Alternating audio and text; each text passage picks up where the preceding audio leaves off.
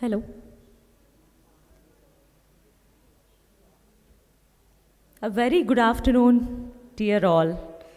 Salam alaikum, masa al khair, namaste, and a very good afternoon once again. Ramadan Kareem to all of you. I'm excited to welcome you all to this Women Conference themed New Era of Women, Rights, Equality, and Empowerment. In the Women Conference, we have a tradition of having an individual MC for each session. Accordingly, I'm the MC for your inaugural session today. Before we begin, we request that your mobile phones are set to silent mode. Today's conference includes several segments, including insightful speaker talks, an interactive panel discussion, a prayer and iftar break at 5:45 p.m., followed by another talk from a special guest, and concludes with a networking dinner. I hope you all are ready for an exciting and insightful day ahead. So to kick off our proceedings, we will begin by paying tribute to our nations. I kindly ask everyone to rise as we commence with the Bahrain national anthem, followed by the Indian national anthem, and conclude with the ICA anthem.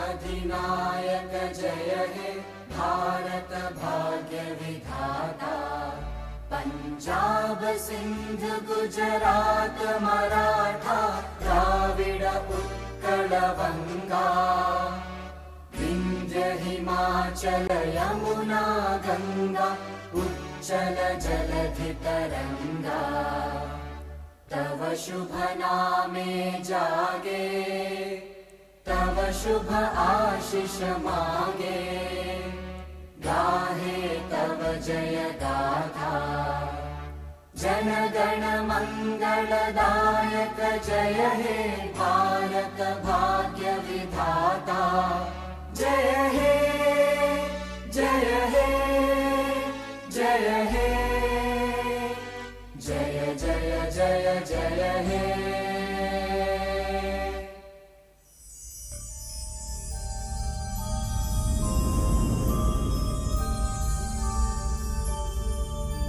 य एष सुप्तेषु जागृति य एष सुप्तेषु जागृति कामं कामं कामं कामपुरुषो पुरुषो निर्विमाणः निर्विमाणः तदेव शुक्रं तद्ब्रह्मा तदेवामृतमुच्यते तस्मिन् लोकः शतः सर्वे तदूनात्यपि कश्चन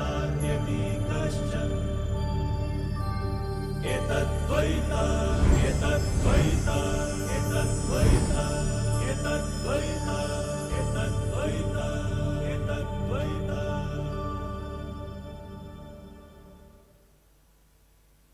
Thank you for your attention. Please make yourselves comfortable and take your seats as we prepare to start.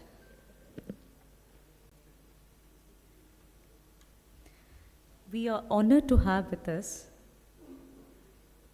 dignitaries from Bahrain and India Indian Embassy representative, distinguished speakers, representatives from our valued sponsors, invited guests, past chairpersons of ICA Bahrain chapter, our esteemed members, and all the beautiful women out here. Thank you for being part of the conference. Your presence enriches this event. It's an established tradition in the chapter's conferences to commence our event with the auspicious lighting of the lamp ceremony. While our chairperson is around, I request CA Vivek Gupta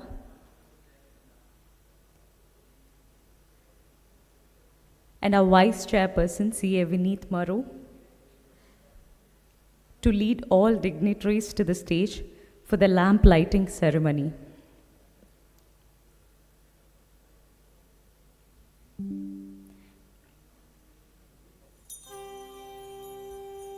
We request our chief guest, Mr. Rajiv Kumar Mishra from the Embassy of India, Ms. Anu Kumari, District Collector, Thiruvananthapuram, to join on stage, and Ms.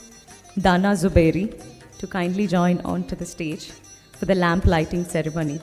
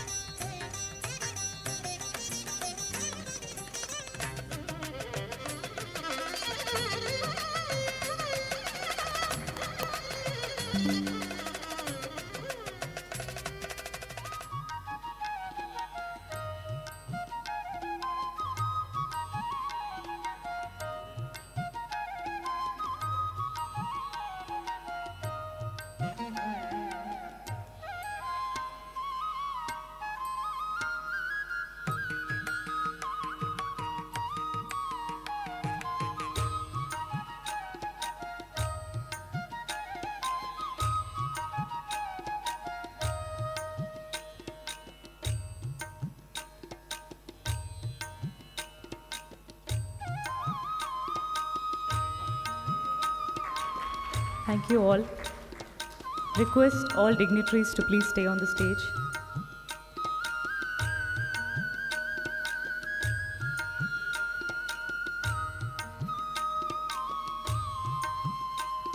Request you to please stay on the stage for a minute. To commemorate the 5th Annual Women Conference, ICA Bahrain chapter's editorial team has put together a brilliant and informative conference souvenir that captures the essence of this event. I now request our dignitaries to release the virtual edition of the souvenir. This will be made available in the chapter's website for your reference.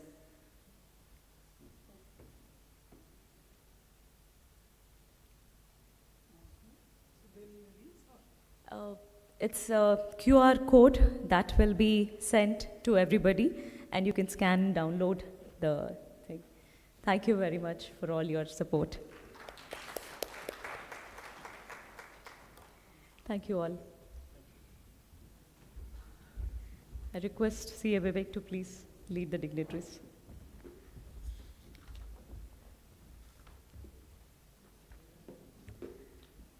Now, ladies and gentlemen, now it's time to hear from the man of the moment, the captain of the ship, the young and dynamic chairperson, CA Vivek Gupta. I request CA Vivek to render his welcome address.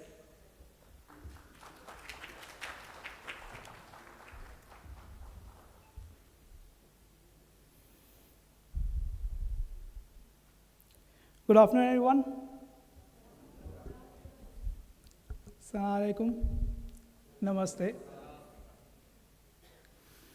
And again, a very good afternoon and welcome all.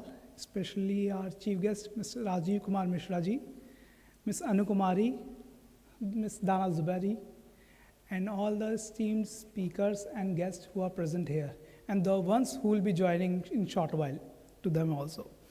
Welcome all of our members and all the participants of this event today. It's both an honor and a pleasure to welcome you all to the 5th Annual Women Conference of ICA Bahrain chapter. A huge round of applause for that.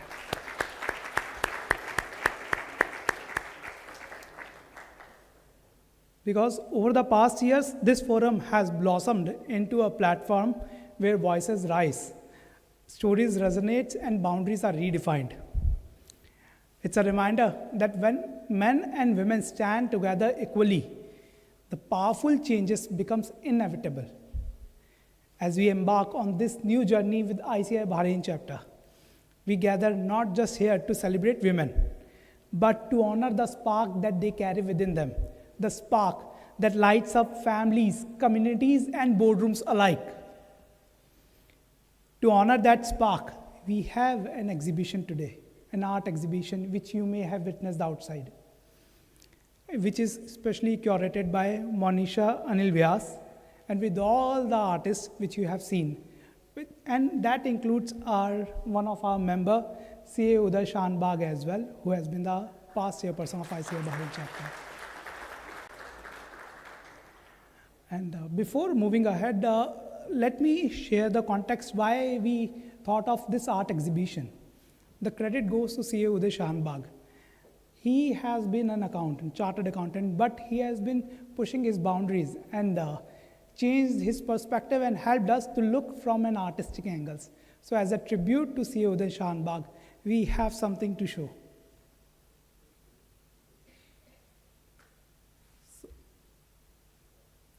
Logged? I think we'll have to wait. The artist takes time. So the portal got logged. We'll show it during the event. And as a forum, we speak about AI's empowerment and all other things that we as human and professions are working on. So just a small announcement. We all know about ChatGPT and other AI tools. One of our members, CA Srinivasan as well, has launched his own platform, Neura6, which is a platform which powers financial advisory solutions. And in the upcoming events, you'll get to know more about it, where we speak about AI and empowerments.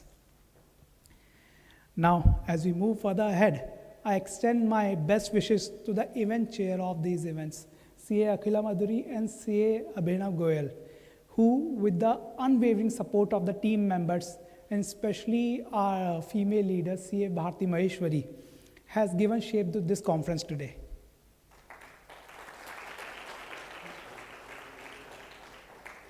To our sponsors and to all the distinguished speakers, guests, and participants, thank you for bringing your energy, wisdom, and inspiration to this platform.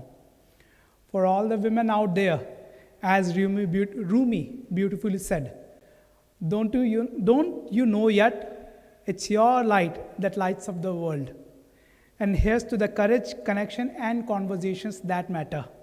So this rose today, which we aim to distribute among all the females present, represents that conversation, that sparks, which matters.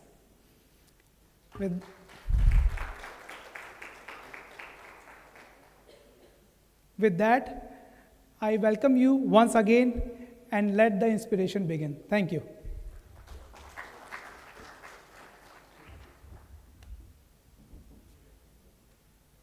Thank you.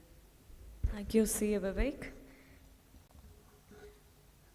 I now request our Indian Embassy representative to the Kingdom of Bahrain, Sri Rajiv Kumar Mishra ji, to please address our audience.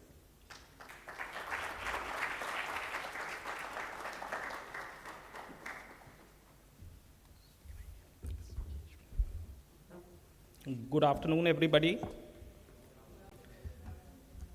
Srimati Anu Kumari, District Collector, Thiruvananthapuram, Kerala. CA Vivek Gupta, Chairperson, Bahrain Chapter, ICAI. Speakers on the panel from Kingdom of Bahrain and India.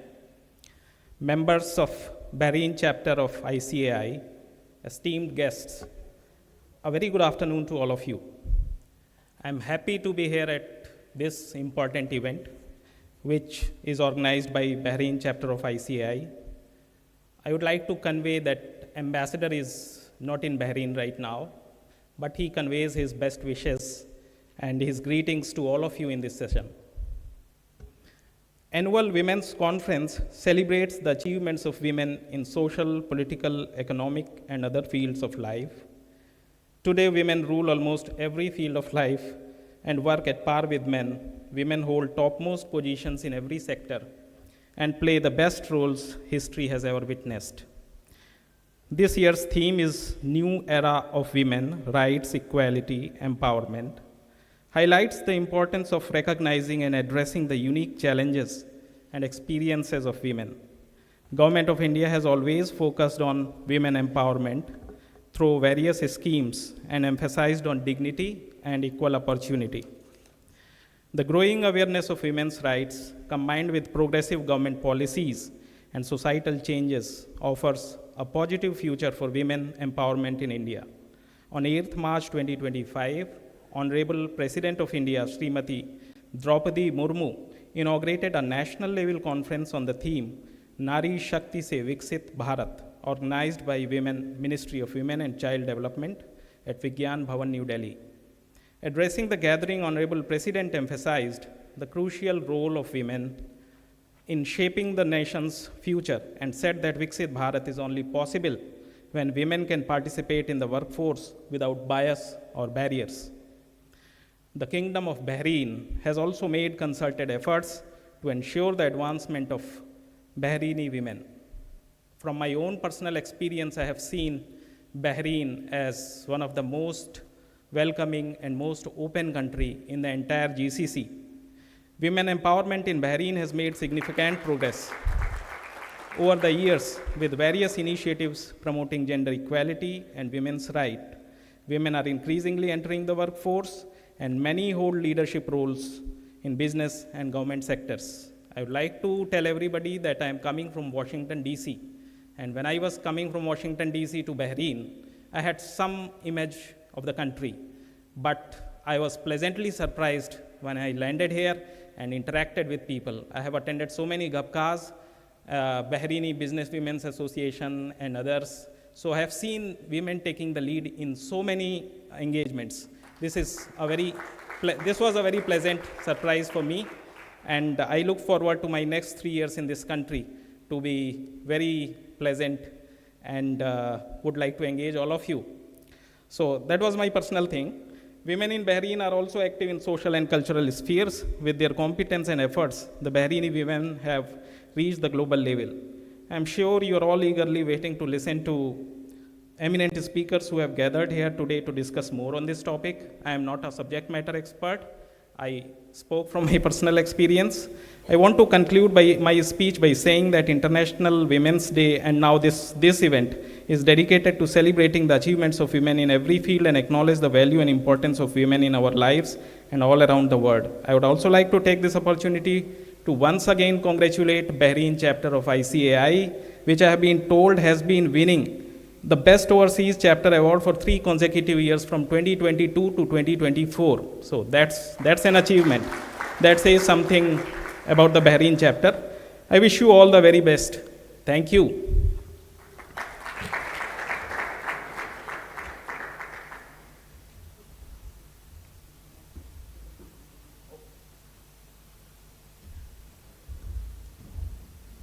Thank you, Sri Rajiv Kumar Mishra. We are honored to have you with us today. I request CA Vivek Gupta to present a token of appreciation to our chief guest.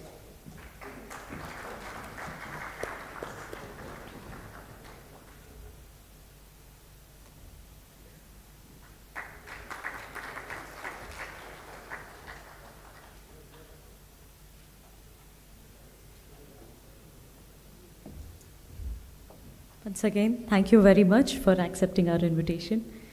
Kindly request. Now, let's hear from someone who you all know. The first women chairperson of our chapter. Any guesses for the name? Okay, let's welcome Sharmila onto the stage.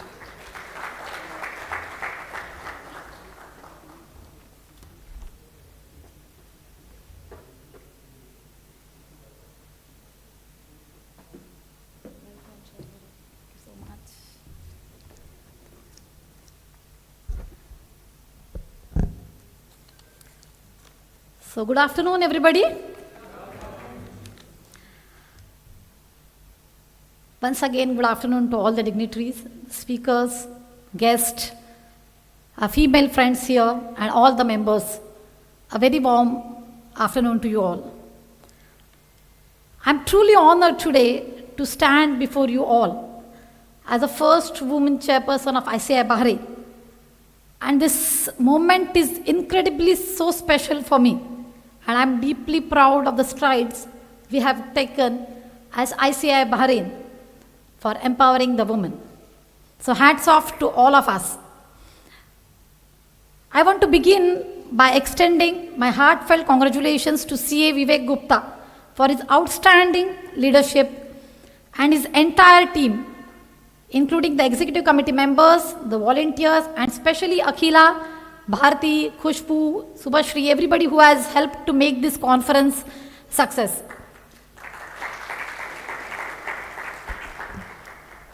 Your dedication and commitment to the cause of women empowerment has been commendable. And this event would not have been possible without the tireless efforts of all of you here. So thank you very much. It was during my tenure as a secretary and the acting chairperson for a month that this women conference was first initiated. And to see this conference entering its 5th year has been a surreal moment. It's a testament to our commitment, our continuous and collective commitment to nurturing and elevating women in all spheres and in all aspects of leadership and entrepreneurship. This theme of this conference, the new era of women, rights, equality, and empowerment, couldn't be more timely. We are at a defining moment in the history where women are no longer waiting for things to happen, but they are driving the change. This conference is just not a gathering. It is an opportunity to be a part of something bigger than just a conversation. It's a moment towards a tangible change. As we continue to break the barriers and challenge the norms, let us take this moment to reflect on what we have achieved so far and, more importantly, what we are yet to achieve. So together we will continue to empower each other, push the boundaries, and create a future where equality and empowerment are the foundation of every opportunity. I'm excited to see the impactful conversation, collaboration, and innovations that will emerge from today's event. So let's make this conference a catalyst of change we want to see in the world today. So thank you, and I look forward to this inspiring and informative event. Thank you, everybody. And thanks for this.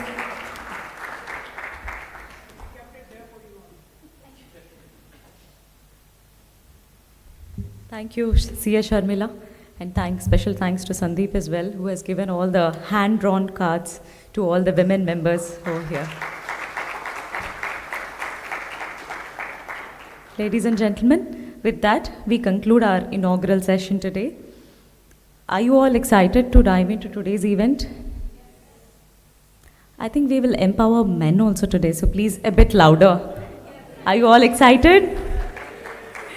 Okay, it's a pleasure to be your MC for the inaugural today. With that, I hand over the control to our next MC, CA Karthika, who is the ICAP Toastmasters Speechcraft winner, and she is all here. Over to you. Thank you.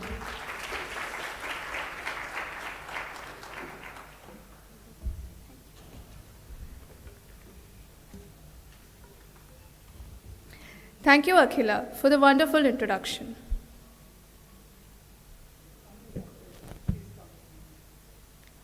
Okay. So, ladies and gentlemen, brace yourself for an interesting and inspiring session. We are honored to welcome our esteemed guest and a wonderful speaker for the segment Women in Government. She is a distinguished officer of 2018 batch. She has secured an All India rank of 2 and was the top scorer in women's category in UPSC Civil Service Examination. It is to be noted that she has achieved all this while also being a mother. She has a strong educational background, holding BSc Honours in Physics from Delhi University and MBA in Finance and Marketing from the Institute of Management Technology, Nagpur. She was appointed as a brand ambassador for the Beti Bachao, Beti Padhao campaign from the government of Haryana. She began her administrative career as an assistant collector in Thiruvananthapuram and went on to serve as a sub-collector of Thalassery in Kannur. In 2022, she was appointed as the District Development Commissioner of Thiruvananthapuram.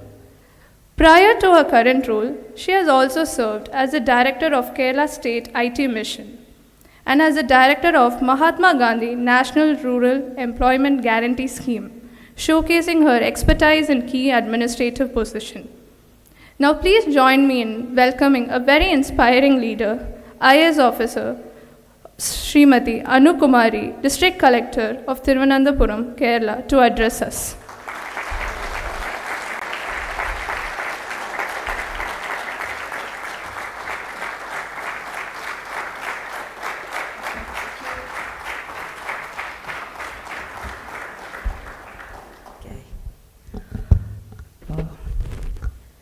So, all the dignitaries who are seated over here, the members of the Chartered Accountants Bahrain chapter, males, females, everyone, warm good evening to everyone.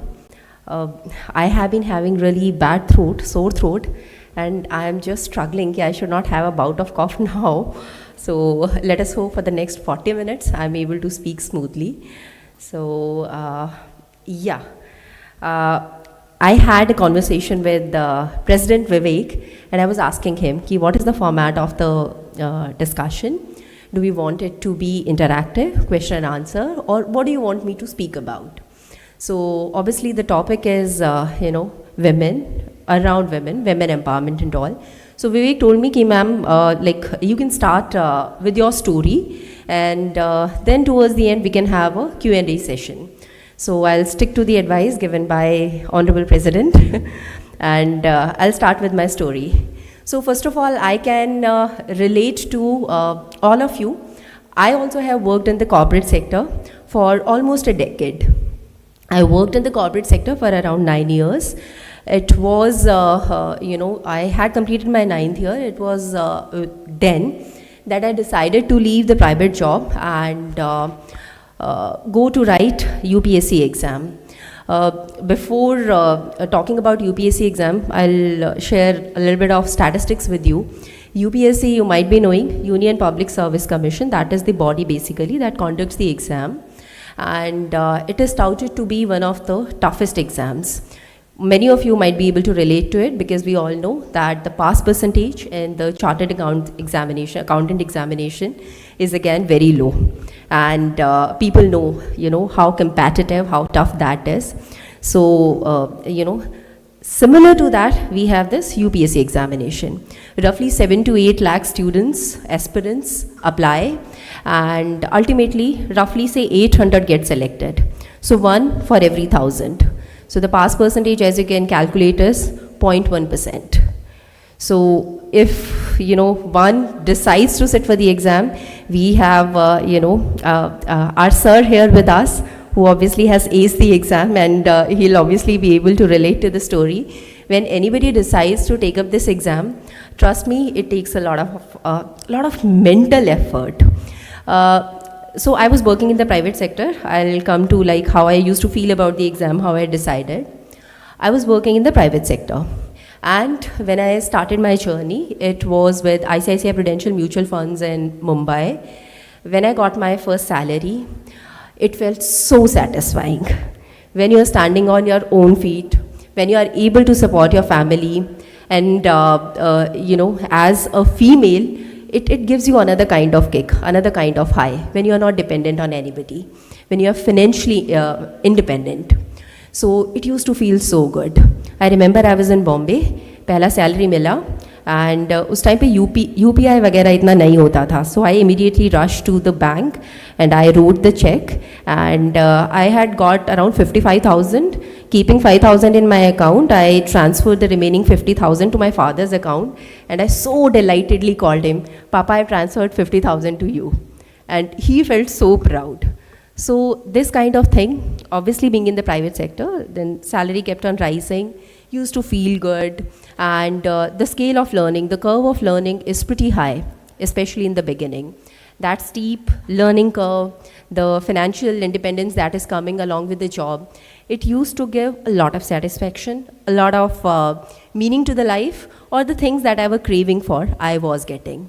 And 4-5 years fast forward, private sector life started to feel, quite tasking. It was sapping the energy out of me, and I started to feel that whole day I keep sitting in front of the laptop, crunching numbers, making presentations, making reports, presenting them before our bosses, before our Asia Pacific offices and all. And ultimately, what am I getting out of it? It used to be so hectic that many a times, by the time when I would come back home, my son would have already slept off. When I'll start from my home in the morning, he would already be sleeping. So there used to be weekdays when I didn't even see him like awake. So it began to feel, meaningless. I was not deriving satisfaction out of it. The paycheck that I used to get, which used to give me so much of satisfaction, began to lose its meaning. So I was completely disenchanted with the private life. And I started to think that I want to call it quits. I can do something at my own pace at home to support me financially. But this is simply not giving meaning to me, and I will not be able to carry it on. So then my brother suggested, why don't you try for government job? Government job, India में, as we all know, कि 9 to 5 का job रहेगा, and you'll be getting enough amount of time also, and some amount of basic salary. So I said, okay, yeah, we can try that. And I decided to sit for this SSC conducts this exam, CGL, Combined Graduate Level Exam. So my brother was preparing for that. He would come back home with on the weekends and show me, this is the question paper, you can try attempting it. I had filled the form. So when I started doing that, I found that, without any coaching, he was taking coaching for that. I wasn't taking any, but I could get almost all of it right. Reason, because obviously we had given CAT and we had prepared for all those kind of things earlier. So I was very confident in that thing. So just, jokingly he said, "Acha, tu itni smart hai, to tu IAS ka exam kar le." He didn't even say ki UPSC, IAS kar le. And then I completely laughed it off.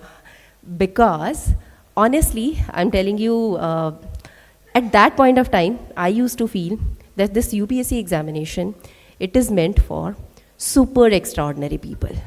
These are some people who belong to some different world, some mass type of people who have probably studied in English medium schools, who are very, very smart, who are top of the class in their respective fields, and only those kind of super, super high-end achievers are the ones who can crack this kind of examination. Because I laid bare the statistics before you.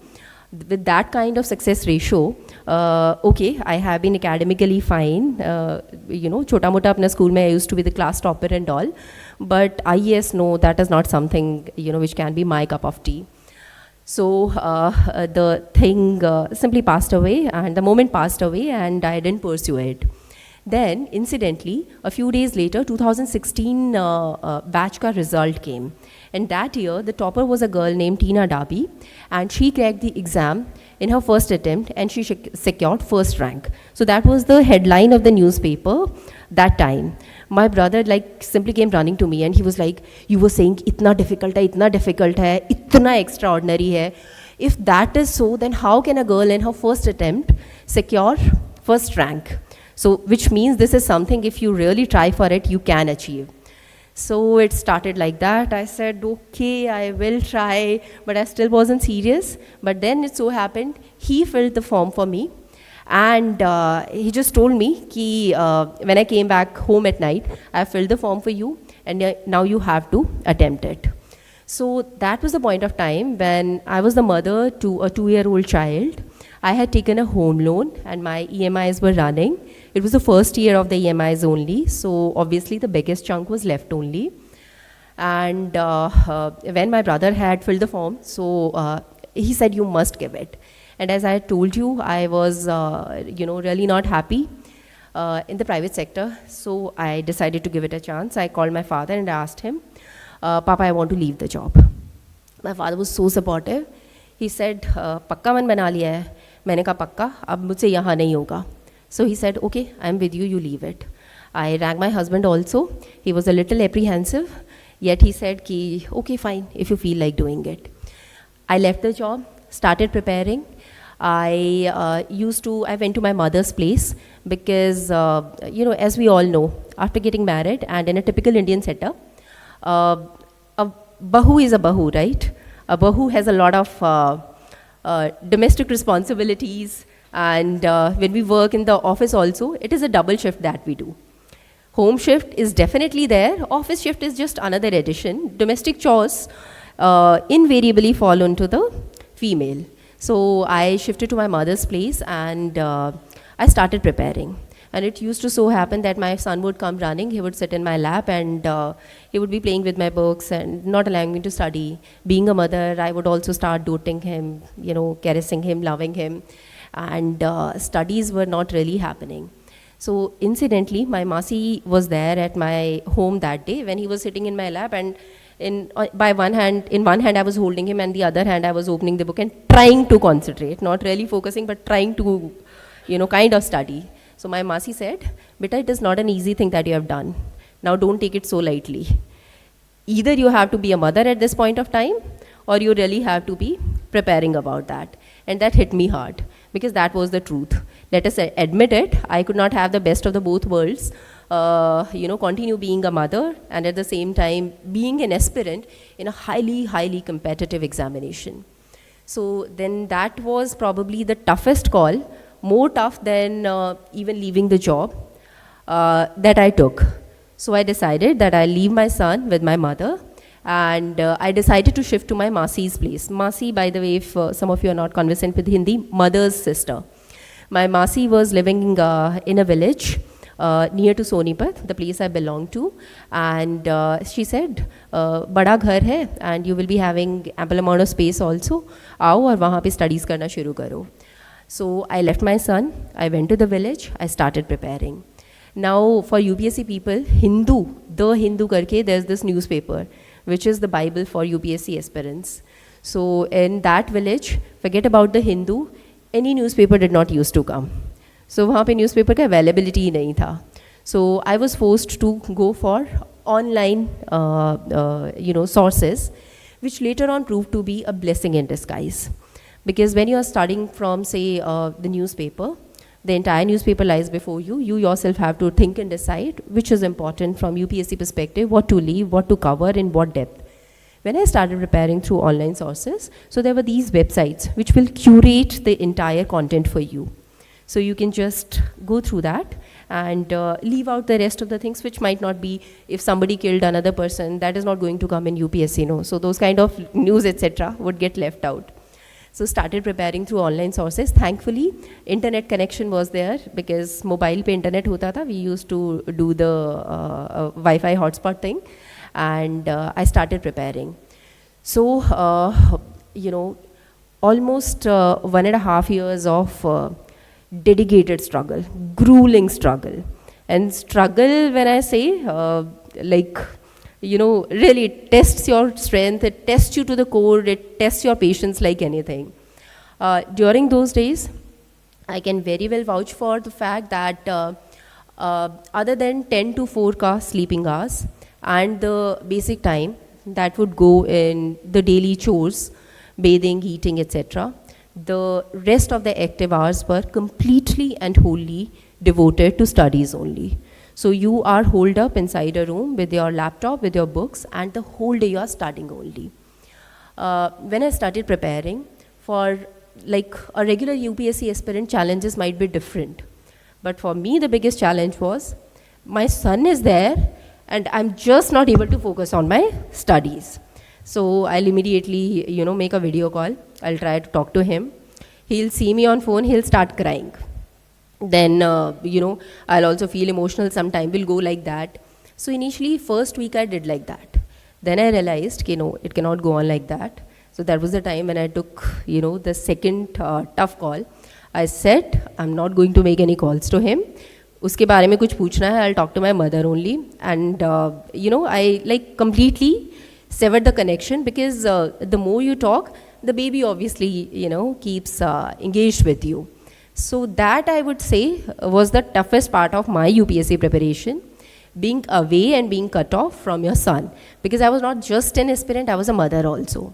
That was the toughest part. But as they say, when you're faced with adversity or with difficulty, that is the point when you realize what all kind of strength you have in you. If you really take up that challenge, if you really respond to that, and I realized that yes, I am that much tough, I am that much strong that I can not only, I can not only live with this challenge of staying away from the sun.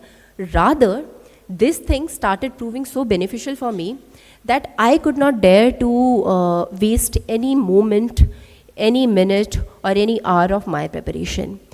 Normally, we might feel like थोड़ा social media scroll down कर लेते हैं, लोगों के status check कर लेते हैं. Unnecessarily we keep on doing all these things, although they are not productive. But we tend to do that. It gives us a mental kick. So if at all I would do that, immediately that guilt will come. This is your time as a mother, okay? And this is the time that you have snatched away from your boy. You just can't afford to waste it on these stupid or unproductive things. So then I cut off every such unproductive thing. I was completely away from social media. I did not used to have any form of entertainment whatsoever. For me, the forms of entertainment were that my cousins were there, my मासी का children, and उनके साथ फिर मैं game बना के खेलती थी कि okay, do you know Wi-Fi का full form क्या होता है? Things that are kind of can come in UPSC, and you might find it difficult to remember. Some project or some scheme has been launched. Okay, scheme Ujala. Ashi, do you know what that does? So like that, in a game kind of format, interacting with the cousins, and through that also trying to go ahead with the UPSC preparation. And God was very, very kind. 1.5, 2 years passed forward. 29th April 2018, the result came, and it was my friend who called up, who rang up. My mother picked the call, and my mother doesn't even remember the whole sentence. उस दिन हम सबको पता था कि result आने वाला है. So we were like desperately waiting the whole day ki, when UPSC is going to upload that on the website. And many of our friends had already gone to the UPSC center in Delhi, जहाँ पे physical form में पहले लगता है. Later on the PDF gets uploaded onto the portal. So my friend rings up and she says, my mother takes the call and she says second rank. So my mother, like, she did not even finish off the conversation. She put the phone and she came out running. My mother, we are Haryanvis, my mother goes like, तेरी friend का phone आ रहा है, second का वह है. So I was like, at that point of time, now I'm telling you, this exam is so tough and so unpredictable. Forget about aiming for a certain rank. People just aim, भगवान मेरा list में नाम आ जाए. That day when the result comes, let me be there on that PDF. मेरा नाम उस list में हो. Rank को तो target करना मतलब it is a mixture of your hard work plus a lot of luck factor is also there. So I could simply not believe, and we were just myself, my mother, my son was also there, my father is standing, and we were like completely speechless for 2-3 minutes. We didn't know what to say, how to react. Matlab, it was a dream, it was a desire, but when dreams come true, it takes some time to really absorb that also. Okay, it has happened, it has materialized. And then in India, UPSC is a huge thing. Media plays on it like in a big way. It was evening, 6:30 or 7 when the result got announced. And by 8 or 9 o'clock, the whole house was full of media people. हमारा next day morning, छोटी सी गली है हमारी, narrow kind of street. हमारी गली में इतनी बड़ी बड़ी वो vans आ गई थी which do the live telecast. Okay, and they require a whole amount of paraphernalia. So these are really big vans. They were parked in the street. And our home almost became a circus for like 3-4 months till the time we actually went to the academy. My son, who was not understanding कि हो क्या रहा है the whole day and night, you know, for the initial 1 week, I don't think we ever slept before 1 or 2 o'clock. The house used to be filled with people coming to congratulate you, politicians, your known ones, relatives, friends, media, influencers, and everybody. So, गली में एक tent लगवा दिया था, chairs wears बिछवा दी थी to accommodate the large amount of people who were coming in, pouring in. And my son, who was like really happy because I didn't used to allow him to have all these cold drinks and all. So उस time पे he was like merrily going around and having cold drink and juices, whatever, because we were not able to really look after him. And he's going around and saying, if somebody asked him, what has happened? मेरी मम्मा की शादी हो रही है. तो उसे ये भी नहीं पता था कि क्या हो रहा है, but he used to be chill, मम्मा की शादी हो रही है और कोल्ड ड्रिंक पीने को मिल रहा है. So this was the thing. Now coming to the after effects. See, I started with a selfish personal interest only, that I wanted to crack the exam. I wanted to be, somewhere where I'll be able to serve the society and in turn derive fulfillment, okay? Ultimately, it's not about serving the society only. What serving the society means for you, that is going to give me satisfaction. So that was the objective. And obviously, as I had told you, that, not finding fulfillment in the private sector. So started off as a private interest, but I can tell you, when the result came, later on, till date, it has been around 7 years, till date, I get calls from so many married girls, mothers, women who have been married, who had left their jobs, and then were at home only, who then called and tell me that after seeing your story, we started believing that we could have a restart of our career, or we could think about this examination. And I'm a very simple, homely girl. कुछ तो ऐसे बोलते हैं, ma'am आपका देख के लगता है कि मतलब सिंपल से बेसिक से बच्चों का भी ना, देसी बच्चों का भी हो जाता है. So I feel very happy. Yeah, देसी बच्चों का भी, लोकल बच्चों का भी हो जाता है. So that gives me happiness only.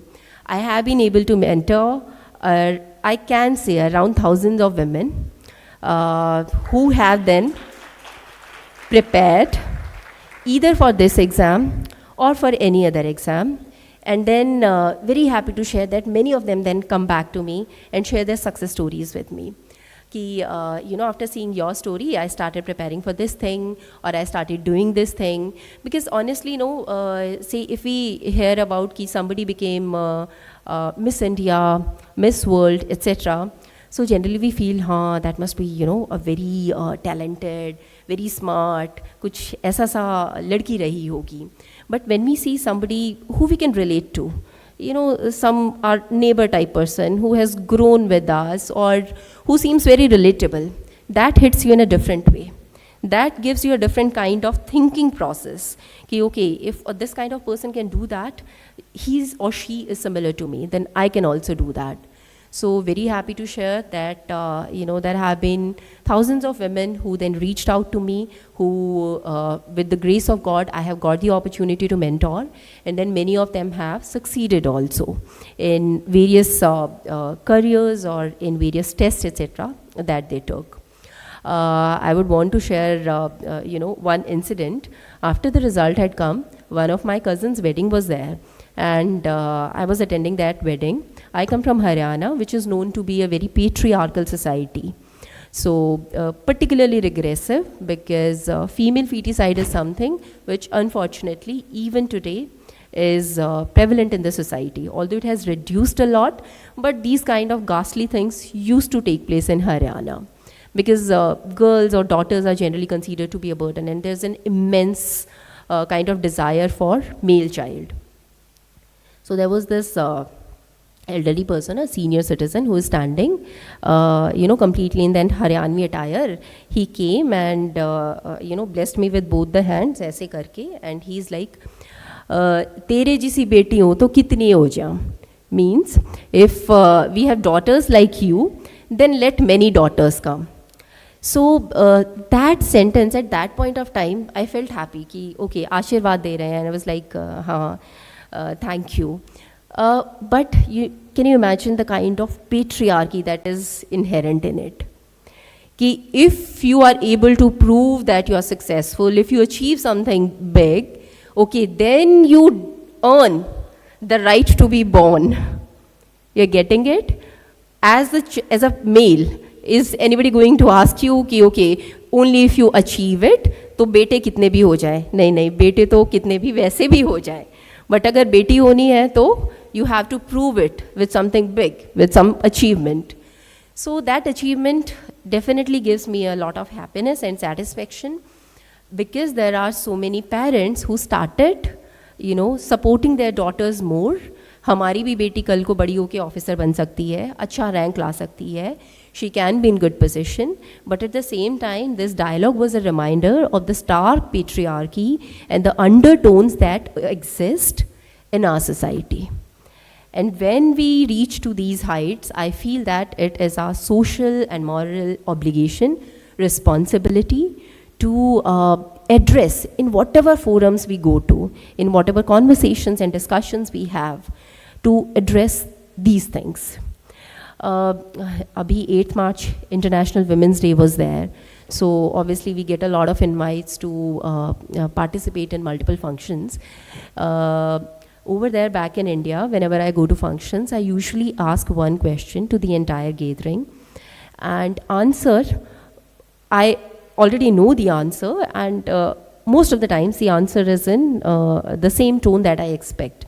I'll ask the same question here also, and I'll see that it is a more evolved forum. Most of our women are, pretty well settled, educated, advanced, and working abroad here in Bahrain. How many of the women working over here, when you go back home, instead of making tea or anything, coffee for yourself, you ask your husbands, can I get a cup of coffee? Okay. Quite a few hands going up, but at the same time, many hands not going up. And there's no shame in admitting this. When our husbands, when our fathers, when our brothers, when they come back home, they are coming back from work to home. But women come back to work from work. Isn't that the truth? Women come back to work from work. And these are despite many changes that are taking place in our society, there is still a long way to go. And I have no shame in admitting, even till the time even after I had become an IAS officer, I did not have the courage or the moral conviction to kind of ask my husband this thing. But when I gradually started pondering over it, I started realizing, if despite being in this position, you cannot be the change maker and you cannot start this change at home, then you really do not have the authority to go in multiple forums and talk about women empowerment. Let the change begin at home. तो एक दिन मैंने अपने husband को बोला, वरुण चाय बना के लाना. And as we can understand कि कैसा response रहा होगा, he looked at me like this and मुंह खुला हुआ है, क्या? So then the first day I had to give a lot of explanation, and I was kind of on the defensive. I'm very tired, this and that. But then gradually I started owning up to it. And with authority I started saying, there's no harm in that, okay? When I was studying as a child, in fact, recently, so one day my husband said कि कोई सब्ज़ी अच्छी नहीं बनानी आती. ठीक है, I'm not a good cook, I know that. तो I asked him, आपको कोई अच्छी सब्ज़ी बनानी आती है? तो he said, मुझे भी नहीं आती. मैंने कहा, जैसे the way you would have studied, in your school time. My parents brought me up exactly like that. मेरे parents ने कभी मुझसे घर का झाड़ू पोंछा नहीं कराया. I was a bright student, or my parents supported me just like they would support a boy. In fact, even more so. We were 4 children. we are 4 children, we are 4 siblings. And Papa की salary थोड़ी ही होती थी. He used to work in the private sector as a personal officer in a hospital. So his salary was not good enough to support all the 4 kids in good private schools. So you know what was the decision taken? My father said, सबसे intelligent तो मेरी बच्ची है, तो इसको private में continue करा देते हैं, बाकी तीनों पार्टी को निकाल के and 2 are brothers and I have 1 sister. So Haryana, okay, patriarchy and all is done, but I'm very happy to see the changes that have been there. My parents, I just, bow in regard to them, never differentiated on these things, and rather it was reverse differentiation.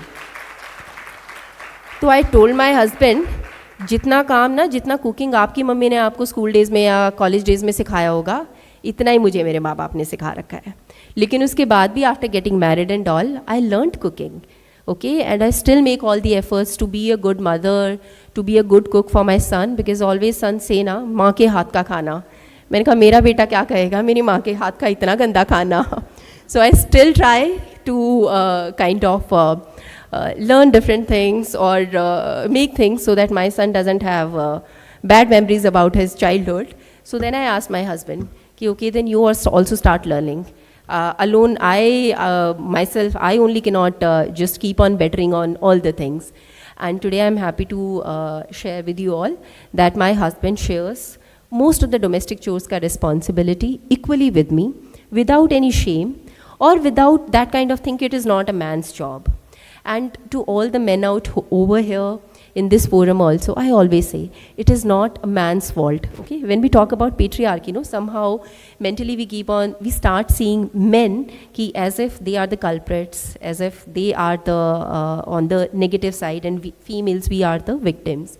Trust me, it's not like that. Men are equally the victims. It is the social construct overall which has evolved over a long period of time, which gave this kind of notion that men, they have to be macho, they have to be earning the livelihood in the family, and they have to be the rakshak for the females, and females have to be the domestic chore doers, etc., etc. They are also victimized by these weird and wrong notions of manhood or womanhood. These are gendered roles. I had sociology as an optional. I would want to share a thing.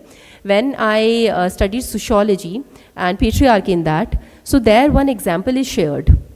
There is a tribe, I'm forgetting the name right now. There is a tribe. In that tribe, men are homebound. They are kind of diffident and not very open. They are introvert, they are homebound, they are the ones who do all the household chores, looking after the children and children rearing.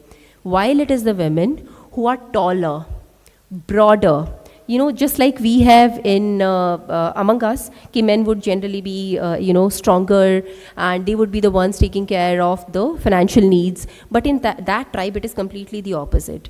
You know why? That tribe just evolved like that.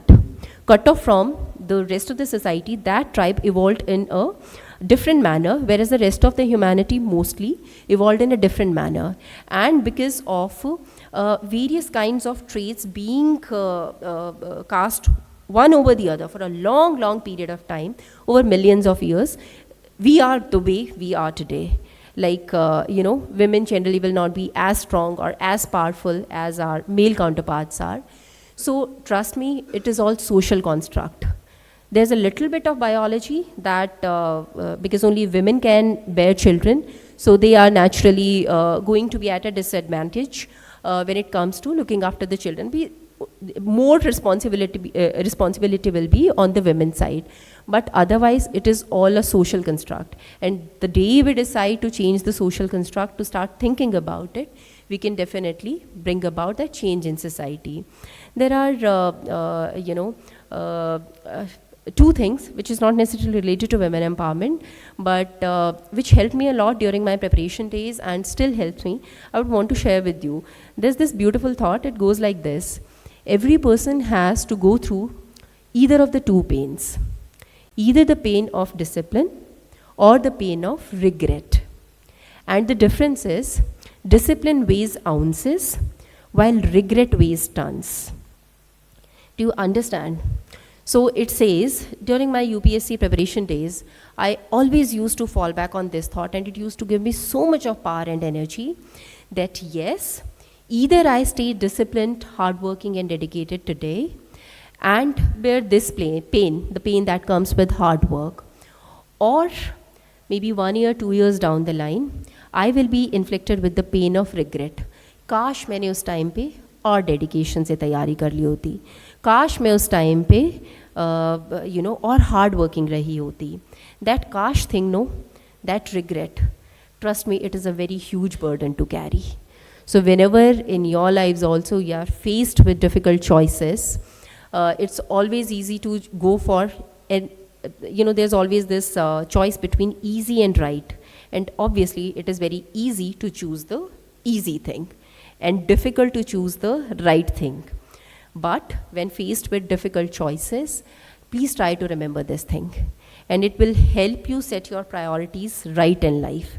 What matters to you, yes, it will require dedication or hard work, but ultimately you are not going to regret later on in your life that you didn't give in your full, your 100% or your best. And then there was a second thought, which used to always fuel me. And it is in Hindi. I always used to say this was my soliloquy, my monologue with God. मेहनत मेरी रहमत तेरी, अर्जी मेरी मर्जी तेरी. So God, I will put in the hard work, I will put in the efforts. Ultimately the result lies in your hands, and I'll most graciously accept whatever you have to give. मेहनत मेरी रहमत तेरी, अर्जी मेरी मर्जी तेरी. Ultimately whatever happens, I'll be ready to accept that thing and move on. Why I'm saying this is, despite our best intentions, despite our best efforts, in life things will not always turn out to be the way you want them to be. Life is not in your control. So in those moments, instead of despair, instead of being very, very negative and feeling bitter about how the things turned out, learn to accept that defeat or the so-called different decision that God took for you in a graceful manner. We must learn to accept defeat also in a graceful manner. So I had already, very clear thinking that if UPSC does not fructify, then I'm not going to be going back to the private sector. But yes, I'll definitely make out something for myself. When I started preparing, I had only 2 good attempts left because I started preparing late. I was 30 when I started for this examination. So I knew कि 2 attempts में अगर नहीं होगा तो I do not have any more attempts left. But then उन 2 attempts में अपना best देना है. But if it does not turn out, then I cannot be bitter. I cannot keep on just cursing कि life turned out to be something different, not in line with what I had expected. So we need to be learned to be grateful also. We have at the last 4 minutes, and before wrapping up, I'll just take 2 more minutes, and then last 3 minutes, if there are any questions, I would want to take that. In these last 2 minutes, there is something that I always want to talk about, and before this esteemed and August gathering also, I would want to put across that message. Today we are living in a world which is fueled by consumerism. Everywhere around us, if we see, there is one or the other thing that is urging us to buy more, to just acquire more. Okay, assimilate and assimilate. We open the newspaper is full of advertisements. Naya ghar khareed lo, naya electronics khareed lo. We go out in the markets and there are advertisements everywhere.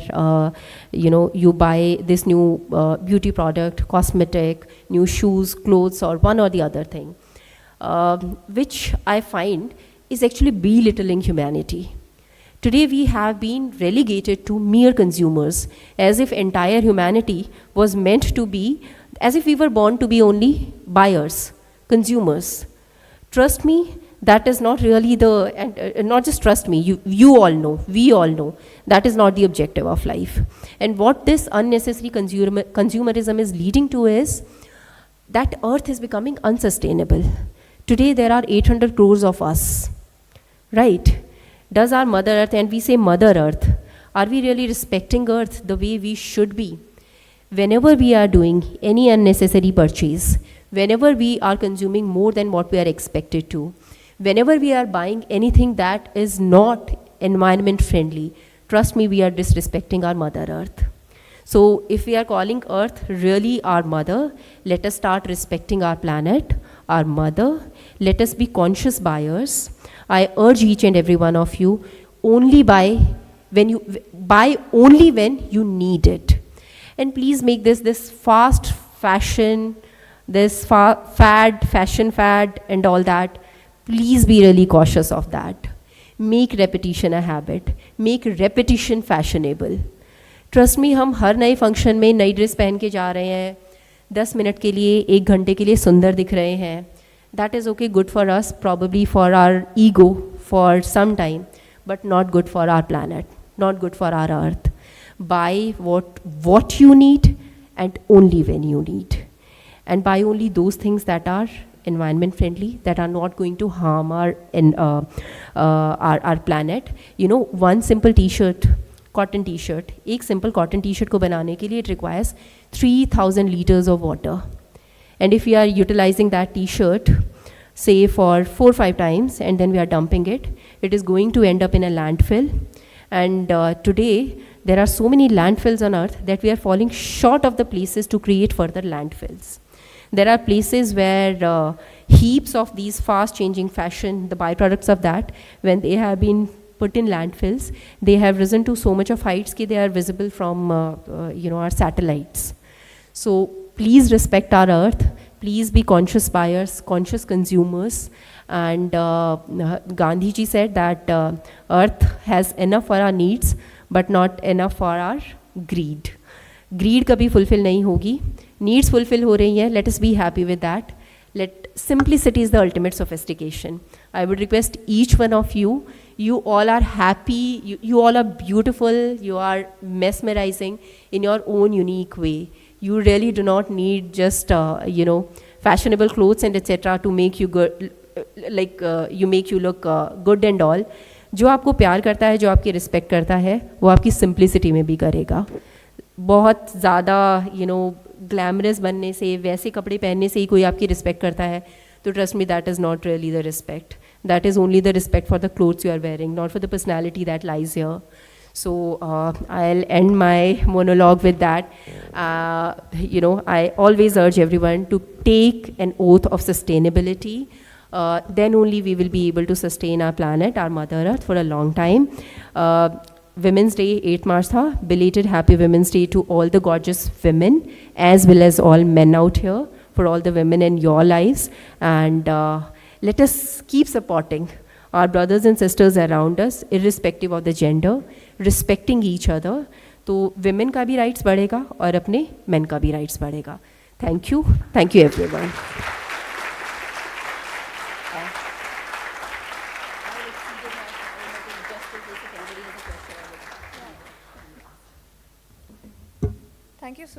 Thank you so much, ma'am, for the wonderful insights in your life. We are truly delighted and inspired by your speech. Now it's time for the Q&A. Please feel free to ask any questions. Please raise your hands if you have any question. We'll bring the mic towards you. So it is not mandatory, but since I had announced, so that's why I'm just asking. Kuch ho to pooch lo. Yeah. Yeah.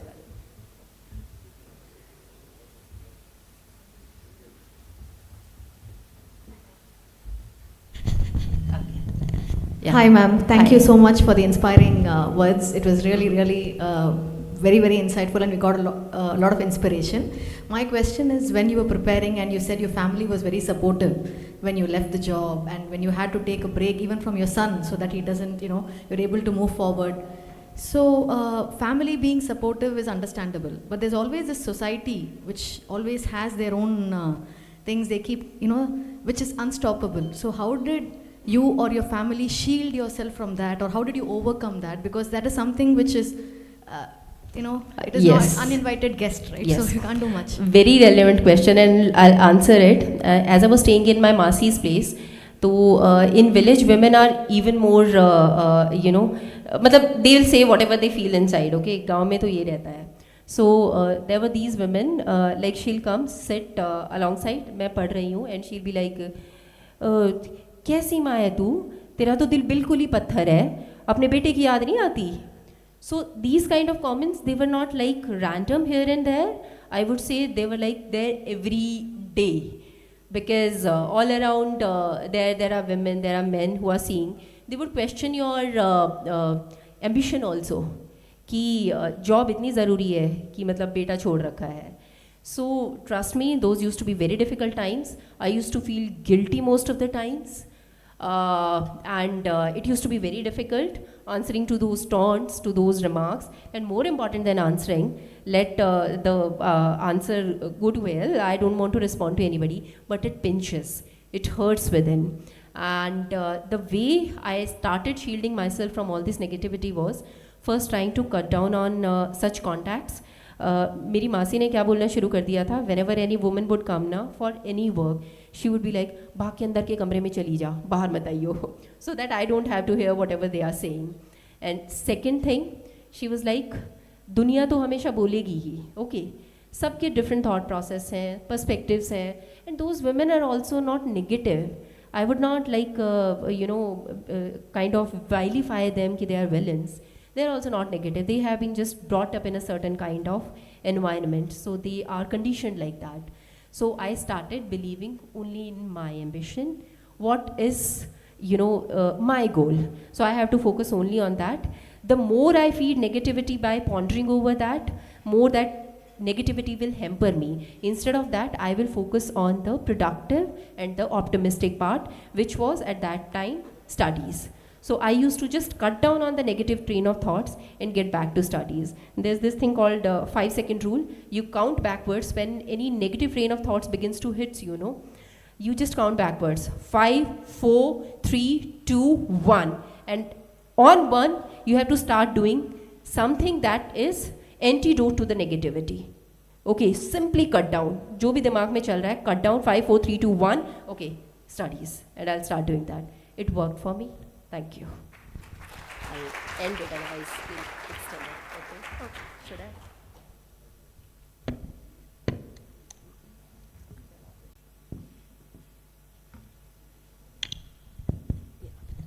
Good afternoon.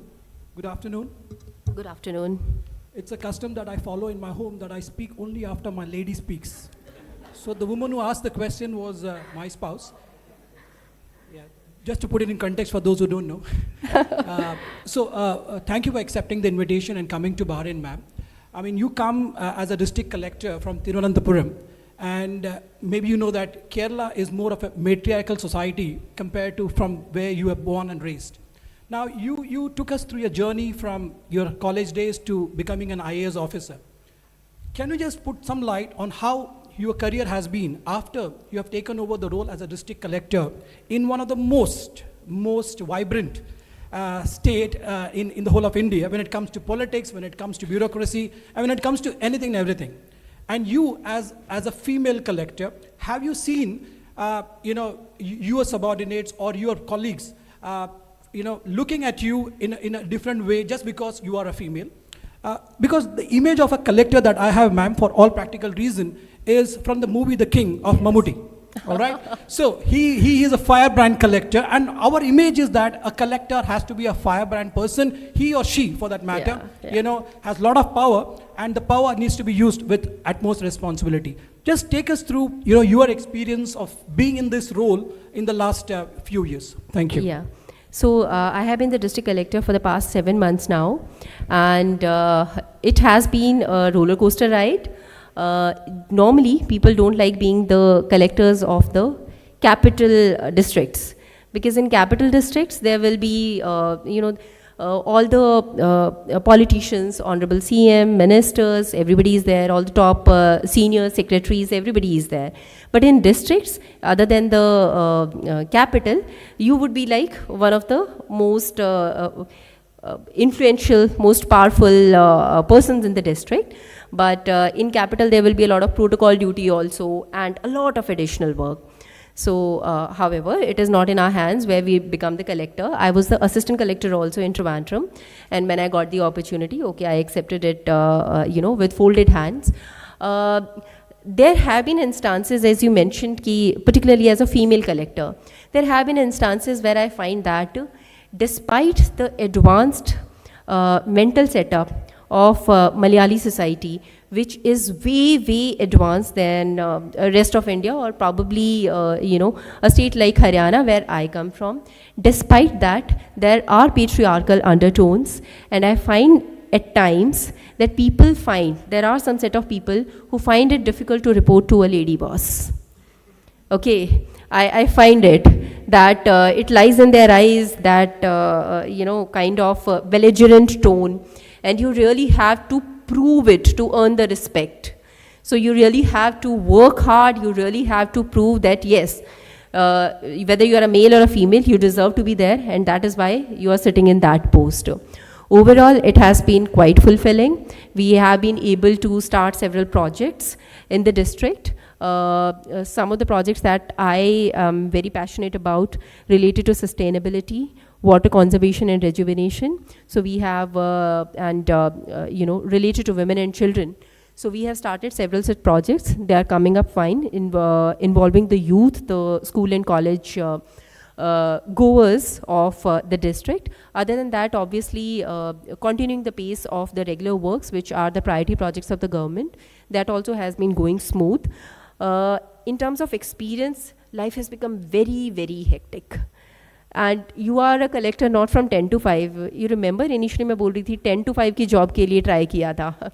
But ये job 24/7 ख़त्म नहीं होती है. You have to be on your toes like all the time. And more than any other IAS wala posting, like as directors or secretaries or others, as a district collector, you have really to be available all the time. So my family life has taken a back seat. The work-life balance is slightly tilted despite my best efforts. And it is obviously the work that takes the foreseat as of now. But I'm really glad with that, because this is an opportunity that you have got after years and years of labor and struggle. And finally, when you get that opportunity to be amidst the public, to hear to their vows, to be able to give a redressal and answer to their grievances, so I feel blessed. And like 12:30 to 2 o'clock, or depending on how many people are there, are the public addressing timings, when the public can come, directly see the collector, give their grievances and get the solutions. And there have been so many times where the effort required from your side is a small little bit of effort. You make a call to somebody, okay, or sometimes like बहुत छोटा छोटा होता है, तो I give some money also, although this should not go out much, otherwise there will be a whole long queue in the collectorate. किसी का छोटा मोटा need होता है, तो I feel कि this 1,000 rupee has much more utility to this poor woman as compared to this 1,000 rupee ka utility to me. Or making a call to somebody. The other day a woman came and she was like, Madam, manike onnu paisa illa. Okay, I don't have a single penny. And a person who had lended me 2,000 is sitting in the police station, and the SHO is calling me. So this woman, instead of going to the police station where she is being called, she landed in my office because she is scared that she'll be locked up or something if she doesn't repay. So then I got a call made to the SHO, and I asked him to give some time to her. So SHO said कि madam उनको arrest करने के लिए नहीं हम बैठे हैं, मैं तो सिर्फ बुला रहा था शांति से उनकी बात करवा के सेटल डाउन करने के लिए. So many times these small things are there, but when you do that, the person gets the benefit. तो मैंने उनको बोला चेची पो पोया मदी आरु इला आरु निंगल का अरेस्ट यान पो इला, nobody is going to arrest you, समाधान हमारी तो होगा, you go back happily, peacefully, कुछ नहीं होगा, और थोड़ा टाइम दे दिया है आपको, उसके बाद आप दे दीजिएगा. मतलब this was a very small example. There are so many ways. There was this girl, 2 girls. They lost both their parents. पहले मदर की डेथ हो गई थी, फिर फादर कैंसर से एफ्लिक्टेड थे, उनकी डेथ हो गई. The girls are orphaned, and one day that girl walks up in my office कि उसके पास उसकी स्टडीज़ के लिए भी पैसे नहीं थे. She is in college, and then through something I contributed, Then my friend VT is sitting here. I always reach out to my friends from the corporate sector whenever such opportunity comes. They all, pitched in graciously and reached out to some of the other groups also, civil society organizations which work in this field. And I'm very happy to share that the girls, they got a house, they got a two-wheeler, her study expenses are taken care of, and other basic needs in her home were delivered. So I can tell you, civil services is one of the most satisfying professions. By God's grace, if you get the opportunity, try to serve the society. The satisfaction level is unparalleled. Thank you. I'll end it up because we have really exceeded. Thank you. Thank you, ma'am, for the wonderful, inspiring speech. I have only a small question. Since you are in Trivandrum, we hear a lot of stories about drug abuse among students and youngsters. If you could highlight, part of my question is already asked by Mahesh, so only this part.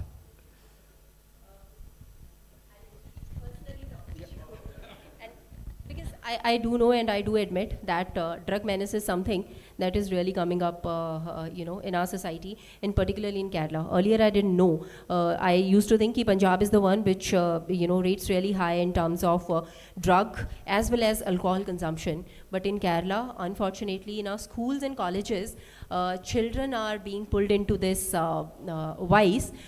We are trying to take all possible measures, but ultimately, when the child is really integrated into the family and the family is really looking after the child in a proper way, only at that level, with that kind of involvement only, we'll be able to ultimately tackle it, because the demand and supply, the cartel that is operating, that is highly embedded.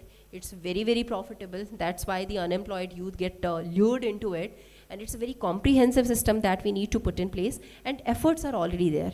Many things are being done, but yet that is not sufficient and more needs to be done. So I do admit it is a lot prevalent over there. Thank you.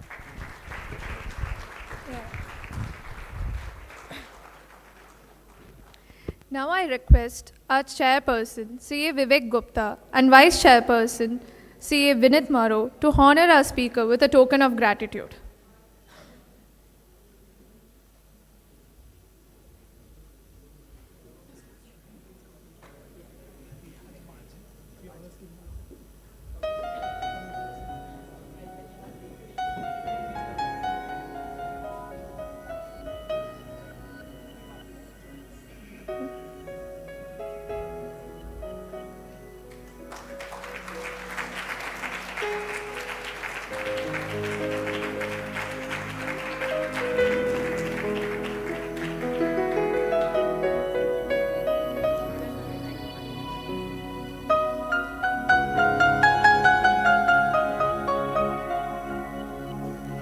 Thank you all. Now let me introduce a very enthusiastic person. He is a CA by profession and by passion.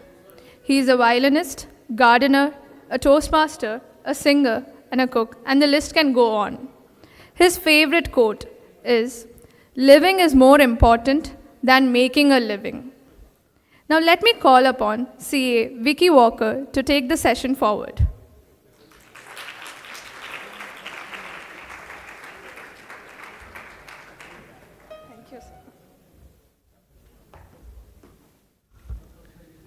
Thank you, Kartika, for that generous introduction. Our esteemed guests and our lovely members, a very good afternoon to all of you. You must have guessed as much, why am I here? But I want to share a small story with all of you. You know, when I was studying in my high school, I really struggled with my English speaking. I could barely speak a word or a sentence. And there was this teacher, I had one amazing English teacher. And just one day before my English exam, she knew that I was struggling. She came to me and she prompted in my ear, prepare an essay on role of women in the modern society. I prepared it. I scored wonderfully, only to learn that she's the one who set the paper. Now, some can say it was unfair, but trust me, that moment changed my life. I started picking up. And on that note, what I want to share with you is the role of each and every woman that has had in my life. And that is what we are celebrating here today. And, okay, you want to guess why am I here? It's a 6-letter word. It starts with R and ends with A. Raffle. So here, we have some wonderful prizes for all the female leaders we have had in our chapter. And the first set of prize that we have is for all the female members from our chapter today. And to give away this prize, I'm going to request Vivek Gupta to come on the stage once the prize is announced. The first prize is a couple movie ticket from Epix.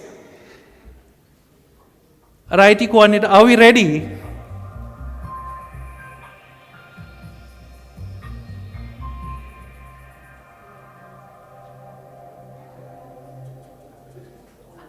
Say Najla Mobeen. Is Najla here? I don't see her around.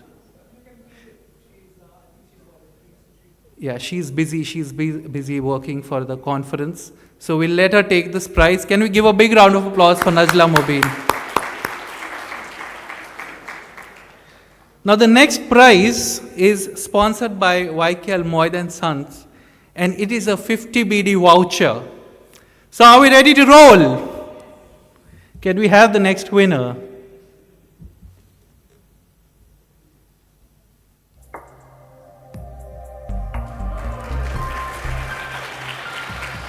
Can I request Vivek Gupta to come on the stage, please? Let's keep clapping for the light.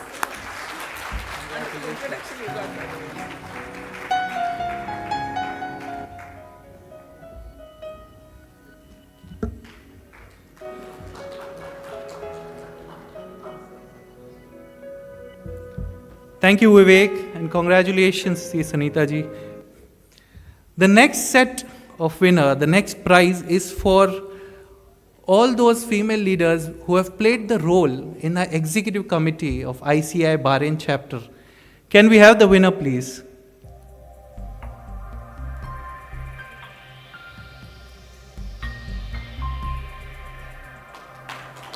Magatawali.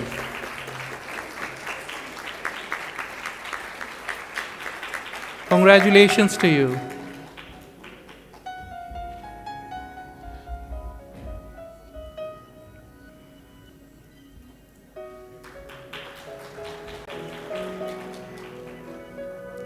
Ladies and gentlemen, for now that's it from my side, but I'm going to come back very soon, so keep waiting to win some more exciting prizes. Now to take forward the proceedings, I'm going to invite a very special personality. Now, she happens to be my friend, she happens to be my colleague, she happens to be my neighbor. She's also my mentor, my senior. Well, you know, whenever I have free time and I say that I don't know what should I do on this Friday, and she quickly reminds me that I'm supposed to work on my fitness, and then she'll tell me, aren't you going for a run? Are you still doing your workout? She's somebody who has inspired me to take fitness seriously. Ladies and gentlemen, please help me in welcoming the very talented CA Ambika Shetty to take forward the proceedings.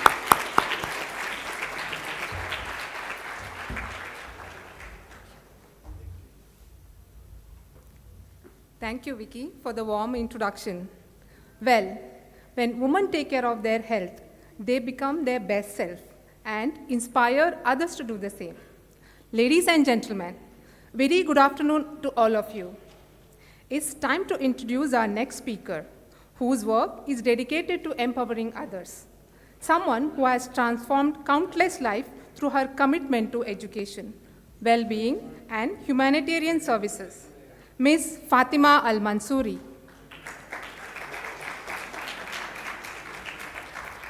Ms. Fatima is a global award-winning humanitarian, social worker, SDGs United Nations Global Goal Ambassador. She wears many hats: an adjunct professor, yoga therapist, UNHCR volunteer, lifestyle coach, columnist, and international speaker. As a certified Bahraini yoga therapist, trained at renowned Holistic Research Center in Bangalore, she specialized in integrated approach to yoga therapy. She has studied yoga and Ayurveda, science for complete healing of mind, body, soul in India. Fatima is a leading figure in promoting workplace well-being across Bahrain, UAE, Oman, and Saudi Arabia. Through mindfulness training, office yoga session, and wellness workshop, she has helped organizations to create healthier and more balanced work environment. We will now play a short video of Fatima's journey. Can I request stage management team to play the AV, please?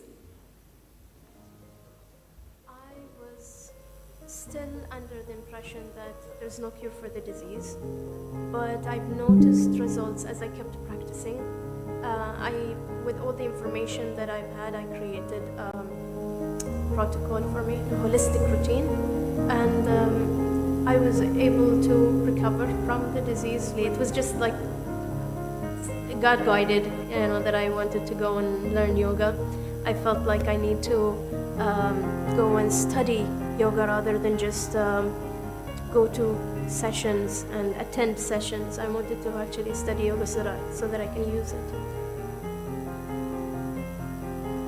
I was able to introduce yoga in Bahrain as an integrative therapy, and this is a very good achievement. The medical community was very happy, and they were cooperating with me a lot and referring their patients, and we see very good results. On January 16th, my mother passed away. May her soul rest in peace. That was a turning point for me. Before she died, I decided to have my hair shaved and donated for cancer, in support of cancer patients.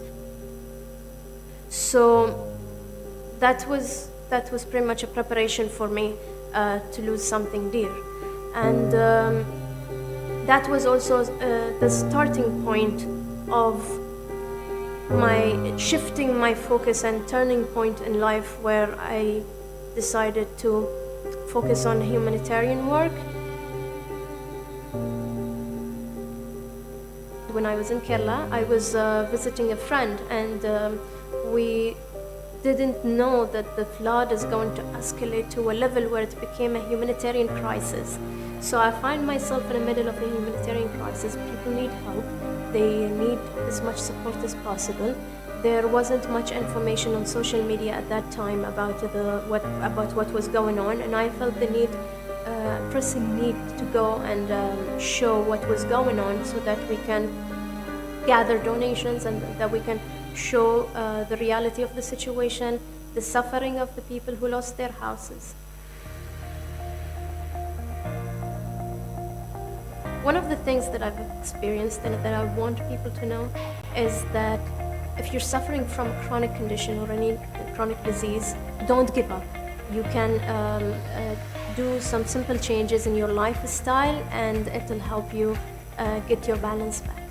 The other thing I've learned from my experience is that if you really keep the intention and purify your intention, if you really want to serve humanity, you don't need to be part of any NGO, you don't need to have your own association or any organization to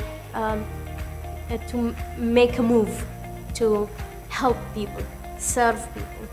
Because many times in life we're going to go through difficult things, or we're going to go through experiences where we don't like what's going on, but we have to continue. We have to keep going.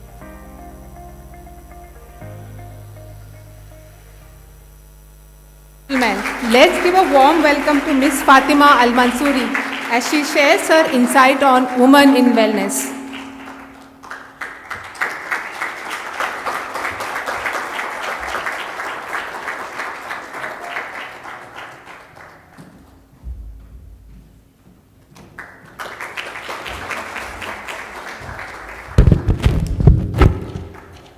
Bismillah ar-Rahman ar-Rahim. Assalamu alaikum. My name is Fatma Mansouri. I'm really happy to be with you here. I can recognize many faces here. I hope you remember me. It's been a while. I've been away from social media for quite some time. As you said, sometimes it's really good to be away. And I'm really proud to be here with you all again and to share a stage with all these wonderful women, great women. It is an honor. Thank you for inviting me for this conference. As you have seen in the video, maybe it was the beginning of the video was cut, so just to make it clear, because we're speaking today about women and wellness and how we can improve our well-being. So in the beginning of the video, I was talking about being diagnosed with fibromyalgia. So that 1 or 30 seconds from the video was cut, so I'll just explain it so that you can get a better idea. So how I started this journey to begin with is I was diagnosed with fibromyalgia in 2018, and I was in 2008, and I was told that there is no cure for it. So basically, I was given a bunch of medication, like one to take upon rising and one to take before going to bed, and one muscle relaxant, one nerve relaxant, one painkiller, one, and it didn't work, Fibromyalgia is a disease where you just feel tired and sleepy all the time, and you feel pain all over your body. Maybe every one of you feels like that sometimes when they're stressed, right? Anybody? Yeah, definitely. But you go, when you have the weekend, you relax, and then you recharge, right? Or you go for a massage, and then you feel better, right? Maybe you walk or you exercise, and then you feel better. But what happens when you have fibromyalgia is that you don't feel better. You continue to have that fatigue, tired, pain, sleepiness, all the time. There's nothing that you can basically do to feel better about it. And people have been suffering from this disease for so many years. And the thing is, I was so active before I got into this journey and all of that. I was like hyperactive. I was workaholic. I was into graphic designing, by the way, okay? And I was so workaholic, so active. And suddenly, there was this shift in life where I'm so tired, I'm so sleepy all the time. This is what they call burnout, basically. When you're young, you don't care, you eat junk food, and you just go with your life, just like every young person, So we don't have the awareness, and we just work with passion and fuel, and we're so workaholic, and we don't know. But there's one moment in life where I felt like there was a stop, where really I couldn't do anything, and I was so sleepy. Even my shoulders were so heavy, I can't even lift simply a laptop or a bag or something. I'm sure many of you can relate now. You feel like, yeah, I feel like this sometimes, right? Yeah, but that's what I said. The thing is with fibromyalgia, you have it all the time, and it doesn't go away. And doctors will tell you there's no cure. But when I went to India to learn yoga, I actually found out that by practicing yoga, I felt much better. Within 3 months, I started to notice results. Within 6 months, I started to feel better. And within 8 months, my energy level became even better than before. Like, this is the amazing thing. Is sometimes when they tell you there is no cure, there is no cure in their clinics. There is no cure in the pharmacies. But if you really search for, to be honest, if I want to put it right, it wasn't really about searching for a cure, because when they told me that there is no cure for it, I didn't give up. There's a difference between giving up and surrendering to God. So I felt that peace in surrendering to God, So there's a really huge difference between giving up and feeding that disease inside of you. And this is the mistake that many people do when they get into these chronic conditions, and diseases. They just give up and they let the disease eat them, And what we want is not give up, but just have peace with it, just have that surrendering to God. And then you will be guided. And this is actually what happened. I started to try to exercise and all of that, but nothing really happens. Then I felt like I wanted to learn yoga because it felt much better when after exercising, when I tried to sit down, to meditate, to breathe, to stretch. I was like, isn't that yoga? I think it's yoga. Maybe I should search more about it. I didn't know anything about yoga before that, you know. So in 2018, I started to search, and then I found that the origins of yoga is India. Thank you, India. And then I head to Mangalore. Actually, when I was flying to Mangalore, in my flight, there was another person. It was a connection flight, and there was another person. I was like, where are you going? I said, an Indian person. I said, where are you going? I said, Mangalore. I said, Mangalore, are you sure? He said, you mean Bangalore? I said, no, Mangalore. And he said, there's no Mangalore. I said, I'm sure it's Mangalore. So at that time, Mangalore is like kind of, not everybody even knows about it. Do you agree with that? I was surprised that somebody was like, there's no Mangalore, you mean Bangalore? I was like, no, it's Mangalore. So, but going to Mangalore was really the beginning of my journey. I've studied in an institute where I've learned yoga therapy, Ayurveda, Panchakarma. I've done the Panchakarma, I've done everything. And then I came back and I continued practicing. It was not about just one trip, one treatment, one whatever. No, it's a lifestyle. So as I said, it took 3 months of continuous practice and patience, you know.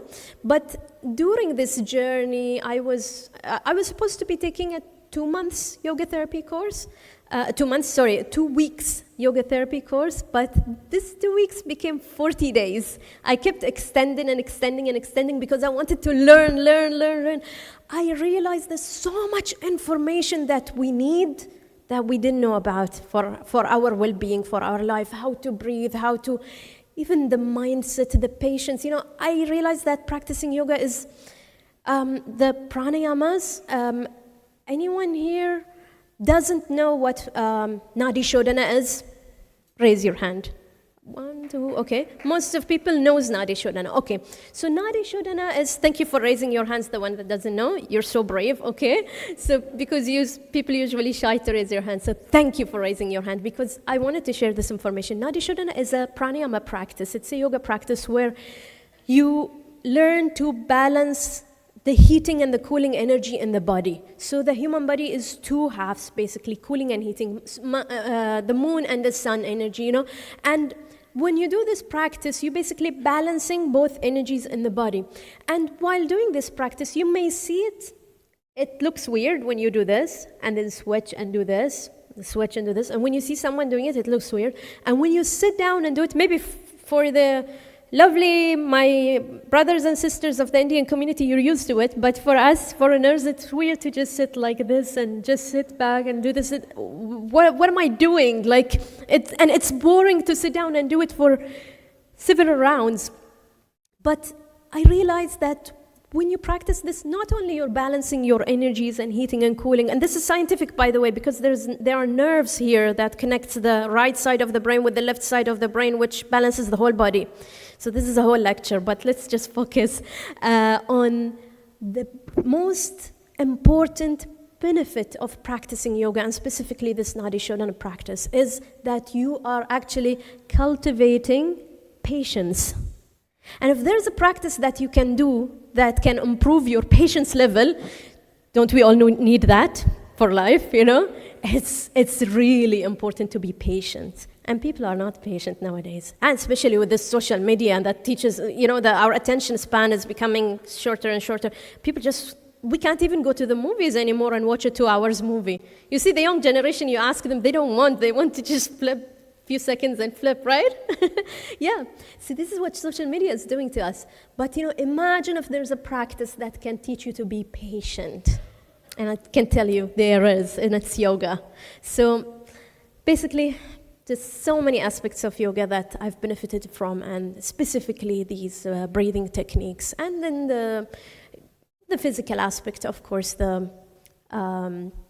with the yoga asanas. I can share with you something that recently happened to me, which last year, on January 16th, I actually suffered multiple fractures on my spine. I was riding a horse and I fell off and I broke like 3 vertebrae of my spine, you know? And that was really painful, one thoracic and one lumbar, and, you know, it was so painful that I cannot even, I remember the first few days after being discharged, I couldn't even pull my bed sheet. I had my husband help me. I can't even adjust my pillow. That's how painful it was, that you can't even walk or basically just simply pull out your bed sheet to cover yourself. That's how painful it was that I thought I would never be able to practice yogasanas again. But actually, with physiotherapy and with, I can say, of course, first with God's grace, and physiotherapy, and I will add to it the yoga practice, which many people will feel, oh, you have a broken spine, how is yoga practice helpful? Well, you have the breathing techniques, which is really important, especially if you have a thoracic broken vertebrae, then you can't even, the act of breathing is painful because then it moves that and then it aggravates the pain. But when you have these breathing techniques and you can slow down your breathing and benefit from that, it's so good. And I didn't think that I was going to be able to practice again, but within 3 months, I was able to, I'm not going to say get back on my feet again, get back on my head again. So you see, Srisasana is a headstand that I love doing every morning. The headstands are some of the practices that are really also very good for our energy flow, our well-being, looking youthful instead of going for all the nowadays, you know, these advertising and consuming things that will be not helpful for us. So we might just improve the blood flow in our body, you know. And yes, within 3 months of a broken spine that I can't even lift my bedsheet, I was, alhamdulillah, able to get back to headstands again, and you'll find it on my social media, that video of me and doing the lotus pose as headstanding and feeling so proud and happy. So what I'm trying to say is that it's all, a huge part of it is the mindset, okay? We might suffer from a fracture, we might suffer from a chronic condition, a psychosomatic disease, but as we believe inside of us and have this mind shift to make it positive, as we've spoken in the earlier also session about positivity, be positive, and then God is going to help you recover from everything you're going through your life. And of course, there are things that you cannot recover from, we be realistic, but you can live peacefully with, and you can still be productive. We have seen many cases of people throughout my journey as a yoga therapist. I started with the Chinese Therapy and Physiotherapy Center, then the BDF Hospital as called. This was a highlight of my career, the Bahrain Defense Force Hospital, to welcome me in their physiotherapy department. This was really amazing. I remember that as a highlight moment. And then many of the hospitals in Bahrain, the Al Hilal Hospital, Middle East Medical Center, and private hospitals and government hospitals, I was able to share my journey with people and help to improve. And it's like doctors when they're stuck with someone who have like stress disorder, you can call it, or they have chronic condition, psychosomatic disease. What I mean is they have a condition that they cannot fix in their offices. They're like, go to Fatima, you know, because then people need to change their lifestyle. There's no such thing as no cure. God is there and there's cure for everything. Even if there is no actual cure that we know of, there are ways to manage the conditions. There are ways to improve our well-being through it. So talking about well-being today and women and well-being, we face many challenges, especially because as it was said in the previous session, thank you for sharing, that women go through so much and then you go from work to work. So what happens is actually when you go from work to work, this is very stressful for most people. So imagine learning a few techniques of breathing and meditation that will really help you on the long run. So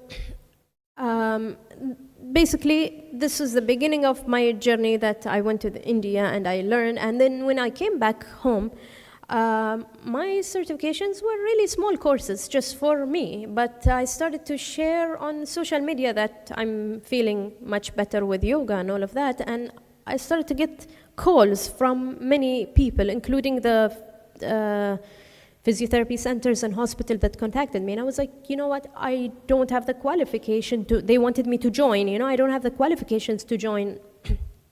And they said, we want your experience. One of the physiotherapists that contacted me first to start in his clinics, he was my physiotherapist during my time when I was suffering from fibromyalgia. So he said, I don't want certificates. What have you done? I see you on social media doing all these complicated yoga postures. Have you always been doing this since you were young? I said, no, I just started now. And I said, this is amazing. I have not seen this. I've seen you before when you were suffering from fibromyalgia, and I have not seen this throughout my career. And he's a really good physiotherapist, senior one. He said, you know what, he told me that he just opened a center and he wanted me to join.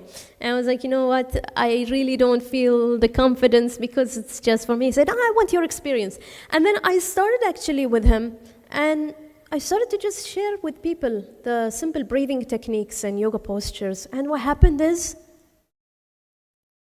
they recover. They recover. Wallah, it's amazing. And it went viral to the point, alhamdulillah, it went viral to the point that I did not even have time to have my lunch break because people were coming, and the word of mouth, especially people who have sinuses, headaches, sleeping issues, people just kept coming and they got results. And then the BDF hospital called me also to join them. And then I felt so much responsibility because I started to get so many complicated also conditions. And then I went back to India. This time I went to Bangalore. So I went to Bangalore. There was SVIASA, the Swami Vivekananda's university, and they have a research lab there, and they have amazing structure there. And there is the Art of Living Center also there, which I recently came back from also. They had an international women conference, and I was really lucky to be received by Sri Ravi Shankar in his office and have this really interesting discussion about future collaboration for Bahrain and for the International Yoga Day. So it's always amazing to go back to India also, So this time I went back to Bangalore and I studied in SVIASA. It wasn't a very easy experience, but I loved it because it is authentic. Nowadays, people, when they study yoga, they go for courses, they go sometimes for retreats, 5 stars, but I wanted to get the authentic science, and we had to wash even the toilets and everything as part of the practice. And I believe in it. I personally believed in it. I did not complain, I did not leave, I did what we were given, because it's part of the practice. And I remember that afterwards I did several workshops for people from GCC, and some of them are in Bangalore also. And they were complaining of the food, they were complaining of the nature, you know what I mean, okay? So they complain so much but the mindset, if you don't complain, if you experience it, then you get a shift, you get that change in your personality. Why were they mostly complaining about the food? They did not want to eat the ashram food. Ashram food is really good. So, I really told them that if you eat this ganji rice, it's part of the practice. Do it for 3 days and then go eat whatever you want to eat. Experience this ashram food, because if you don't want to experience this, how are you going to benefit? Yoga is not just the physical stretches, So, again, I have very limited time today, but I wanted to share more stories and more interesting things about the experience in India because it's amazing and it's always wonderful to be here. And I'm really happy to see that also most of the attendants here are from the Indian community, our sisters and brothers. I'm so proud to always be among you and to share with you how much I am also grateful, because I have been supported by the Indian community so much that I am so grateful for every one of you. So.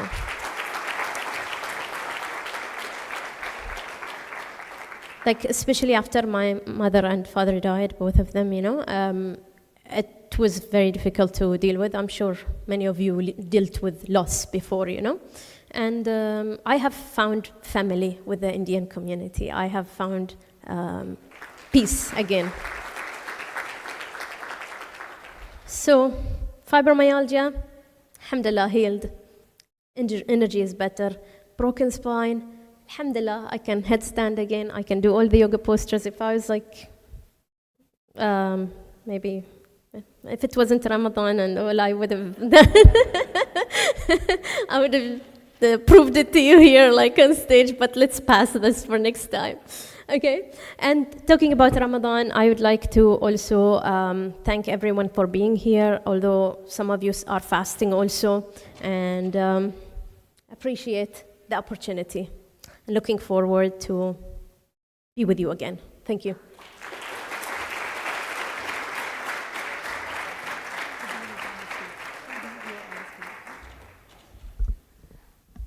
Fatima, as you beautifully mentioned, wellness is more than just a physical health.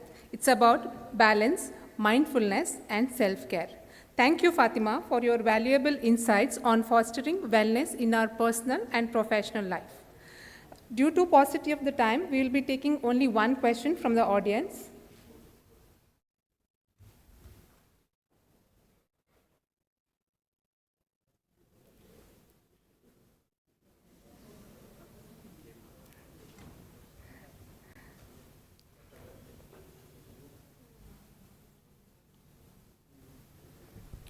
Thank you. Thank you, Ms. Fatima. You know, it was our wish 5 years back to have you on this very platform. But COVID had their own plans, and we are so glad that we could have you back, because in the intervening periods between 2020 to 2025, you had your own journey of experiencing yoga and serving the Indian community back in Kerala. So thank you for accepting the invitation and being here. Ms. Fatma, I know you don't want to talk about this, but you have been handed over a very big responsibility by the government of Bahrain on promoting yoga. And it's a wonderful thing, because you have yourself experienced yoga in your personal life. So would you like to share some of the plans and the visions that the leadership has in terms of promoting yoga as a part of the daily lifestyle among the Bahraini community? Thank you. Thank you. Talking about women's and the challenges that women go through, this is also a big challenge, you know. By the way, thank you for inviting me always. Since 2022, we've planned to do this conference also. Appreciate it so much. And then about talking about being in India and Kerala during the flood, I remember that when I was going with the volunteers to deliver the food and items to the people who lost their houses, there was no women there in the bus with the volunteers. The volunteers were all men, and I felt like actually a woman is needed to be there. There need to be more women, not just me, because when we go to those areas, there are, as you've seen in the video, there were many women. And they will definitely need a woman to be with them and to help them. So sometimes, as women, we go through these challenges that it's a flood, it's dangerous. I remember when during that flood, I was actually with a friend. They invited me to their place in Kerala, and then the flood hit. So everyone kind of went to the airport so that they can fly away from the flood as soon as they can because of the danger. And I remember telling my friend that I want to stay back and I want to volunteer. And then he said, "No, Fatma, it's my responsibility. You are here as my guest, and I don't want anything bad to happen to you." He said, "This is a flood. This is not like," he said, "I know you're doing a lot of humanitarian work. You go to refugees camps and things like that, but this is a flood. when it hits you, you're just going to see black for a few seconds and you're gone. You cannot struggle out of it. So please don't go. It's my responsibility. You are here as my guest. And I told him, you know what? I want to go. I feel like I need to help people while I'm here instead of running away and going to the airports. And especially, he said, oh, is this a death wish or something? I said, no, there's so many people who are volunteering. I'm just going to go and help with them.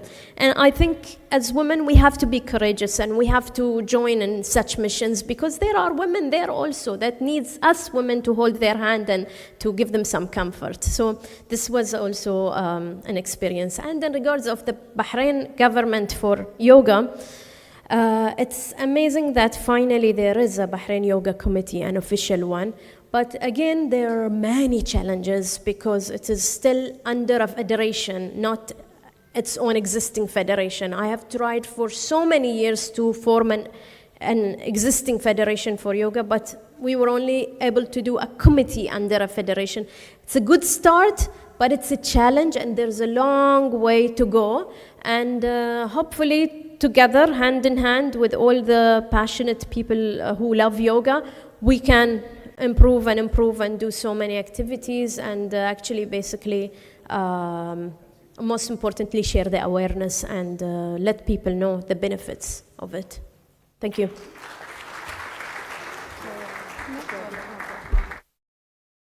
Round of applause to our speaker. Thank you once again, Fatima, for sharing our experience with us.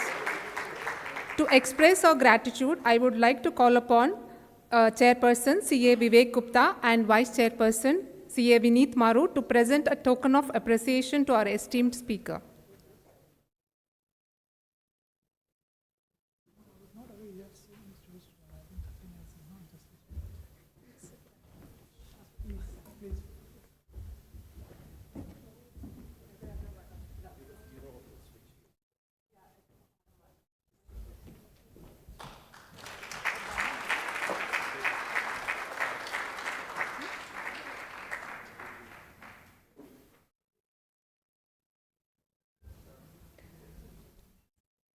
We also have a special giveaway from SSPL. I'll call representative of SSPL to give away their special giveaways. Any representative?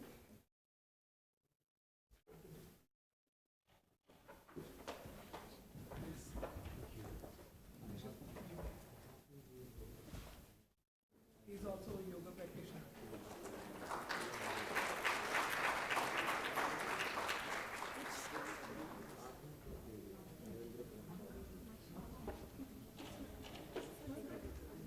Thank you, Vivek. Thank you, Vineet. Thank you, Nishit. With this, I'll conclude this session. Now, I will call upon CA Vicky Walker to take the session forward. Thank you. Over to you, Vicky.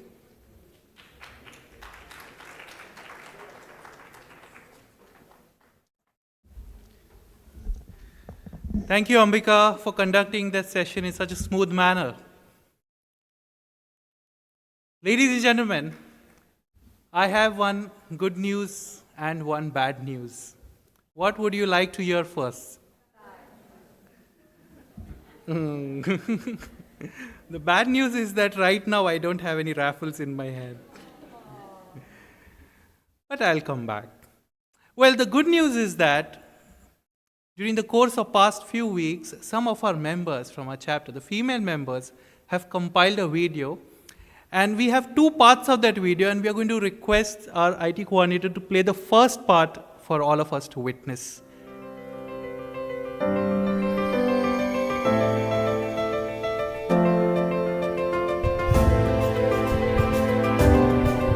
We stand together to champion the cause of women's empowerment. Today, as professionals, we have the ability, we have the power to influence and to lead by examples. Let's commit to mentorship. Let's commit to opening doors for one another and to celebrating each other's success, whether small or big. Let's ensure that our place of profession is not just a place where every woman just merely survives but also thrives. Together, you and I, let's build an inclusive future for tomorrow, where every woman is empowered to rise and reshape this industry.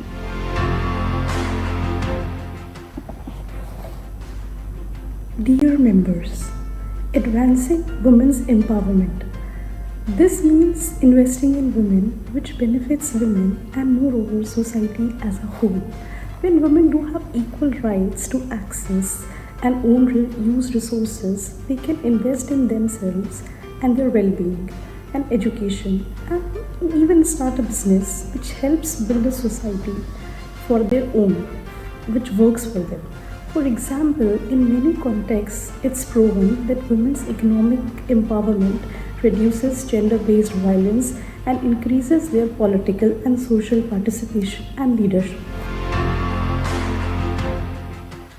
Women's empowerment can be defined to promoting women's sense of self-worth, their ability to determine their own choices, and their right to influence social change for themselves and others. It is closely aligned with female empowerment, a fundamental human right that's also key to achieving a more peaceful and prosperous world. There are 7 principles that have been created between the UN Global Compact and UN Women and are used to empower women in the marketplace, workplace, and community, creating a high level of corporate leadership, treating all people fairly at work, ensuring the health, well-being, and safety of all workers, may it be man or woman, promote education, training, and professional development, implement supply chain, marketing practices, and enterprise development, champion equality through community initiatives, and of course, measure and report publicly on the progress to create gender equality. Hello everyone. Women empowerment is not just about providing opportunities, but about giving every woman the freedom to pursue her dreams, take on the leadership roles, and shape her own destiny. It's not about access to education and employment. It's about recognizing her voice and her choice at workplace. I think to empower women, we need to question old ideas. We should listen to all voices and get the help needed so everyone can succeed. When women rise, the whole world rises with them.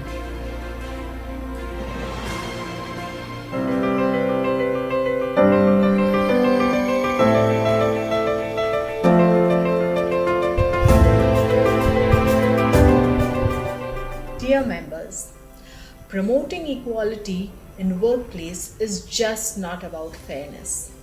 It's about fostering a culture where every individual, regardless of gender, background, or ability, has the opportunity to thrive. When we embrace diversity and inclusion, we unlock innovation, collaboration, and stronger business success.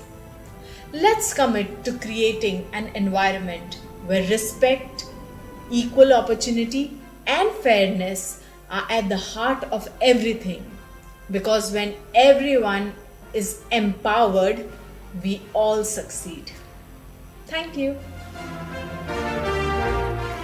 Advocating equality in your place of work isn't about us against them.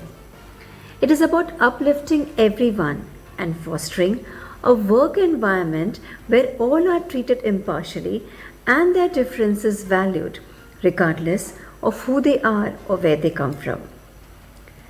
Just like we need all our fingers for the hand to function effectively, organizations need to have a diverse set of individuals for it to flourish. There is enough evidence that shows that women are the architects of progress, the leaders of change, and the nurturers of innovation. So let us be the hands that build bridges, not walls. Let us be the generation that not only speaks of equality, but lives it, practices it, and leaves it as a legacy. Because when women rise, we all rise. Happy International Women's Day.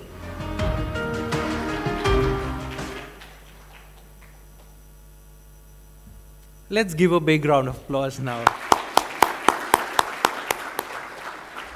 And happy International Women's Day. It's a little belated though. That was quite inspiring, wasn't it? And now, to take forward the proceeding, we have another inspiring leader among us. Well, she has recently qualified as a chartered accountant. Well, she comes across as an individual who is full of enthusiasm and energy, who wants to learn and progress like a true professional. Well, she has also contributed a piece of literature for the magazine that's going to be published, and you will be able to read that literature when you go through the magazine. Can we all put our hands together as we welcome CA Selena John Paul to take forward the proceedings?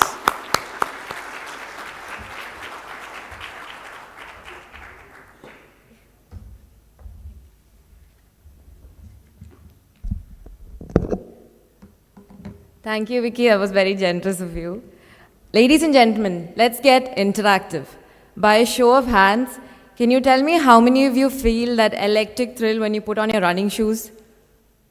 Okay. What about cycling? Who loves to cycle? Okay, I can see a generous show of hands here. I think we can all agree it's all about passion at the end of the day. Now, speaking of passion, our next speaker is a true powerhouse. I got to speak to her just very briefly, but I can already feel her energy on me. She is the co-owner of True Active, Bahrain's leading sportswear. She is also the co-captain of Cycling Bees and Lettuce Run. It's an all-woman cycling and running group. She was the winner of Women in Media, awarded by Women This Month magazine in the year 2024. In addition to her achievements in media, she is also actively involved in Ramadan TNR, Trap, Neuter, Return project, which focuses on the humane spaying and neutering of stray cats. As a passionate cat lover myself, she recognizes the importance of addressing the stray cat population in our communities. Today, she will take us on a journey, one that moves from the fast-paced world of finance to the beautiful chaos of family, and finally to her emergence as a social media influencer with over 24,000 followers. Get ready to be inspired, and please join me in giving a warm welcome to the incredibly talented Dana Zubari.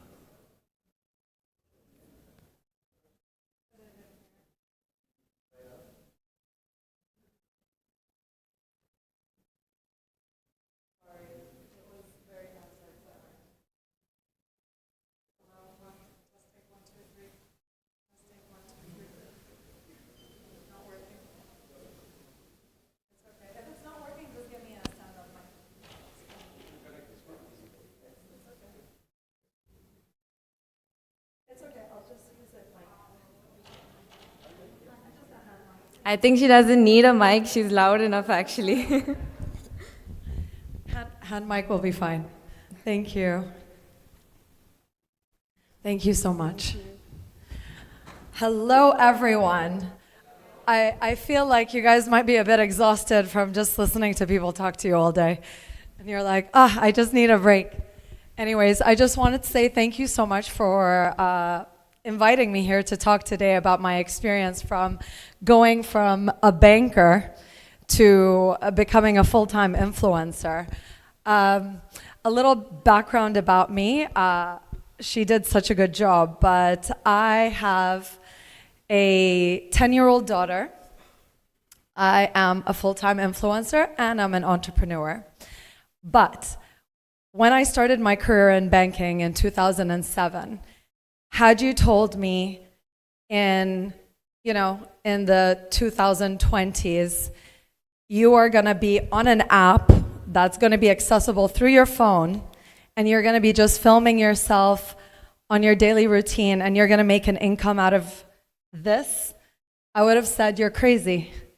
What are you talking about? What do you mean app? And people can just watch me on the Instagram. But it's something that I've made a career out of, and I'm super blessed to be able to have, the freedom to film, spend time with my daughter, as well as make a living out of it. All right. So, I just wanted to talk to you guys about how I went from being a full-time banker to being a full-time influencer and using my platform to empower women and inspire women. All right. So it all started in 2014.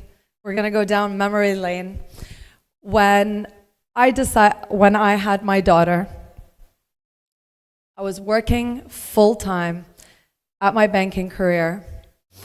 And no one tells you, and no one prepares you, and I see someone pregnant in the back over there. No one tells you how hard it is to juggle parenting and a career at the same time. So as a woman, they expect you to look like you'd never had kids. They expect you to work like you don't even have something in the back waiting for you at home. At home, you have to be so switched on. You have to be that amazing mom that's like paying attention to your child. You know exactly what's going on in their life. You have to arrange play dates and make sure that their homework and their food and everyone is just working flawlessly. But unfortunately, it comes at a price. And who's that price? Who's the person that pays the price? Us women. Yeah, so Anu was someone that really resonated, how she was talking about how she went to work in the morning, her child was still asleep, and she'd come back home at night, and her child was asleep. And I'm gonna tell you something, I did that. I did that for years. I was working and I felt like I was on top of the world. You know that whole motto, work hard, play hard. I was working, I had my daughter, I had started cycling bees, lettuce run, I had my social, and I felt like I was in a circus. And I was juggling, and I was thinking to myself, my God, look at me. I'm amazing. I'm a superhuman. Not only am I able to have a career in banking, I'm raising my daughter, and I have my social things that I'm also responsible for and that I'm giving 110% to. And then one day, one blessed day happened. In June 2018, I still remember, I got pregnant again.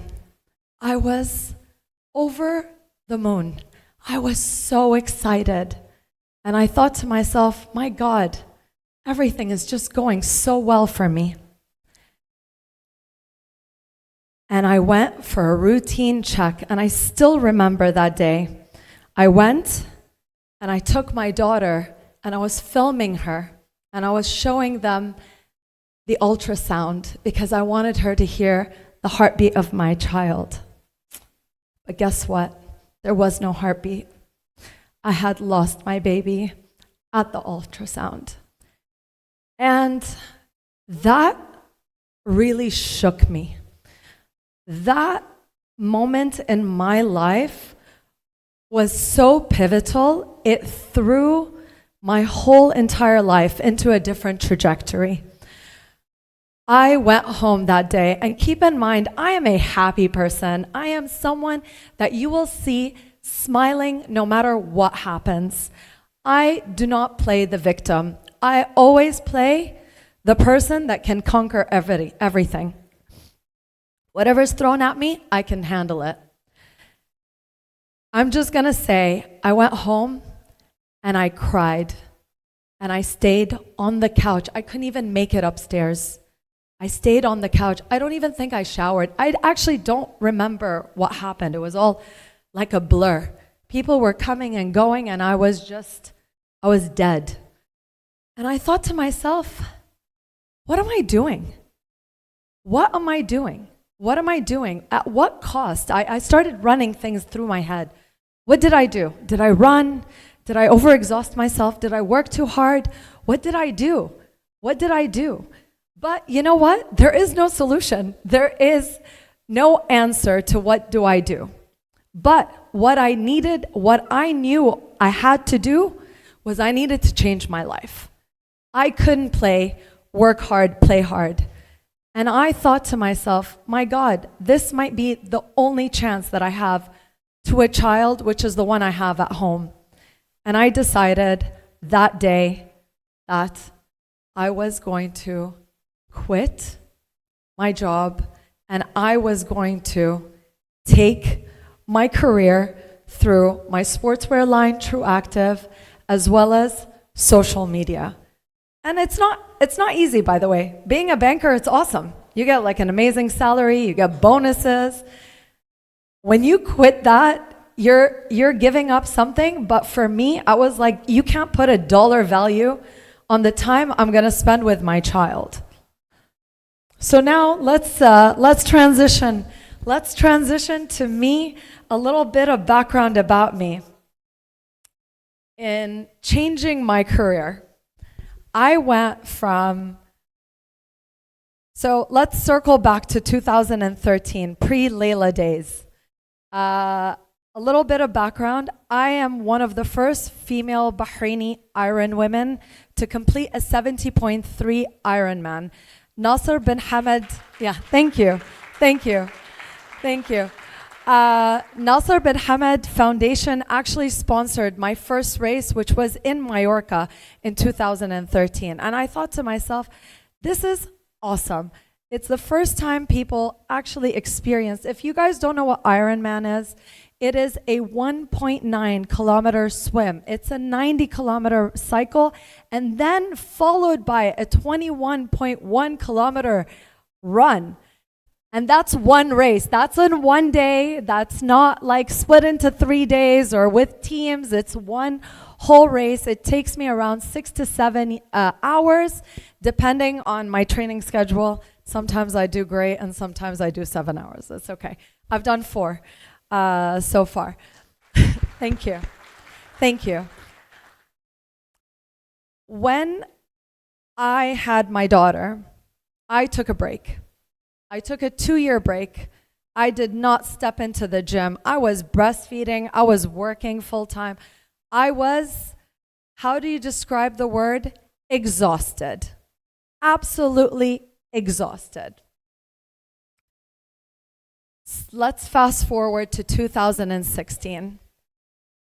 I have no energy. And I just one day looked at my reflection in the mirror, and I thought to myself, who are you? You've completely lost your identity. You're 20 kilos more than what you are now. So imagine me, 20 kilos more, because that was me. I did not move for 2 years. And I thought to myself, I need to regain my identity. I need to regain myself again. So what did I do? I decided I'm going to sign up for the next Ironman in December 2016. I can do it. Just because I have a kid does not mean my whole life goes on hold. Keep in mind, I was still working full time then. I start training. All the group leaders are male. They have no idea what it's like to be a female. The scheduling is only for males. They have children, but they don't really take care of their children. the wife takes care of everything, even though she works full time.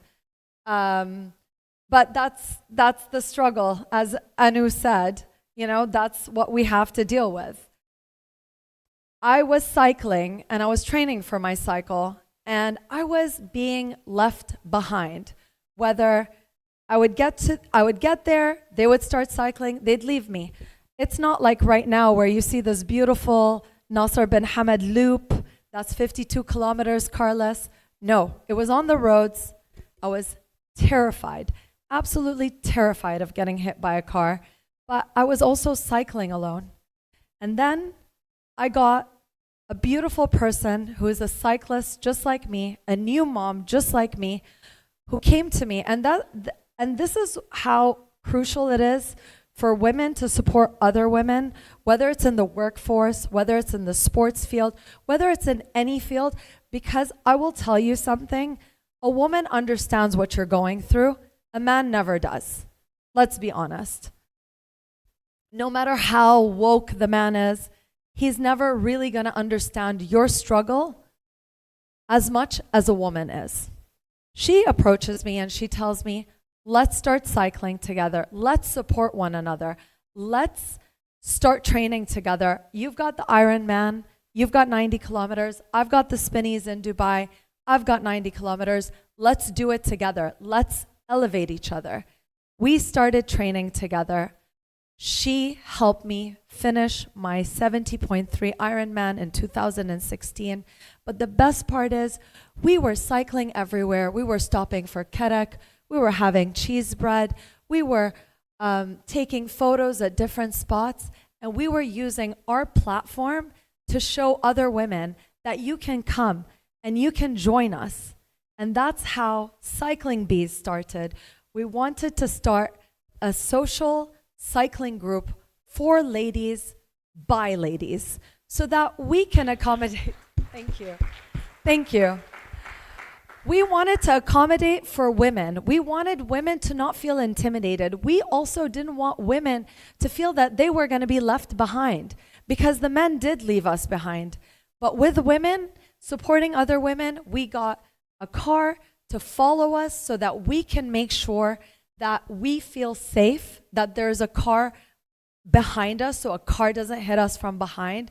If you are tired, if you're a new cyclist, you get to jump into the car if you're tired. You can take a break, they'll drive you up a little bit, they'll drop you off, and then you can continue your cycle. Alongside of this, by the way, for the people that did not raise their hands for not getting excited over putting your running shoes on, I'm an adamant runner. I am someone who goes running every morning before I even start my day. So I wanted to do exactly the same thing for women, but with running. And my goal was to get women to run a continuous 3 kilometers. And that's how I started Lettuce Run. And lettuce is like the lettuce that you eat, because I always make this joke on social media, because people are always like, how do you stay so fit? And I tell them, I'm so skinny, I only eat lettuce, but it's a joke. I don't just eat lettuce, I eat a lot of food. So we started Lettuce Run. It's once a week. We do this, I do this, because I just want to encourage women to get out, get active. Sometimes your community is not active, and you don't even know where to start. So for us, for Lettuce Run, my goal is just to get women to come. And once you come, then we can build up to 3K. First you can walk, then you can walk, then you can run a little bit longer, walk a little bit less, and then just run. And the whole point of these two things that I've started, it's to give back to the community, because it's very easy, let's be honest, anybody can be on social media and tell you, oh, this handbag is so beautiful, and this dress is lovely, and you should eat at this restaurant. But at the end of the day, what good are you doing for the community? If you're not using your platform to educate women, to encourage women, to get people to get fit, because if you are fit, your community is fit. So that was me with social media. Let's transition. Sorry, I wrote a lot of stuff. I'm trying to breeze through it. All right. So for me, my health is my priority. I'm not going to lie to you. It is my non-negotiable. A lot of people make a lot of excuses for your health. So for example, I'm not going to go to the gym today. I just don't have time. I'm not going to go for a run. You know, I'm busy. There's always going to be something for you to say to excuse not prioritizing your time. But you know what? I'll tell you something. And it's something that really, it shook me. When you don't prioritize your health now, when you're younger, you're going to be sitting and waiting in a hospital waiting room in the future. And I don't want that.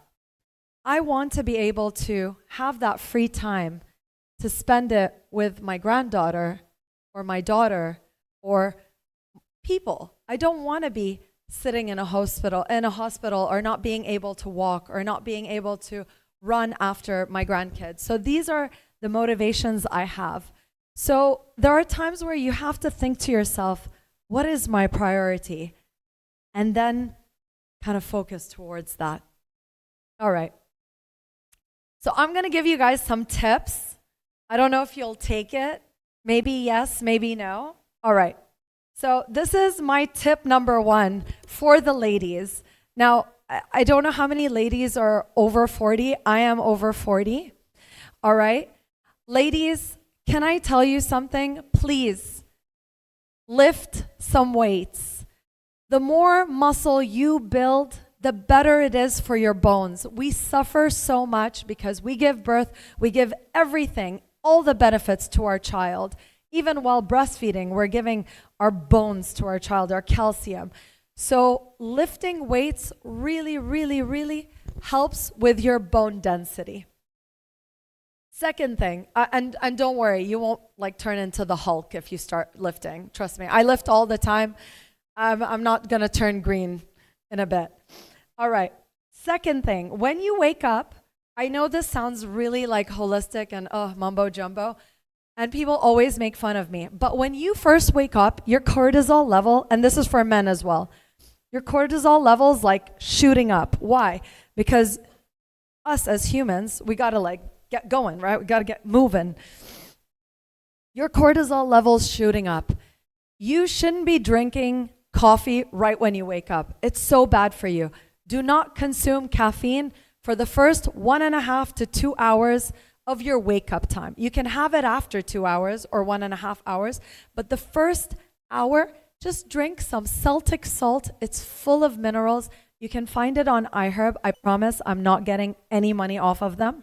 Okay, I do not own shares in Celtic salt, but it is amazing. You get dehydrated when you sleep. So when you drink that, I'm telling you, it gives you energy that you don't even need caffeine. Don't get me wrong. I love caffeine. Okay. Tip number 3. Oh yeah, that tip number 3 was don't drink caffeine till after 2 hours.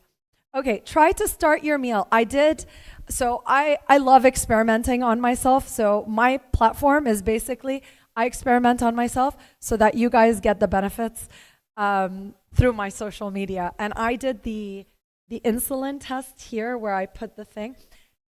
The order in which you eat your food matters. So if you start your meal with a carb, it shoots up your insulin level. So try to start with the fibers and the greens and the proteins or the fats first, and then eat the carby things. So when you are eating at lunch, you won't feel kind of sleepy at work. So that's my tip for you. That's tip number 5. Tip number 6, try to walk at least 3 to 5 kilometers. I know it sounds crazy, but do it. It's worth it. Get out and do it with your family. It's so much fun. I love doing it with my family. I go with my daughter, and it's the one time, like, let's face it, I am glued to my phone. I just love staring at it. I wish I could stop social media like you. I dream about that day, but I can't because that's my income. I'd stop making money. Imagine, they'll be like, we'd like to hire you. No, I'm sorry, I'm off social media. No, I'm just joking. So go with your family. You guys get to talk and not have to look at a screen. And the last tip, try to get enough sleep. This work hard, play hard, it's not worth it. Say no. I say no to people all the time. It's fantastic. No, I'm not going to go out tonight. I would like to sleep. Why do you not want to come out tonight? I am tired. I'm going to go to sleep now. Thank you.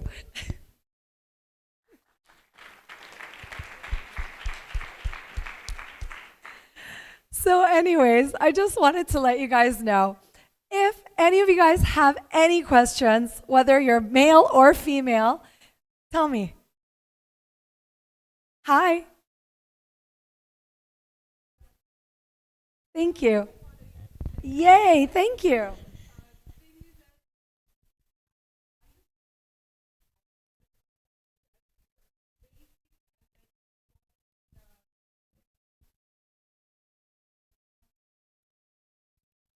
I can't hear her. Can someone give her a mic? Hello? Yeah. Can you hear me? Okay. The thing is that it's very hard for me to get a good fitness trainer. Okay. Who can exactly tell me which muscles to be concentrated on which day, because there is a pattern, as I heard or seen, because you can't always do the weights to your arms because you need to concentrate all your muscles in your body. So you have to do the push and pull mechanism. Okay. Sorry. So the days that you push, then you have the days that you pull. Okay. But you don't need to get a trainer. You can get apps. There's so many apps. I will get back to you back there, and that would be so sweet. I'll suggest some apps, because there's apps that show you the videos, everything, and they give you the whole program. Nowadays, we live in the future. Information is everywhere. You don't even need a person anymore. You have AI.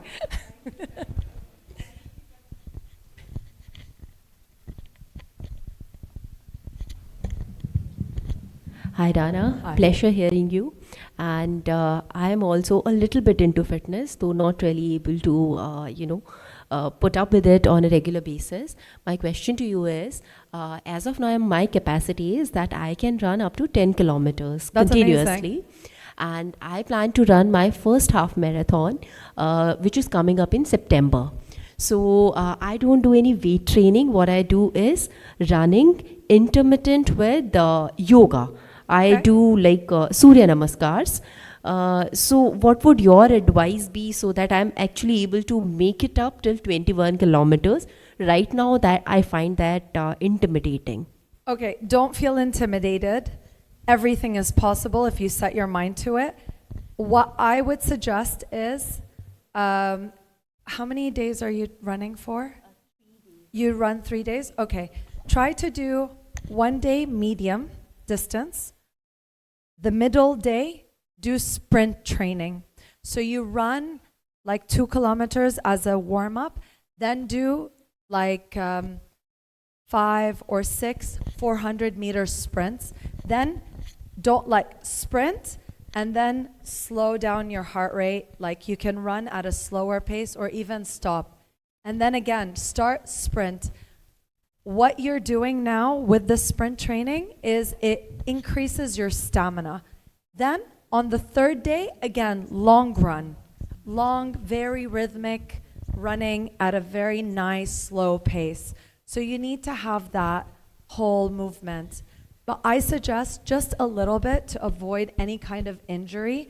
I would do a bit of weight training just because it really does strengthen your muscles and it prevents you from getting injured. But yoga is fantastic because it's still stretching you out. So good luck. It's so exciting. Sure. Hi, Dana. Hi. Thank you so much for accepting our invitation and to come on this forum. Thank you for inviting me. So the session went exactly as we expected. I have a question. It's a personal question, not from the professional point of view. I want to do Ironman.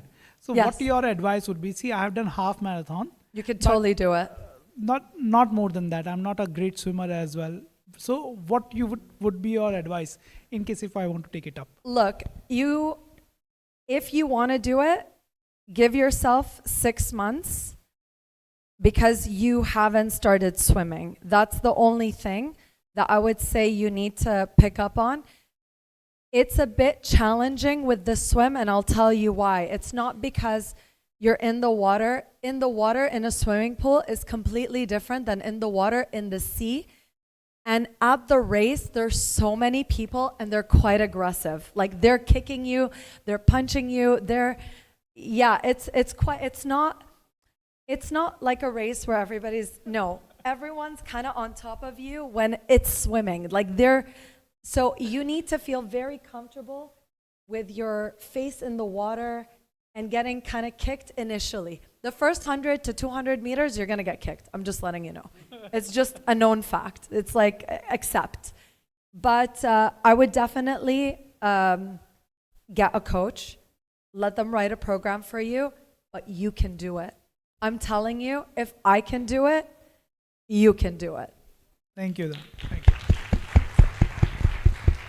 Thank you guys so much. I hope you enjoyed my talk.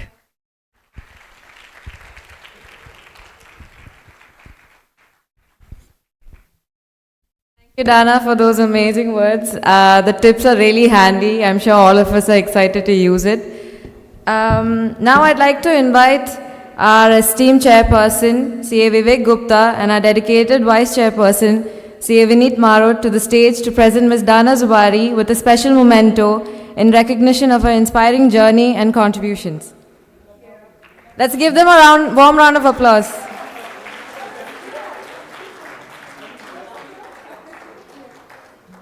Let us congregate.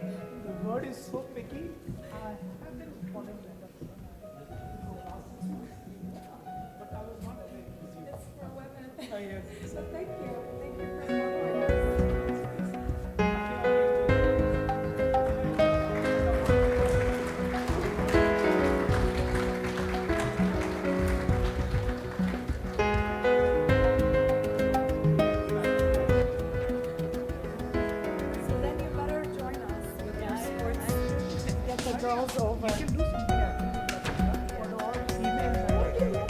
Thank you, Dana, once again. Next up, I'd like to call my fellow colleague. She's also a chartered accountant and a recently qualified chartered accountant as well. She will come and take the proceedings ahead. I'd like to call Nikita.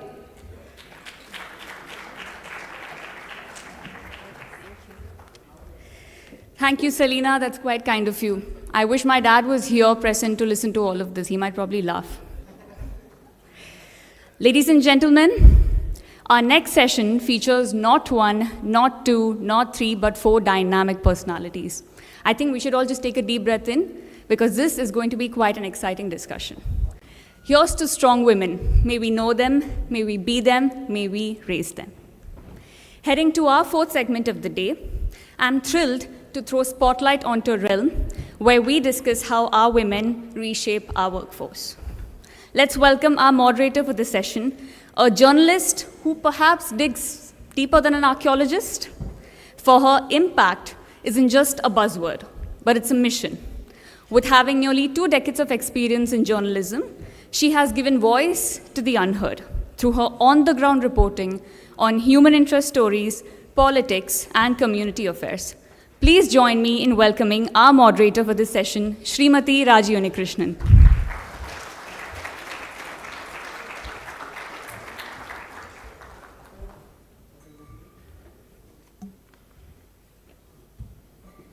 Can we have a round of applause, please? Welcome, ma'am. It's an honor having you here. For our 3 panelists, the first one, we now have a leader who not only excels in finance, but also drives change beyond numbers. Shri Mahavir Kothari, as most of you would already know, is the Group Senior Vice President of Bapco Energies. He's a CA, CMA, MBA, basically the long-lost dreams of my parents for my sister and I, and a trained coach with over 25 years of international leadership experience. He is the Director Middle East of ICA International, and actively champions gender equality initiatives and works to create a more inclusive and empowering workplaces. Please join me in welcoming our first panelist, Shri Mahavir Kothari, to the stage.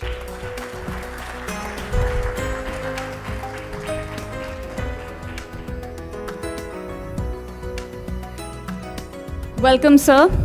Can we have a round of applause for our first male speaker of the day? Thank you. Thank you.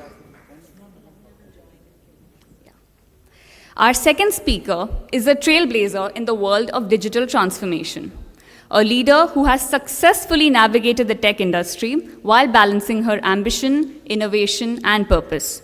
Srimati Anu Sebi is the Managing Director of Cube Innovator Technologies, which is a leading solution provider operating across the GCC. Please keep the round of applause coming and join me in welcoming our second panelist, Srimati Anu Sebi. Welcome, ma'am. Our third panelist, I will introduce you to her in a while. I'm kind of keeping her hidden from you all. She'll join us in maybe another 10 minutes. Let's keep the discussion rolling.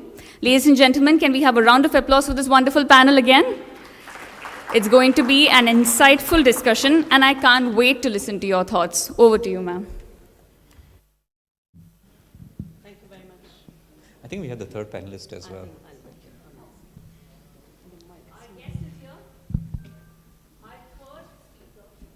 Switched off. Hello. Hi.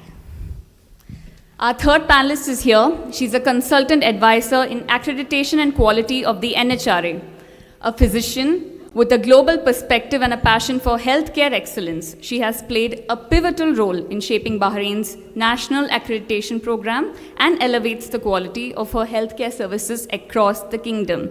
Our hidden panelist of the day, Dr. Amina Malik. Please welcome to the stage.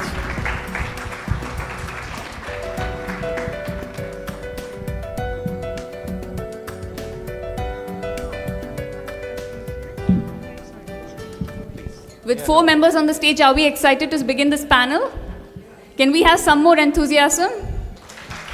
Thank you.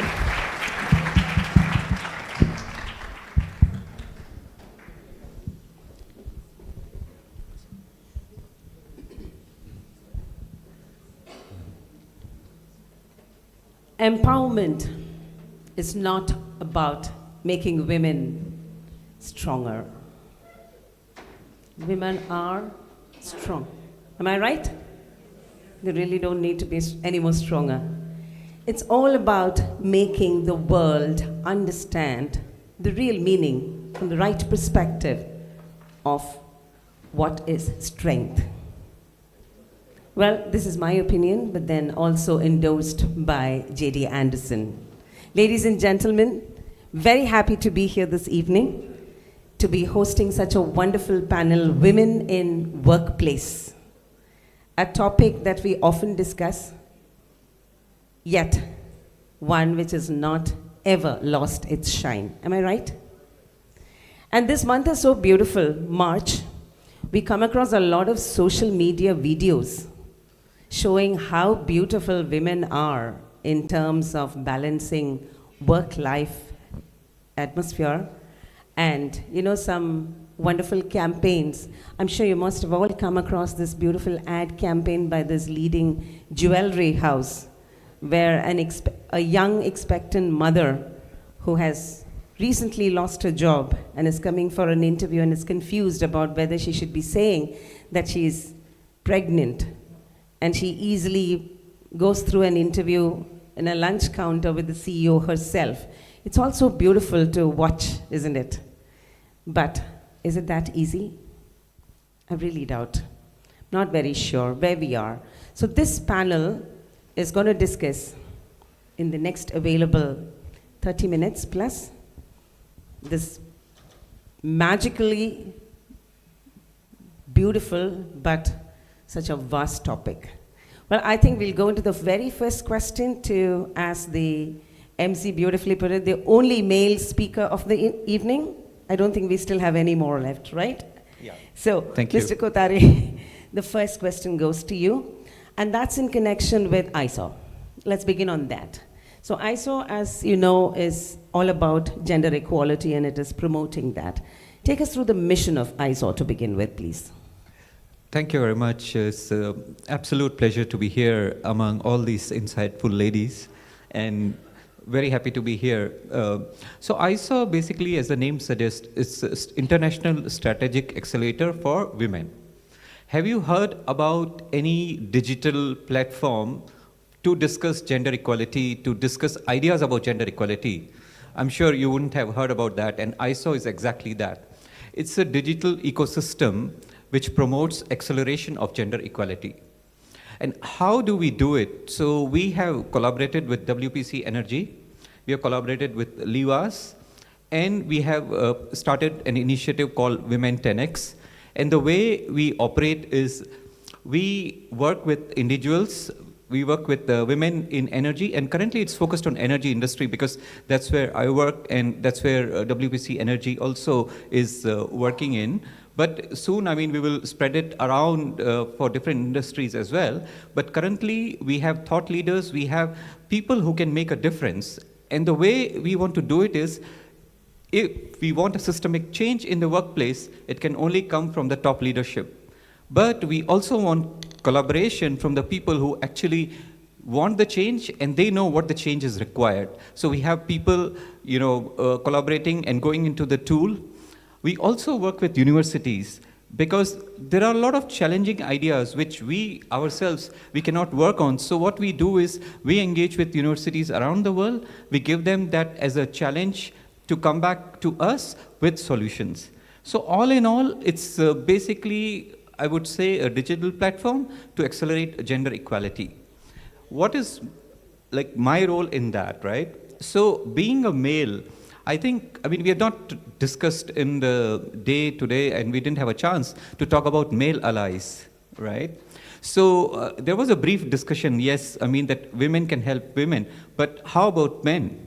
Men need to help women as well. And I mean more so because we are talking about gender equality, but what about gender equity?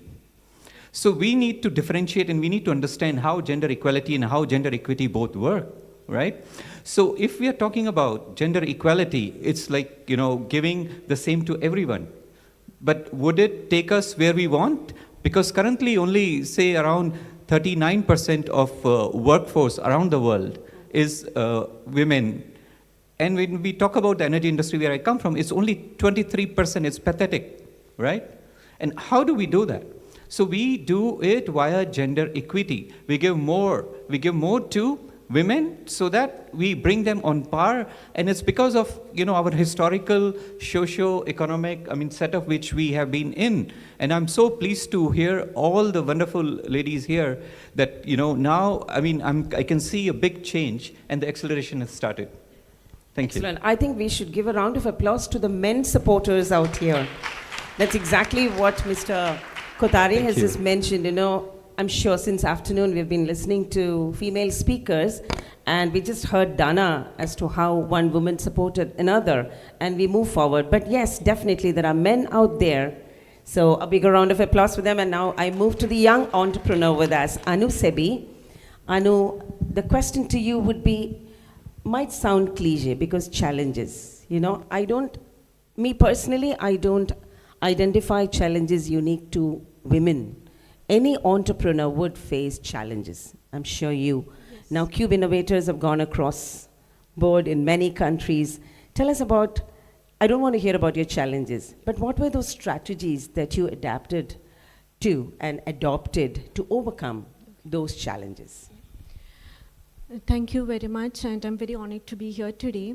So before I talk about the strategies which I implemented, I would just like to give a brief on the challenges which I faced. The bunch of challenges which I faced, any entrepreneur here can relate to. It is especially women.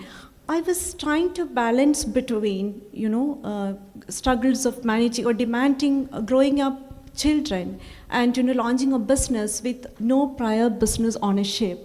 You know, my expertise was in technical and functional side, but running a business need broader skill sets. I needed to upskill myself. And the most important challenge was when we took the decision to focus exclusively on document management system. There were a lot of questions which was raised from our advisors, from our well-wishers. Will it be possible to succeed with this focused specialization? Is there enough market? Will you be able to compete? So how did we overcome that? The first step I took was to build a comprehensive support system. My family, my friends, set of mentors whom I can trust and depend on. My family and friends whom I can lean to when I struggle with difficult times. And mentors who can give us practical advices when I navigate to unfamiliar business landscapes. Next was to upskill. I had to upskill on leadership skills, financial planning, strategic decision making. I invested in upskilling, attended workshops, leadership sessions, took up mentorship programs. So that really helped me to cope up with the dynamic business environment. And keeping apart the traditional beliefs of our document management system scope, we conducted extensive market research.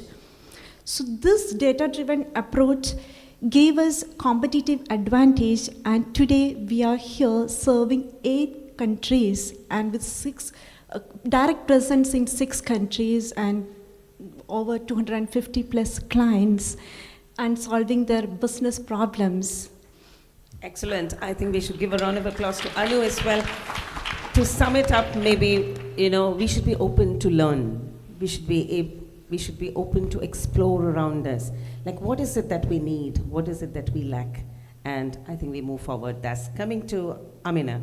Dr. Amina, we just mentioned about challenges, but then when it comes to the sector that you represent, the whole lot of challenges take a different face totally, isn't it?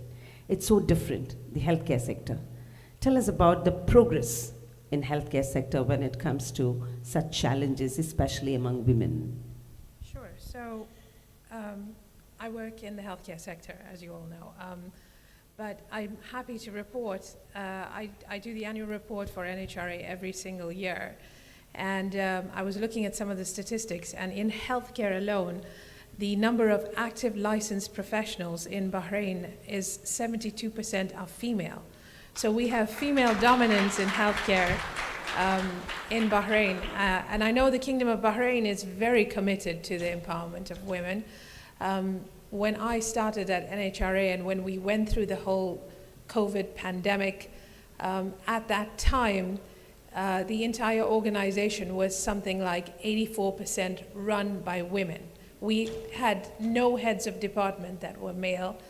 The entire organization was run by women, and we were one of the most successful countries in the COVID pandemic time. So I think women have made their mark in Bahrain well beyond what was the expectation.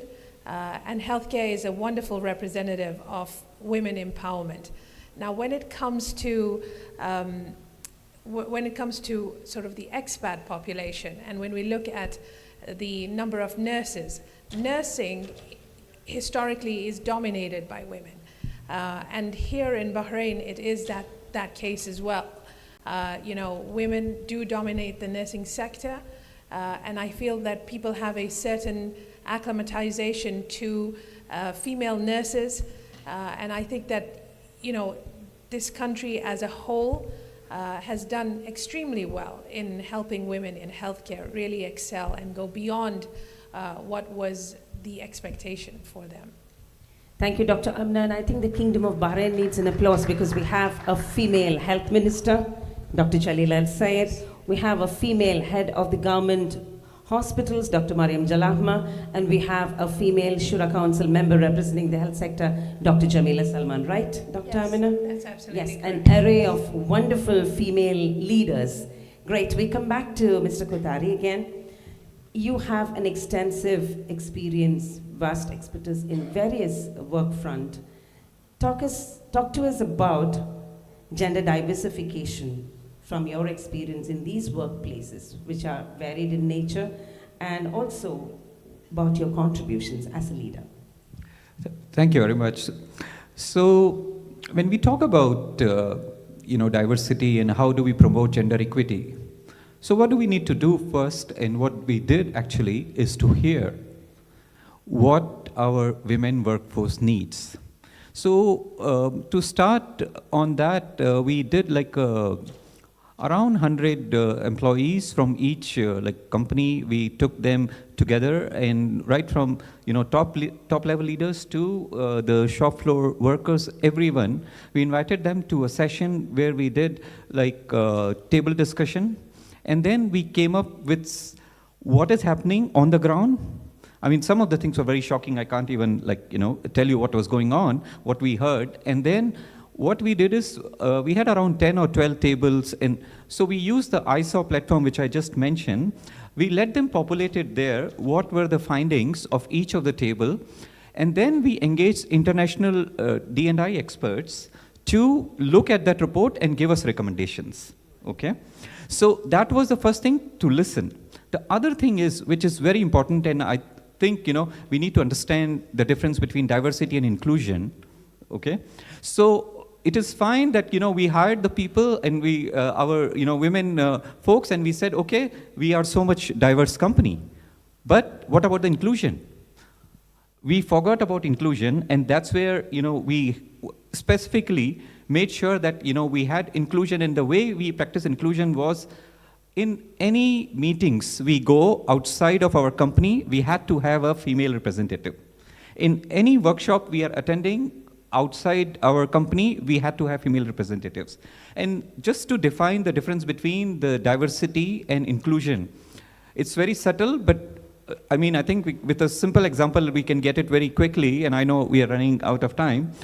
So when you invite people to your house, different people, that's diversity, right? But when you invite them to dance with you, that's inclusion. And that's what we try to do in every meeting. The main issue which happens today, we hire our female employees, but we don't listen to them. How many times you would have noticed our meetings where we have female employees who are not able to speak because they know when they speak, their voice is not heard. So that's what we cut down on. The other thing which is very important, I want to mention, flexible working hours and working conditions which can make them work. Our company, our industry is oil and gas. Oil and gas, it's very difficult for females to be in the industry. That's what men think. But if you give them the right facilities, if you make it happen, they will start working shifts, and we have made it possible. When I joined here, I think around 3 years back, shift working was not possible for our female engineers. Today, with the facilities provided, they are doing shifts as well. So these are some of the examples of what we have done, and my personal contribution has been to champion this cause, to make sure that when we hire, and I want to pick up on an example which is stuck in my mind.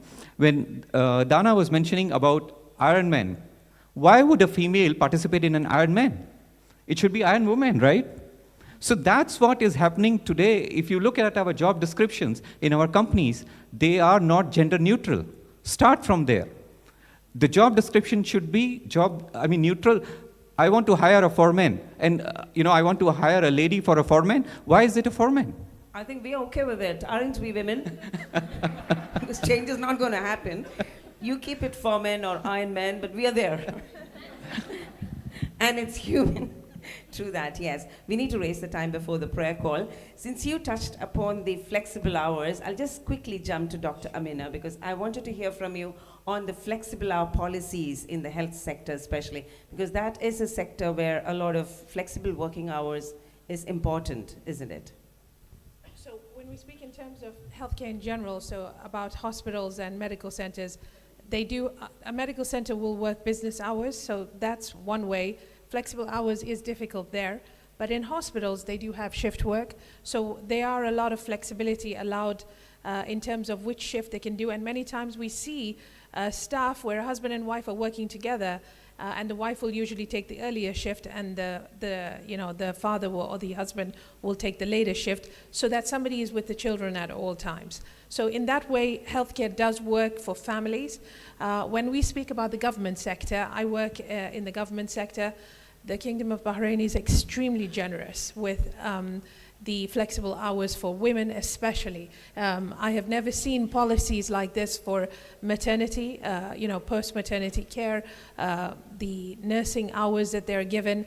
It is a spectacular example of how women are the sort of nurturers of a family and the time off they need to spend time with their families. So that's quite an amazing characteristic. The government of Bahrain even allows flexible working hours. So we have the right to request flexible working hours through a system, and they are very, very generous in their criteria. And actually, we are quite blessed to work here to be allowed this advantage. True that. And I'll quickly come to Anu on a question related to your previous references about mentoring. Because mentoring is a very important aspect. And how do you look at women in business and the need for networking among women? Mentorship is very important for entrepreneurs. I believe mentorship creates a bridge between where you are today and where you want to be. So if you have to create more, foster meaningful relations or mentorship programs for women, it has to be both formal and informal setups. Formal programs where you have a clear agenda helps, or objectives helps us to have accountability. And there should be informal programs where we create a space for women where they discuss their challenges, their triumphs, they share their wisdom. And where they should be able to be vulnerable about their challenges, like creating small groups of communities where women in the same field meet up and discuss about the challenges. And it should not be only about career advancement. And when we say that mentorship is not about women mentoring women, inclusion helps to, break the barriers. That is what I believe. And mentorship is, it is a reminder that in this journey we are not alone. So it is very important. Great. Please don't misunderstand us. We have not shared the questions. But somehow the cue has been given by each speaker. So the next question I pick from their barrier to Mr. Kothari. It's a very common question, but we have to address this in a panel like Women in Workplace. What is your take on the barriers that women face in workplace? So if I start, I think I'll keep going for a long, long time, but I'll just pick, yeah. So, I mean, not to laugh at all, but actually the mindset, the cultural mindset, okay? So that is the barrier which you will see. And the first thing which comes to people's mind, okay, women cannot do this role. The point is, have we given them a choice? We tell them, this is the role, do you want to do it?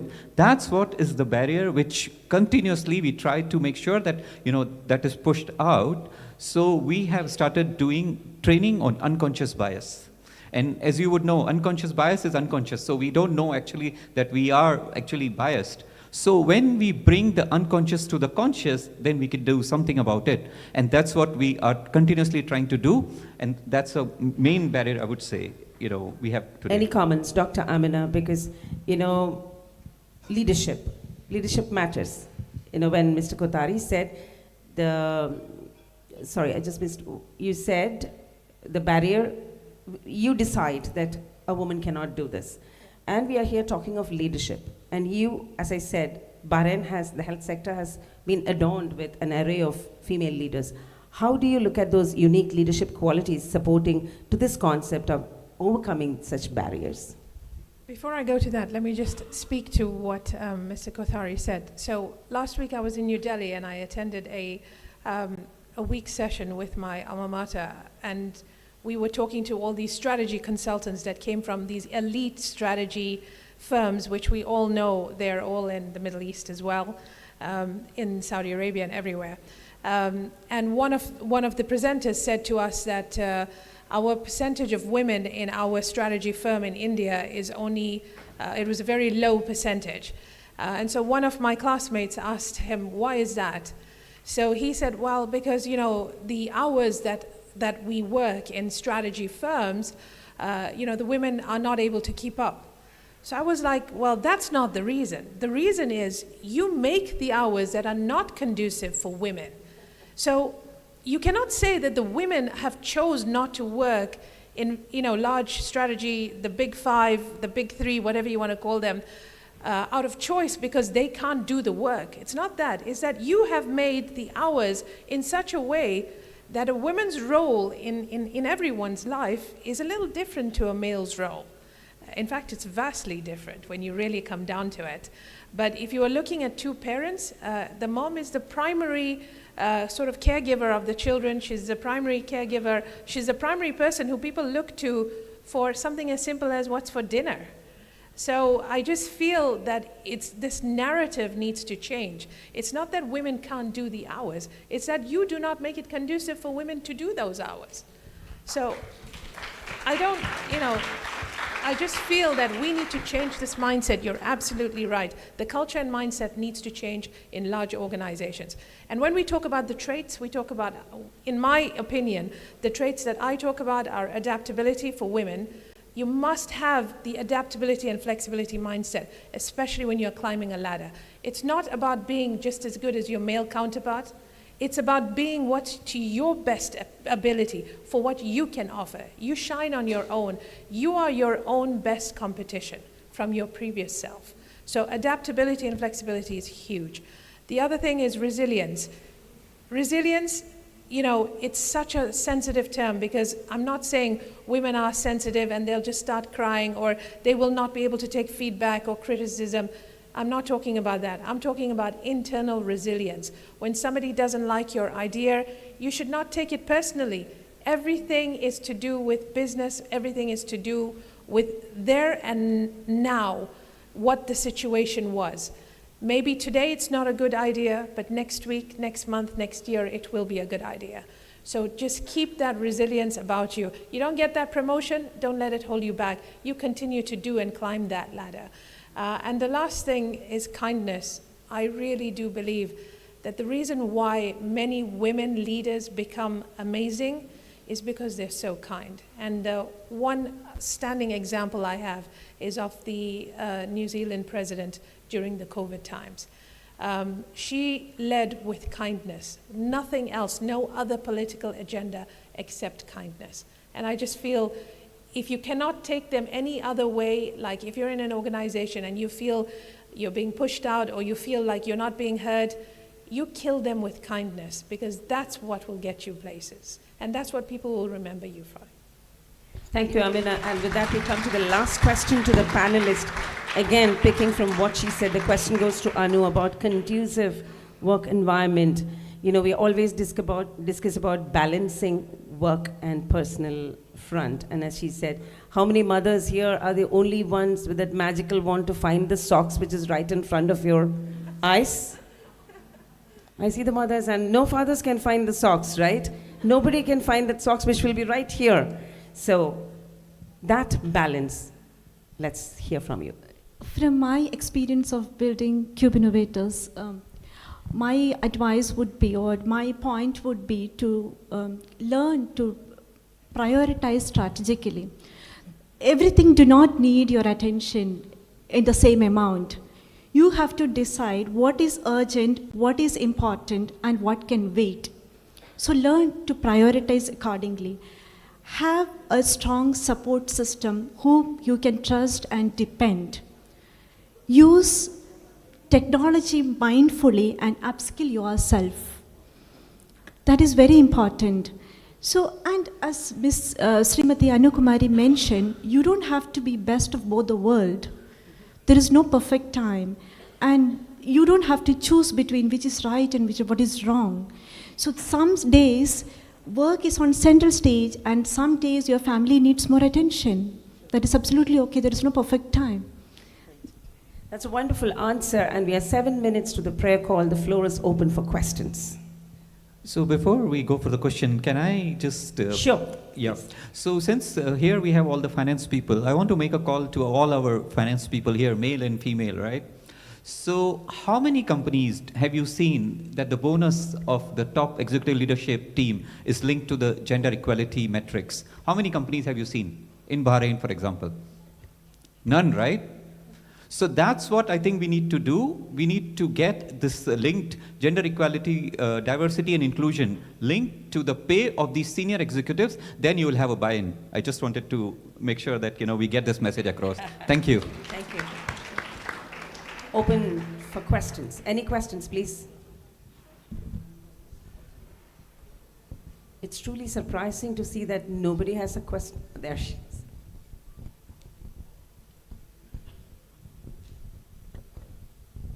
Hi, thank you everybody for your time and answering, having the wonderful discussion. My question or query where I need your inputs is, we have maternity leave across the globe. Everybody takes it in different months. The duration might differ from country to country, but yes, it is there. The concept of paternity leave is also there. But the impact of the paternity leave, insisting that the paternity leave should be taken, and because I feel that what happens is for women when they get the maternity leave, or even if they're getting hired, if they're newly married, the first question that comes into the employer's mind is, okay, she's going to go on maternity leave soon, so I'll have to have somebody else.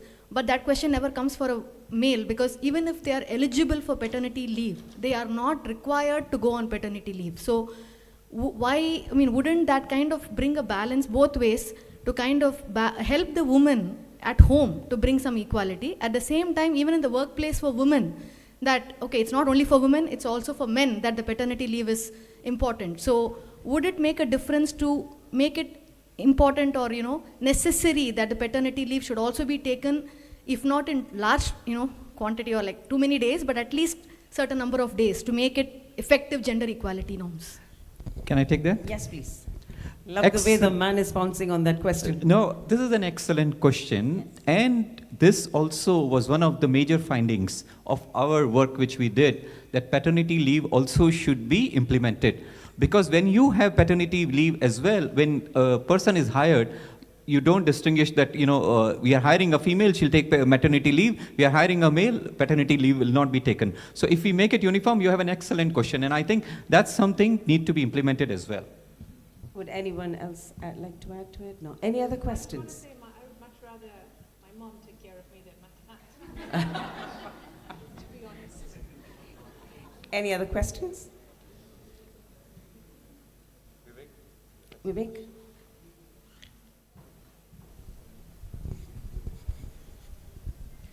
So we were talking about women in workplace. So my question is open to all the three panelists. First of all, thank you for accepting the invitation again. So what's your suggestion for men to help women improve their performance in the workplace? Because from female point of view, there are certain challenges which men may not be aware of. So any insights on it? As Mr. Kothari mentioned, it is not about equality, it is about equity that we need to decide, that we need to be discussing about. Giving equal opportunities is not going to help women to achieve same as what men can. We need to realize what is that is needed, and that is what is to be offered. Sometimes she needs more training or more upskilling, or she needs flexible working hours. So an open discussion should be encouraged in the workplace, where we can discuss opposite across the table and discuss openly what is required to have the maximum output from her, or where she can be the best version of herself. So I'll give you an example. I feel like the way we need, I assume we're all Indian or of South Asian descent, right? I feel the first thing we need to do is do this mind change and shift of how we grow up. I have utmost respect for, all my fellow Indian. I'm Indian too, but I never grew up in India. I grew up in Africa, and from very young, I do remember my parents empowering me to tell me that I was just as good as my brother. And my brother and I have only 18 months difference. Then I met my husband, and I feel like my husband's support to me is invaluable because he comes from a very strong mother. She is a doctor as well, and he learned from young how to respect his mother's profession, as my brothers learned how to respect my profession. I think many of us as Indians need to learn this mind shift.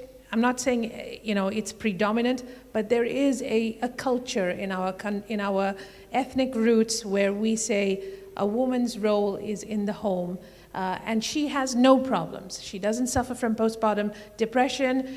She has no issues going on. She's never sick. Even when she is sick, she's fine to do the rest of the chores of the house. This shift needs to be made sooner rather than later. We now have women who run the world, Indian women who run the world. The person I think about constantly, or is one of my mentors, is Miss Indra Nooyi. She is the one who has shown us that even having children and having a traditional Indian life is possible, and you could be still the head of one of the most powerful companies in the world. So I feel like this shift has to happen.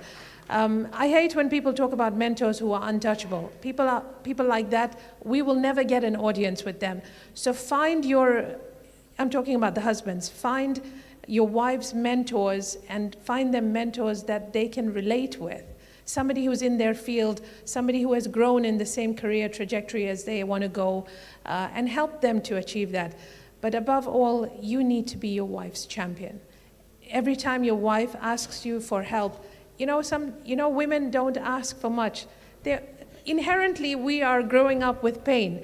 We go through childbirth, we go through these different painful experiences, but we have learned how to deal with them.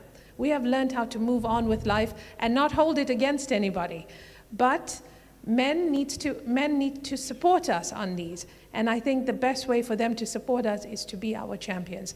When we ask just one day, can we go out? Or do you mind if I ask you for this advice? Or can you help me with this? Or can you help me compose this email to this recruiter?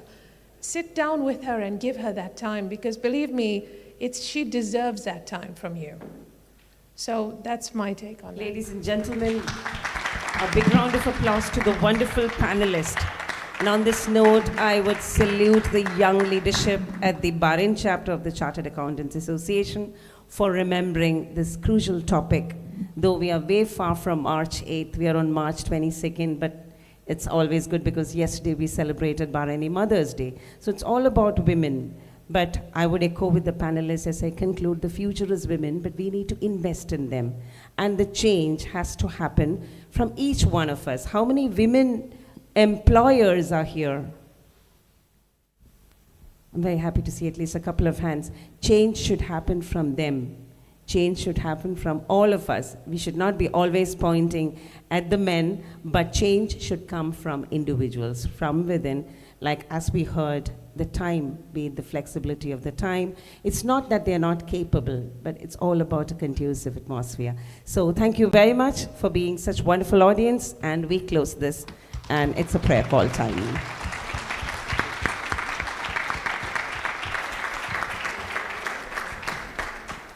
As you rightly mentioned, ma'am, at the beginning, it's all about making the world understand the right perspective of strength. And today we were lucky to have 4 different perspectives. So thank you so much. Can we have once again a round of applause for our lovely panel tonight?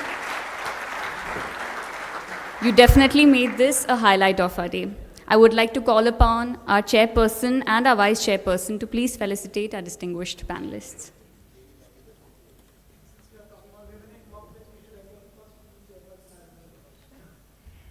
Yes, can we please have a round of applause for all of them?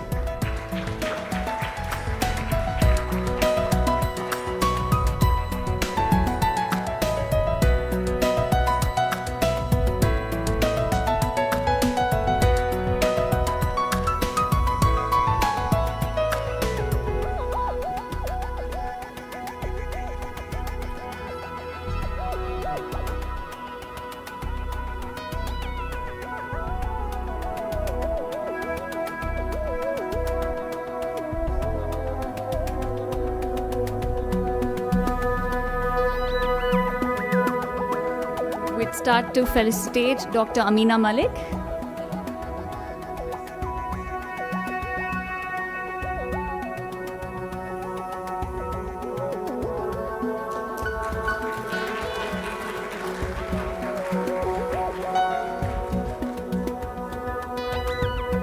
Srimati Anu Sebi.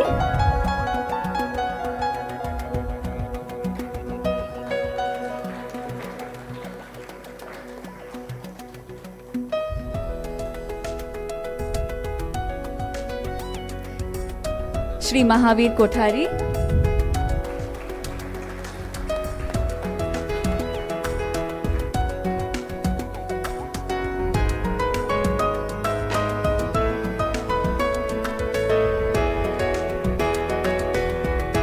And finally, our moderator, Srimati Raji Unikrishnan.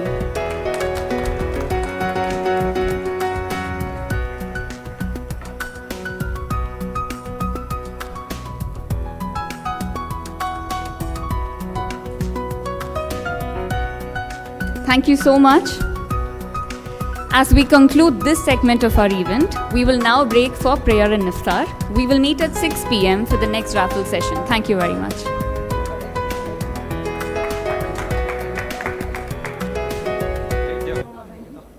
That was very well, MC. Thank you. After you. No, today You're on you're my right, you have to go first. Thank you. आप ही मेरे right में हो दोनों. चलो चलो चलो. आ जाओ आ जाओ. अरे.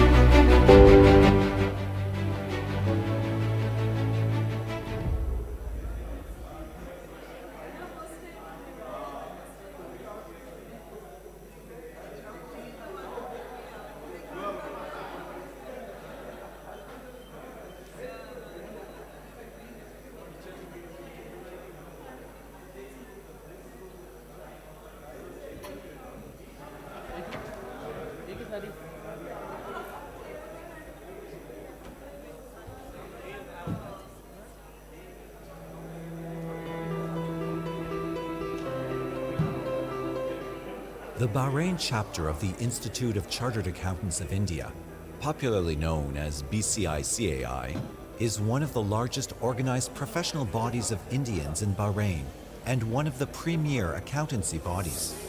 The Institute of Chartered Accountants of India, the parent body of BCI-CAI, is the first accounting body among those in the South Asian countries who shall host the World Congress of Accountants in the year 2022.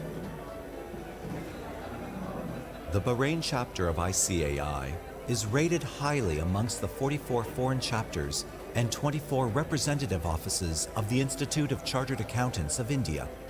The Bahrain chapter was recognized as the best overseas chapter for 5 successive years, starting from 2016 to 2020. With members spread over various domains, including government, public, and private organizations, the BCI-CAI provides a forum to members for furtherance of their professional pursuits and knowledge.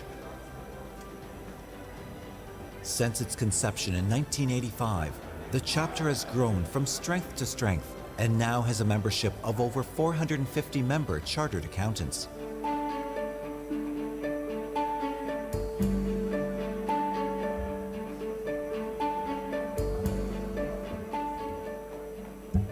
We are the future that we seek, and this inspiration marks the start of the new journey of Bahrain chapter of Institute of Chartered Accountants of India. We salute to the leaders, mentors, and members who entrusted the incoming executive committee, your executive committee, with the task and responsibility of raising the flag of professional excellence higher, to help us fly high, dive in, and to awaken the new age accountant that sleeps within. New era demands new ways. It's an era of evolutions and innovations. And to stand at the epitome of it, we are pleased to bring you the vision for the upcoming year.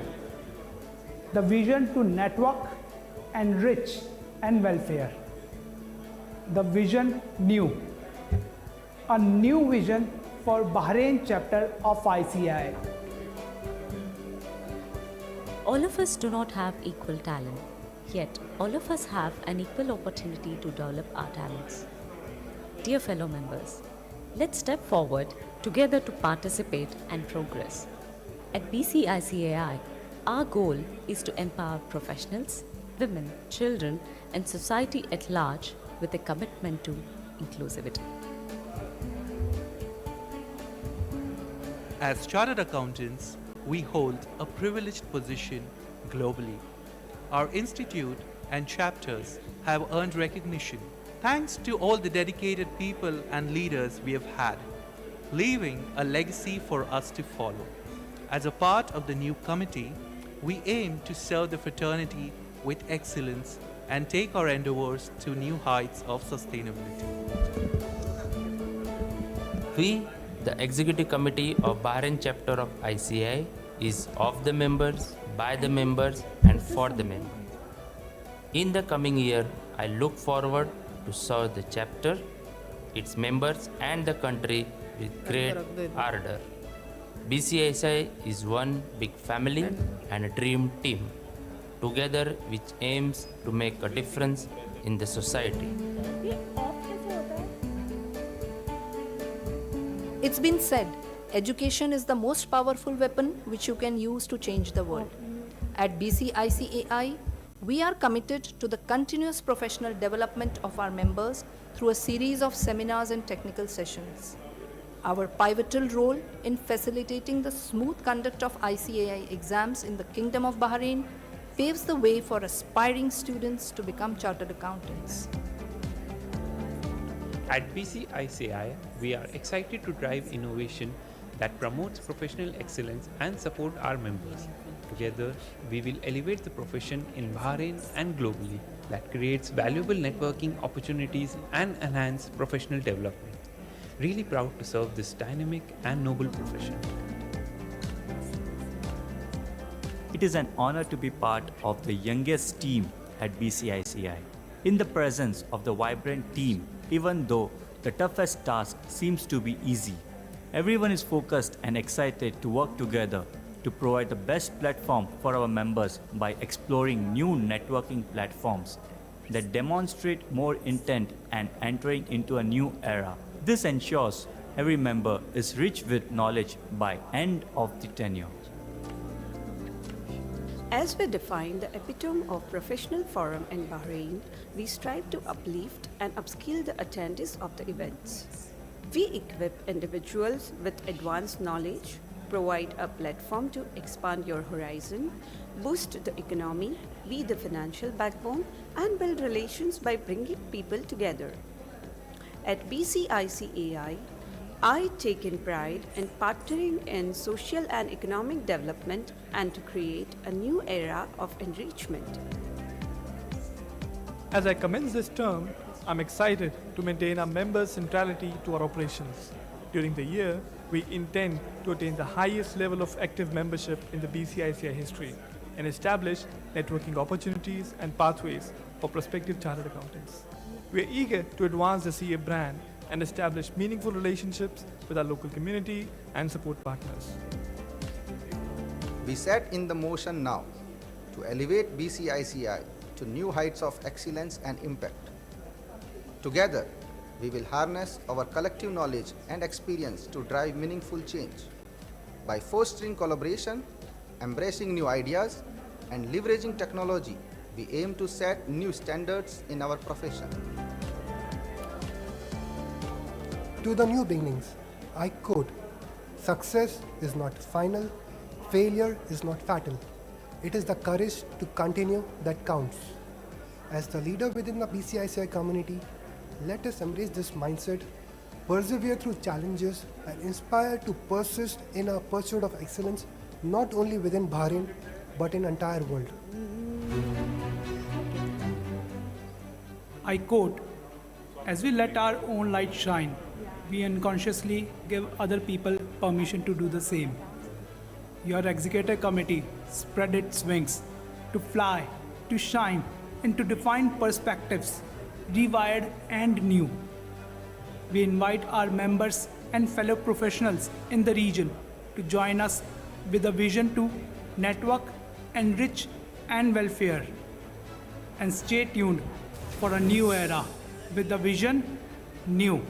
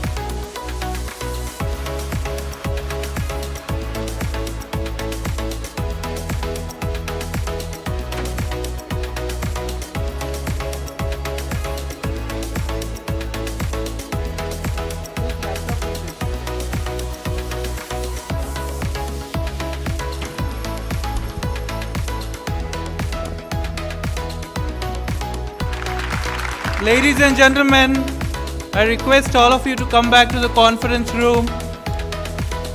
We are going to have an exciting raffle now.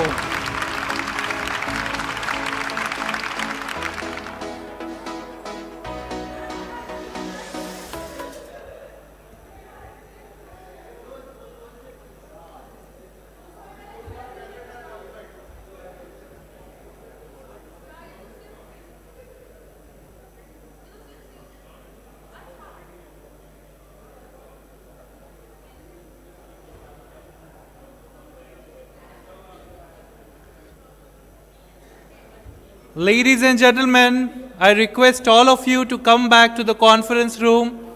We are going to resume very shortly.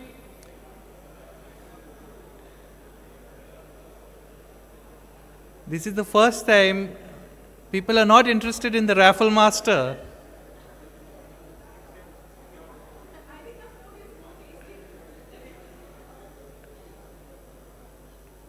I think we'll give it another 5 minutes.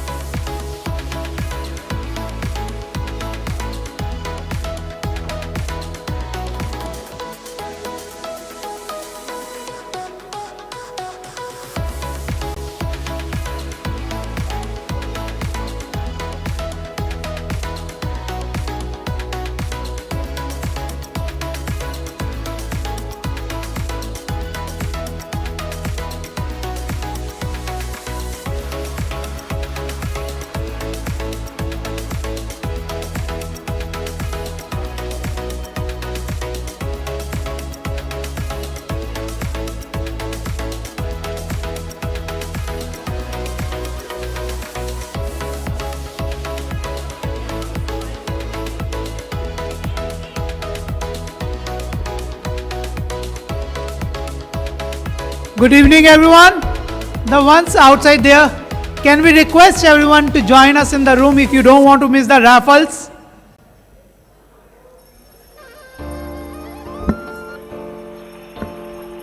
I request all the executive committee members to join on the stage.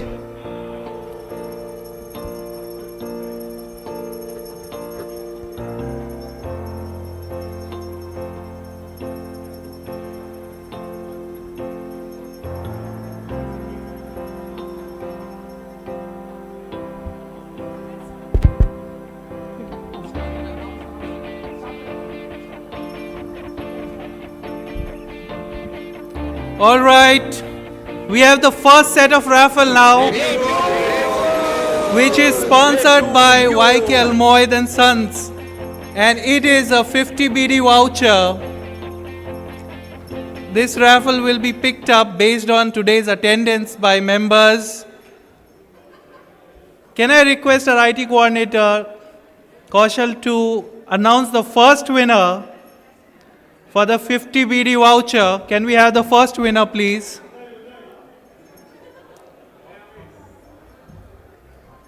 Let's see who is the first winner. CA Sabu Chako. All right, can we have the next winner?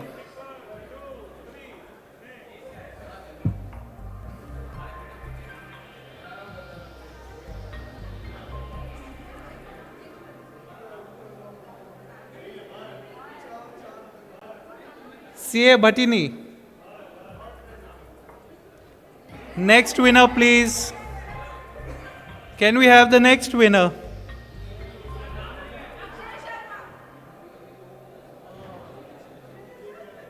CA Subhashri. You won a 50 BD voucher. CA Subhashri. Can we have the next winner, please?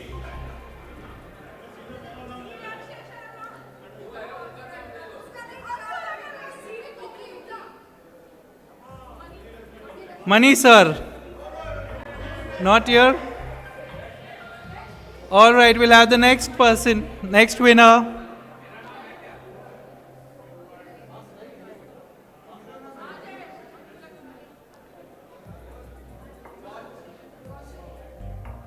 CA Vineet Maru. Vineet, not here. Can we have the next winner?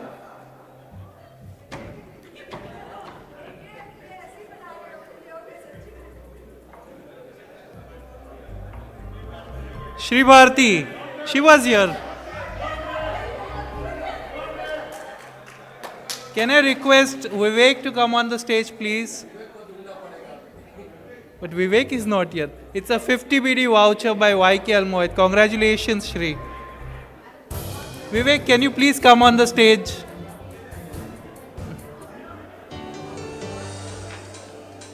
Congratulations. Thank you. I gave it in the right time. Yeah. Congratulations, Shri Bharti. She has won a 50 BD voucher sponsored by YK Almoyed and Sons.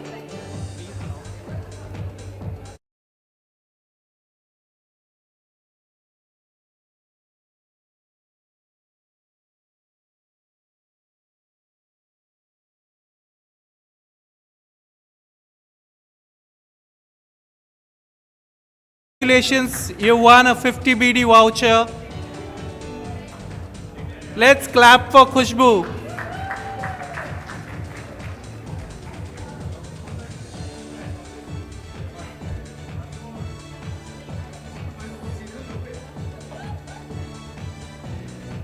And now, before we have the third winner, can we have the video? Ladies and gentlemen, in the morning, our chairperson, CA Vivek Gupta, spoke about the art exhibition that we have, and the mind behind that, CA Uday Shanbag. The video which was supposed to be played in the morning was locked, and we just unlocked it. Can I request our IT coordinator to play the video?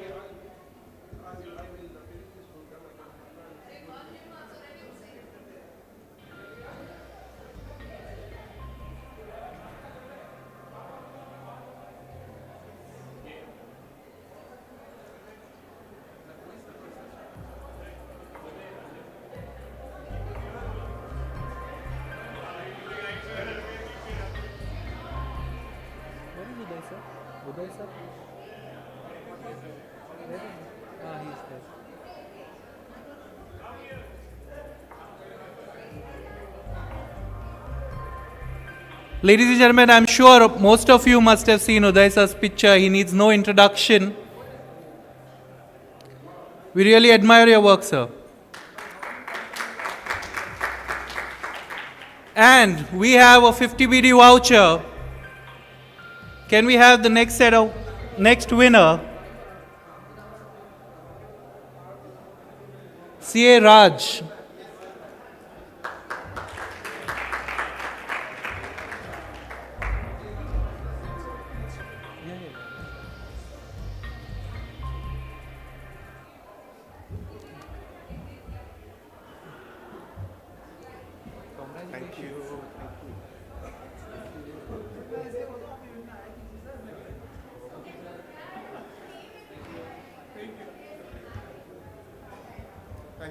Thank you. Ladies and gentlemen, that's it for now. Now that we have filled our tummies with tasty food, it's time to move on to the next segment of today's event.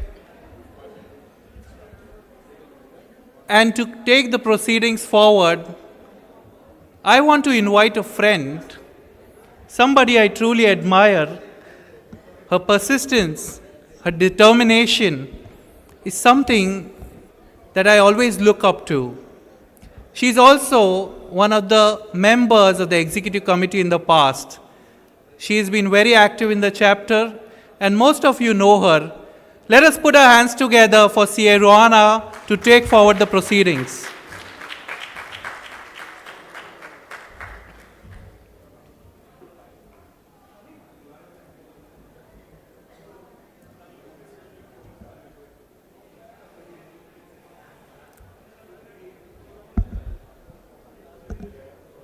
Ladies and gentlemen, esteemed guests, and distinguished members of the audience, it is an absolute honor to welcome a woman who has not only captivated audiences on screen, but has also used her platform to drive meaningful change.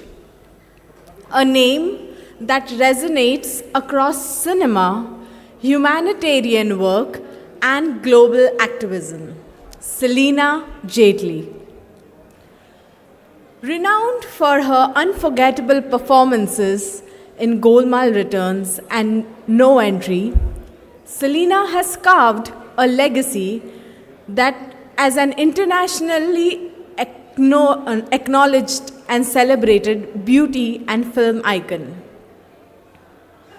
A former Miss India and Miss Universe runner-up, she has been recognized with prestigious accolades including the PETA Humanitarian Award and an honorary recognition by the government of Egypt for her contributions to promoting culture and tourism as Egypt's tourism minister and ambassador. So beyond glitz and glamour, she stands as a UN equality champion, a passionate humanitarian, and a relentless advocate for human rights, gender equality, and animal welfare. Today, she is here to grace the stage and speak on a subject that is close to her heart: women in arts. Throughout history, women have used art as a powerful medium to challenge societal norms, redefine narratives, and inspire change. Whether through cinema, music, literature, or visual arts, their influence has shaped the society, cultures, and empowered generations. Yet, they continue to face challenges, barriers, stereotypes, and inequalities. Selena, having experienced this journey firsthand, brings a unique perspective on triumphs and challenges faced by women in arts and how the road ahead is going to be. Her voice is not just one of experience, but of empowerment, urging us all to recognize and support the invaluable contributions of women in creative field. So without further ado, let us welcome the inspiring and dynamic Selena Jaitley. Please put your hands together. The more you move away, you're getting closer every time. मचलता है जो दिल तेरा, जाने जा फिर क्यों शर्मा है, जरा नजरों से कह दो, निशाना चूक ना जाए, जरा नजरों से कह दो, दीवाना रूठ ना जाए, जरा नजरों से कह दो, निशाना चूक ना जाए, जरा नजरों से कह दो, ये दिल कहीं टूट ना जाए. Selena Jaitley.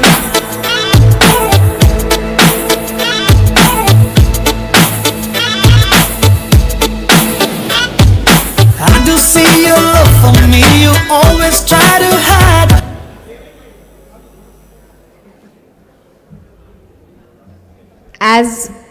As we already introduced to you, ma'am, it's over to you. We welcome you to Bahrain and welcome to the stage, and we look forward to hearing from you. Thank you.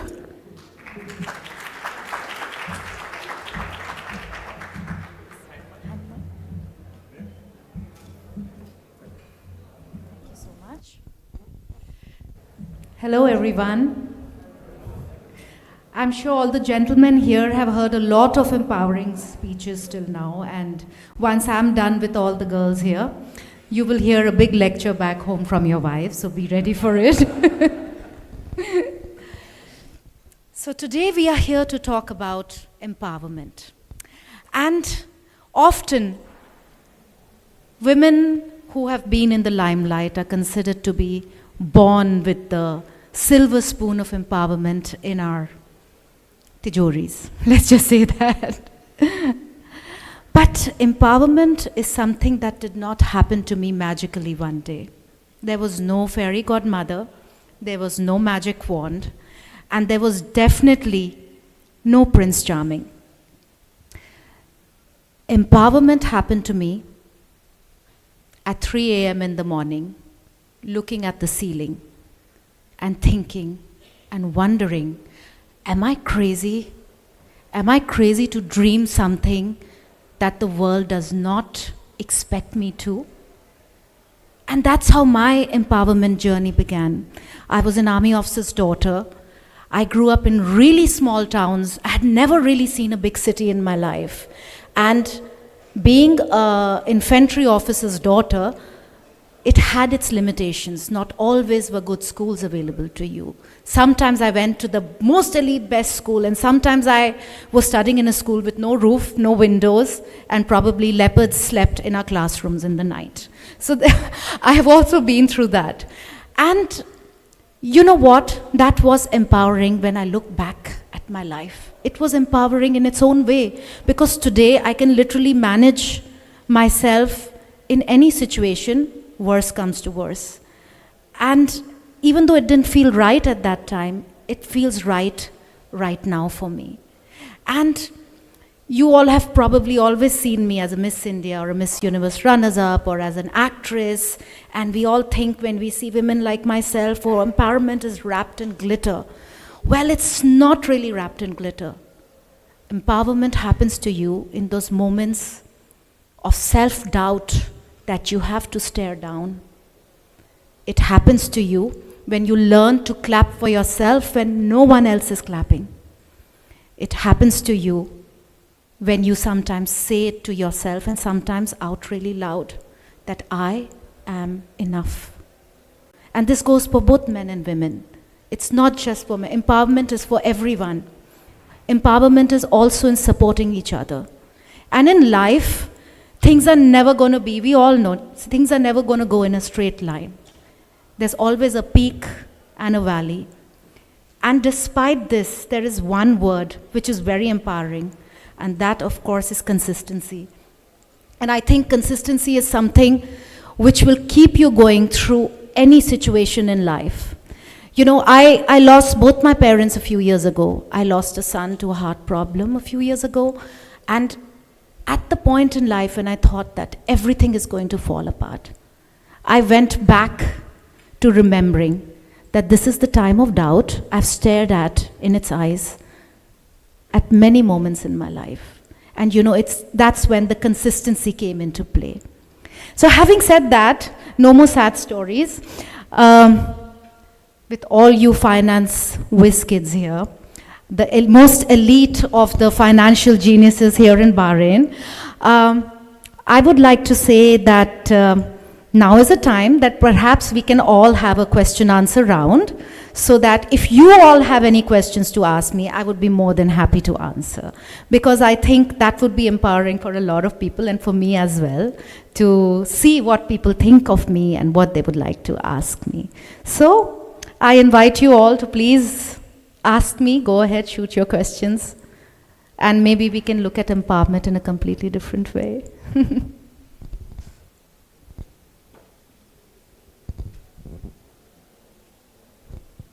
No questions, not even the girls or the boys.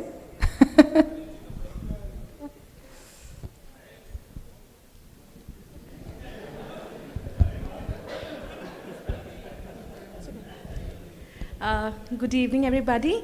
Hello, ma'am. So I would like to know about your UN Equality Champion, as in what was your motivation, and I would like to know about that work, please. All right, thank you. That's a good question. Actually, becoming an equality champion happened because of my body of work in equality that I've been doing for many years for the sexual minorities of India. And I think my work with them since the time I was 18 years old, and a long journey for standing up for the marginalized in India and fighting for change in laws, was observed by the UN, and in 2013, I was made an equality champion because of my body of work. And therefore, I was able to take my fight to a completely different level. And I think that led me to believe that all the work that I've done down the years, all the agonies, all the ecstasies, the highs and lows, all the dharnas outside my house protesting against me, everything came to fruition. And I'm so glad, because I continue my work with the United Nations Human Rights Commission till date. And it is something very empowering for my 3 sons to see, because when they see me speaking at United Nations in New York or in Geneva, I feel it empowers them on many different levels towards people who are marginalized. And I think that is a new type of empowerment in my life journey for myself. Thank you. Good evening, everybody, and good evening, Ms. Selena. My question to you is, you have had this public image come into picture because of the Bollywood. Yes. How empowering was Bollywood to your life personally and to your professional life too? Thank you. Well, they were very good question, by the way, I must say so, because आज बहुत बड़ा खुलासा होने वाला है. So, Bollywood has two faces to it. It's like the phases of the moon, maybe not so many phases, but two phases definitely. One that you see on screen, which is the persona for the world to see the glitz and glamour. And as I said before, empowerment doesn't come wrapped in glitter. And there is one which is behind the scenes. The hard work that goes in. You're as good as your last box office results. How people boost you up when your film is doing well, and they talk you down when you're down and out, when your personal life is taken apart to shreds, and people, even when you're on an airport, people are pointing fingers at you and say, call you names, or, you know, they don't consider you to be a human being because they watch you on screen, you know. So there are highs and there are lows, but it has been empowering in many ways because of the power and the money that comes with being on screen. Of course, that is empowering. Why not? It's uplifting, it's magical. But there is another side to it that makes you very lonely. And when you learn to deal with that loneliness, that is the kind of empowerment that makes you realize that the glitz, the glamour is there, but dealing with this loneliness behind the scene is something that is extremely, extremely empowering in a very phenomenal way, because you know that if I'm alone, I'll be fine. And when a person learns to deal with their loneliness, it does make them stronger than anything else. They're not dependent on anyone. And I think that was very empowering for me. So whether my journey was high or whether it was low, everything that I did and I learned from it made me into a better person.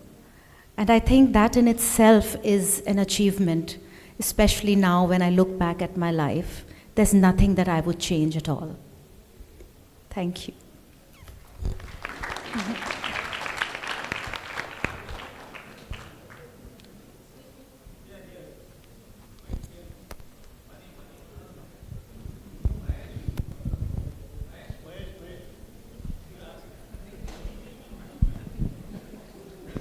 Hello. I would just like to ask you a question. What, according to you, what do you think about women empowerment? What exactly, how can you define as this particular woman is empowered? Every woman's journey is not the same. We all have our own battles. You may have your own battle. I have my own battles, and the lady there might have her own battles. So empowerment is really subjective. Some women are empowered just by education or the kind of job that they do. Some women are empowered by the circumstances and how they've handled the circumstances in their life. Empowerment is not really something that we can say that I have won a crown, I'm a Miss Universe runners-up, and now I'm empowered. It's about, as I said before, every time a woman claps for herself, every time a woman stands up and stares down at something that is disturbing them and fights it, that is empowering. That is what keeps her going full throttle onwards. There are times when we as women, we are handling so many things. We are handling work. We come back, we handle our kids. There are times when we probably just cry in the bathroom thinking that, how did I manage today? Today was such a stressful day. And then we go out smiling and we manage our families and we do all these things. And you know, we come out thinking, oh my God, I want to be like this girl right there on the screen. Why am I not that? Without even realizing that they've been through the most empowering day of their life and the most empowering moment of their life. So empowerment is actually going through everything that life brings your way, every day, simple tasks, and not feeling overwhelmed by it. And even if you do feel overwhelmed by it, getting out of it and say, I did it, I stared it down. And that to me is empowerment. I hope I answered your question. Hi, Selena. Good evening. As a woman, somebody who's made strides in your field, what would be one advice you would like to women like us who are navigating multiple challenges, be gender bias, self-doubt, or handling multiple roles? So, very good question again. Well, you know, there is one word that I'd like to use every time in my life, and that is consistency. We cannot fight full throttle at every moment of our life, because every moment we are not equipped with the same energy as we were the last time. Sometimes we may have great energy to take something head on. Sometimes we have to be diplomatic. Sometimes there is so much that we have to grow through, but not giving up, constantly clapping for yourself when no one else is clapping, and most importantly, consistency. Get up, put on your dress and show up no matter what. And that's what keeps you going. Like, for example, I'll give you a very general example. People ask me, I'm a mom of 2 sets of twins. And people always ask me that, how come you must be having a big training team and how come you are fit and slim? But it is not that. It's not because I have a great team behind me helping me every day to work out. No, I don't do that anymore. I have to cater for myself most of the times because I'm splitting my time between Europe and India. But you know what? I always show up for myself at 4 o'clock in the evening, no matter what. And when I'm not able to do that, I show up at 6 o'clock. When I'm not able to do that, I show up at 8 o'clock. I was shooting in Mumbai the last 10 days, and we were finishing at around 10 o'clock in the night. I would come back to my hotel by 11:30. I still went because the only bad workout is the one which did not happen. So I showed up. I did a 10-minute thing, 15-minute thing, but I did it. And that's how I relate consistency. Following through. Not giving up on yourself, believing in yourself, clapping in yourselves, and you don't have to wait for anyone else to do that. Be consistent in how you treat yourself, and believe me, that will take you and make you feel empowered like no one else and nothing else.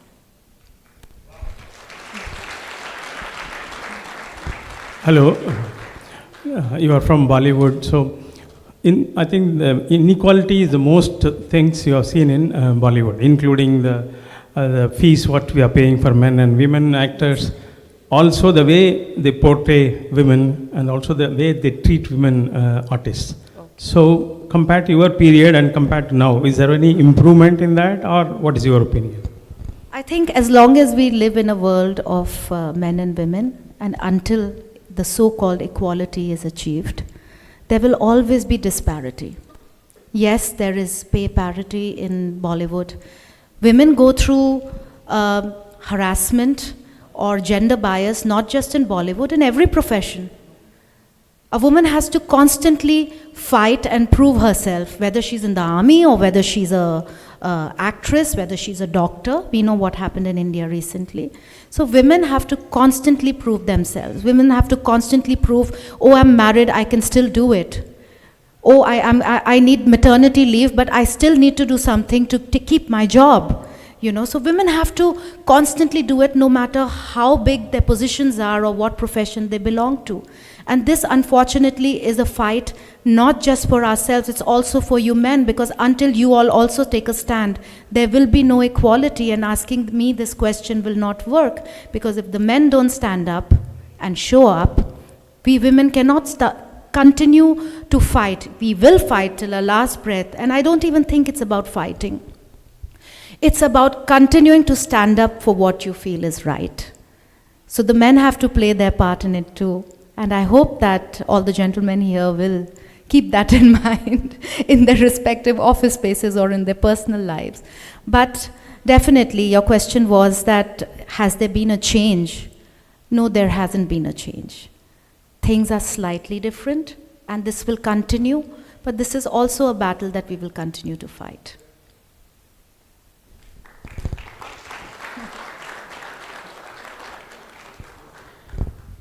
Hello, ma'am. With there you are. Okay. With deep respect, I ask this question. How do you handle disrespect?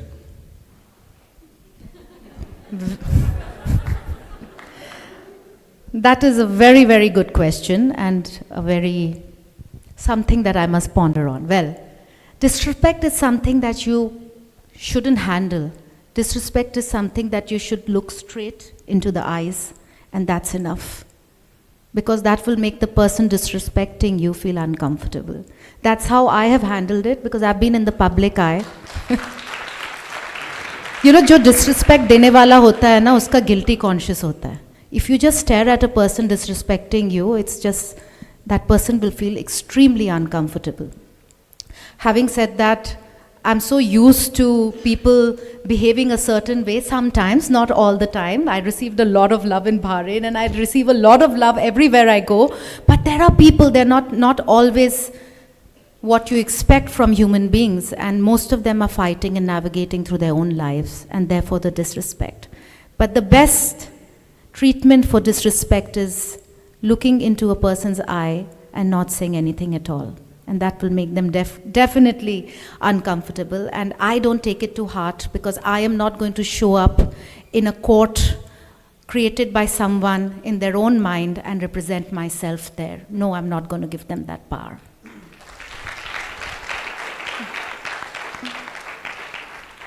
Hi, Selena. Here, on your left. Oh. Hi. Good evening. Good evening. How are you doing? Very well, as you can see. Selena, I have a question for you. Okay. In life, we come across situations where we really feel demotivated, and we resort to things to gain some motivation. Yes. For example, I would read something. What is your source of motivation? What keeps you going? Wow. I said this before and I'll say that again. Clapping for myself when no one else is clapping. And there's a very famous saying, and it's from my film No Entry. It's called Be Positive. It's not my blood group. I turn to my prayers. I turn to my late father's teachings. I turn to all those lectures my mother gave me when I was a little girl. And constantly,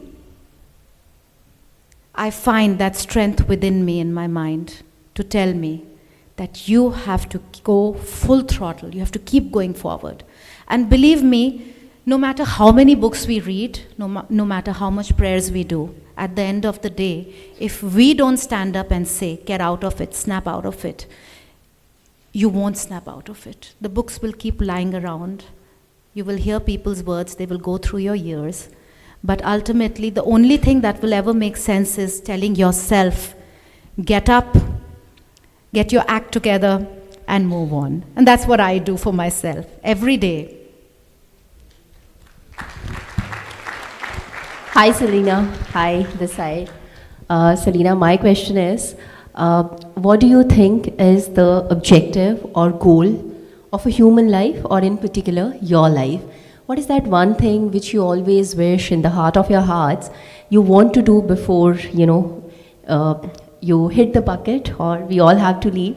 Okay, before leaving this earth, this is one objective, one thing that I must realize. So besides driving my husband crazy, I think for me, it is becoming the best, highest possible version of myself. And that's what I want to do before I kick the bucket, as you said. Because you know what? We all are individuals with different capacities, different talents. So I can't be you and you can't be me. But what I would definitely want to be is the best, highest possible version of myself before I die, in whatever I do. And that is what I strive to do every day. I'm never in competition with anyone else. I'm only in competition with myself. And when you are in competition with yourself, you are so busy improving every aspect of your life, whether it's your fitness, whether it's working, like for example, living in Austria, I decided to suddenly start baking. So initially there were great disasters in the kitchen, but I came around and now I bake breads because I love baking. So always becoming the best possible version of yourself as a mom, as a human being, as a fitness enthusiast, as an actor. I took up courses in foreign languages. I learned 5 languages. So this is just constantly upgrading yourself. And you know what? I always surprise myself, and I see this also in friends whom I talk to about this, becoming the best version of yourself.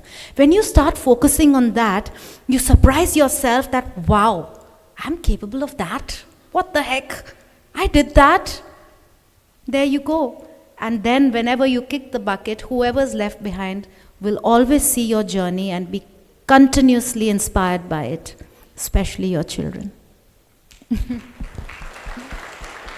That was a great question, thank you.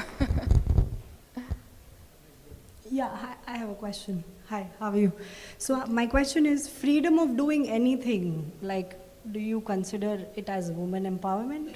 Like, Freedom of doing anything is definitely not empowerment, because anything is very subjective. If I go around and I start attacking men with a bat, it would not be women's empowerment. And that's the fact. It's an individual visual of what is empowerment for me. What may be empowerment for me may not be empowerment for another person. So, in your life journey, when you're going through and throttling full ahead, anything that helps you reach a better version of yourself, anything that teaches you to overcome an ordeal much better, much faster the next time in your life, that is empowerment without having to lean on anyone else. And there is no harm in leaning for support on anyone else. Absolutely not. If you need help, ask for it, and that also is empowerment. So empowerment, while it is subjective, it is something that you do for yourself. So next time that you are in a situation which is demanding, you're able to manage it alone by yourself, not having to lean upon anyone else. If no one else is around, yes, I can manage it. Yes, I can do it. I don't care. This didn't work out. Let's find a solution. So all these things which make you more confident in your life journey, that according to me is empowerment. I hope that answered your question. Okay. Hi, good evening, Selena. Good evening. Selena, thank you for your wonderful insights, and thank you for accepting the invitation. Selena, you are here as a part of the celebration for the International Women's Day. This could be a question perhaps which could invite different views. What are your views on actually having this day in the calendar? Right? Do women actually need a day to celebrate themselves, or is it something that we should be doing in perpetuity? Right? Why celebrate the women or talk about women empowerment, equality, and equity on a single day or days in and around March, and then forget about all that, and then we go back to square one? Right? I borrow this thought again from a very viral video from Miss Smriti Irani, that what happens after 8th March. We do a lot of talking about all these things, but what happens after that is what matters. So what are your views on this, and going forward, do you still think we need a special day for women to be celebrated, or they should be celebrated every day? Well, I don't think it is a day, personally, this is my opinion. So I don't think Women's Day is a day to celebrate women. I think Women's Day is a day to remind everyone, don't forget to celebrate the women in your life. May I ask you a question? What do you do after Women's Day?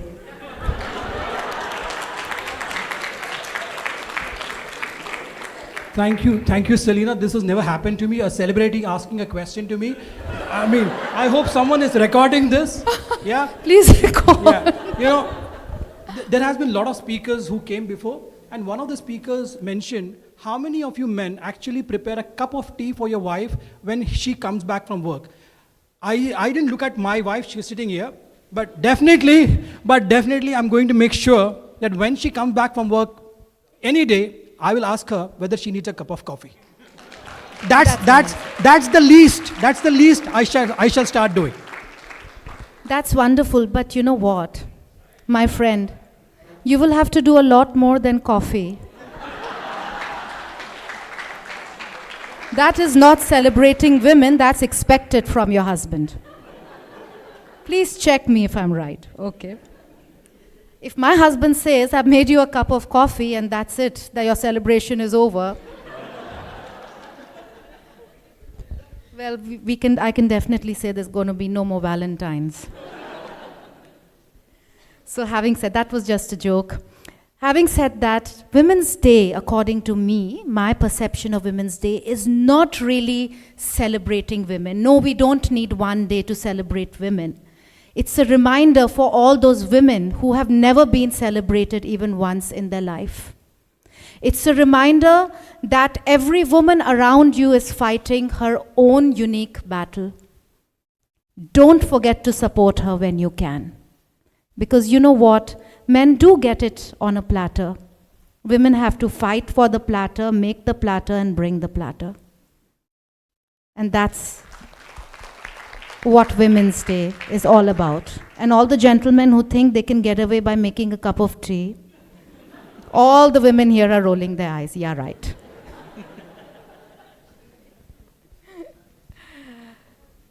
Which other gentleman would like to take me head on? Joking. Any more questions? Okay, there's a lady right there. Hi, good evening, Ms. Selena. Good evening. I don't have a question for you. Okay. From the time you walked in, I just want to compliment you. Oh. The simplicity in you is empowering. Thank you. That means so much. That is so sweet of you. Thank you.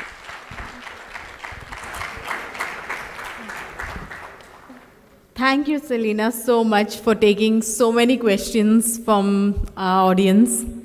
And one quote which I will take back from you is, I believe I am enough. You absolutely are. You Thank you. absolutely are. And now I will like to call our Chairperson CA Vivek and our Vice Chairperson CA Vineet Maru to please come on the stage as we felicitate Selena. And while both the gentlemen are walking up here, I would like to take this opportunity to thank ICA Bahrain for this really phenomenal trip here, because I got to meet so many empowering women. I see women who are whizzes in finance, and this was a field where I was not very good at. So it's very good for me to meet such wonderful women. I would like to take an opportunity to thank you, Vivek. If there was a book or an award given for precision planning, please give it to Vivek. I would give it to Vivek.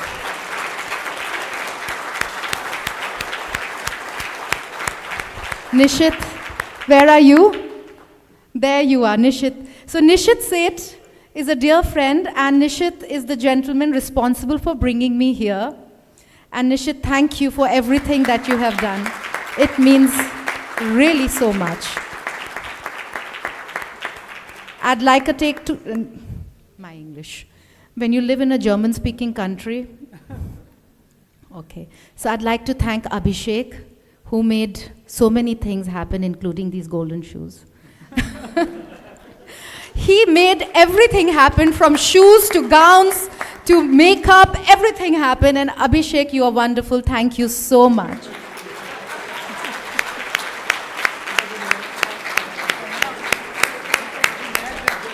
In fact, in case you all don't know Abhishek, he's the gentleman wearing a matching suit to my gown. We also took pictures and looked like a bridal couple. Yeah, so now he'll find problems after these photographs come out. I'd like to thank two wonderful girls, Akhila and Monisha. They have been so phenomenal in coordinating everything, very empowered girls. They empowered me also in many different ways today. And in general, I'm so grateful to find this absolutely phenomenal Indian community here, which is contributing so much to another country. And it makes me so, so very proud to be an Indian woman right here, right now. Thank you, ladies and gentlemen. It's been phenomenal. Thank you.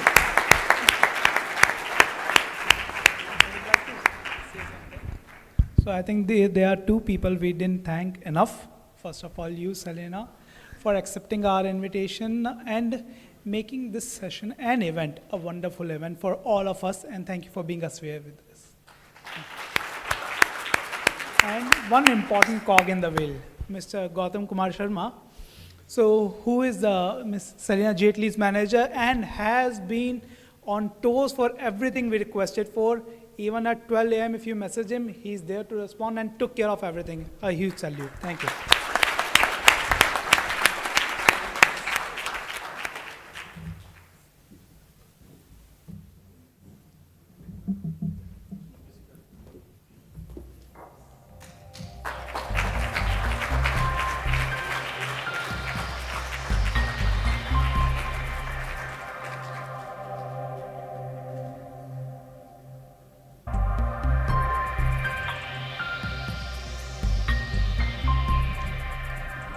Can I now call upon the ExCom for a photo on the stage?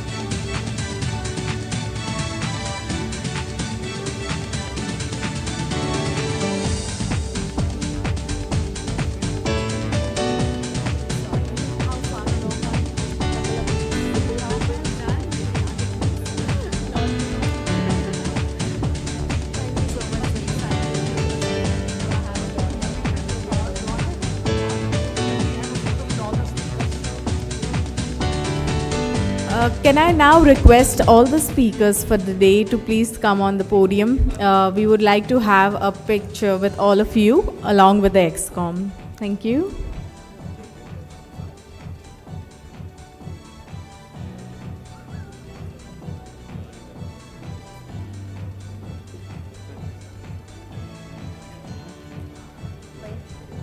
Yeah, even the panelists, yeah.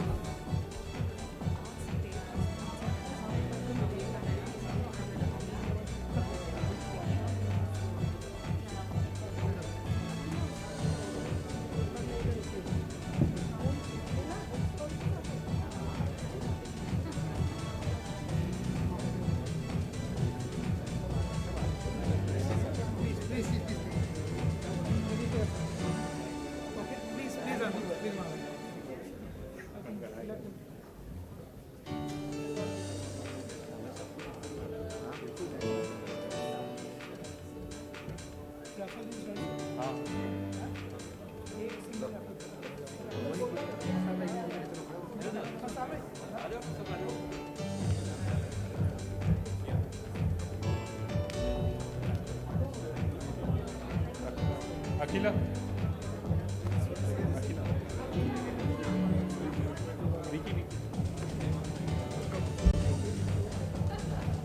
Can I also join?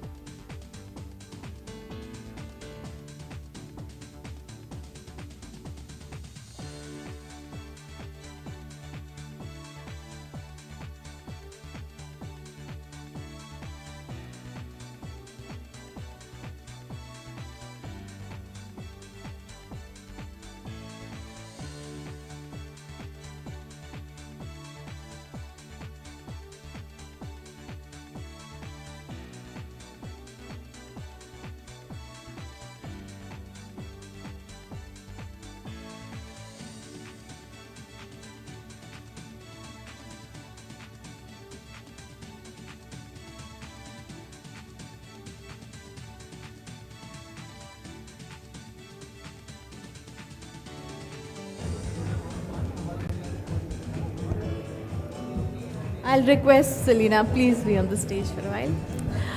I will now hand over. I'll now hand over the proceedings to our to CA Vicky Walker to take us forward with some more raffles. Thank you.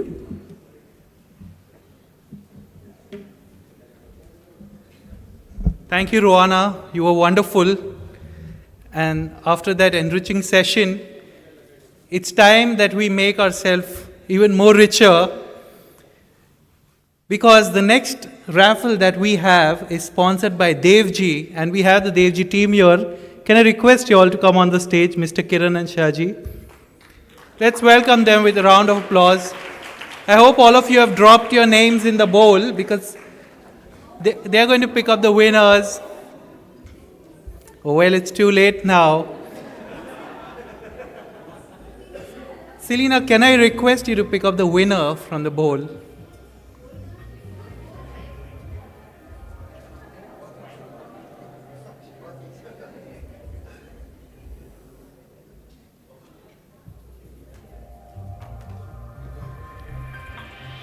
Raji Moore VK. Yes? So we have a winner here. We have a winner. Let's give a big round of applause.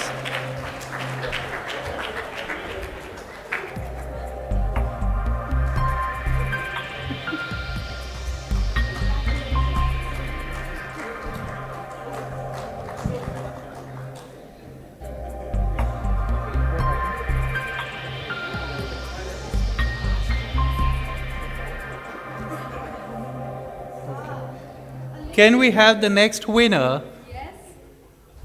Can we have the mic, please?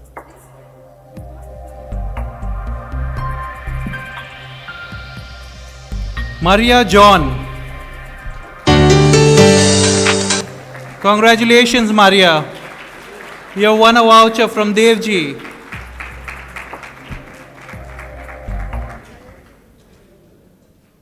Let's keep clapping for the lady.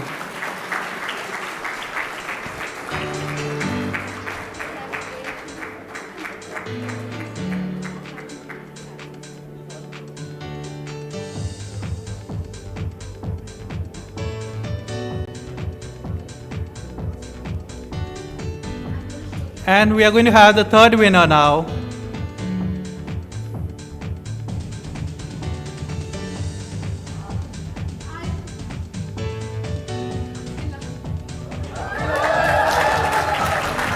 Akhila.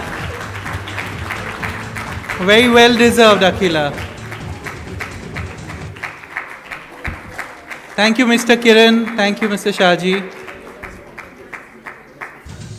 I'm going to request Selena to stay on the stage for a few more minutes.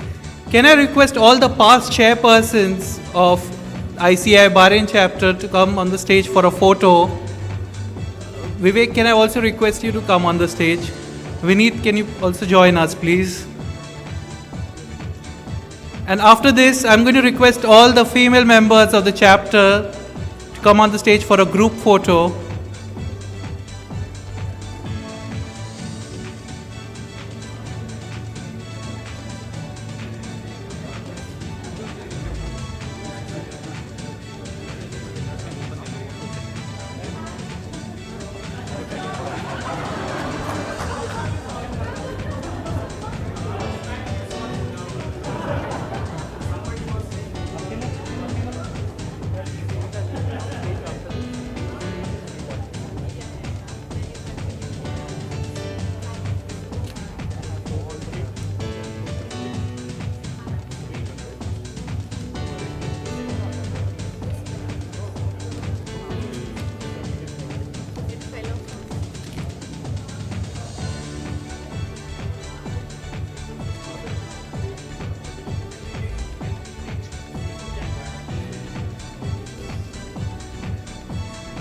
Let's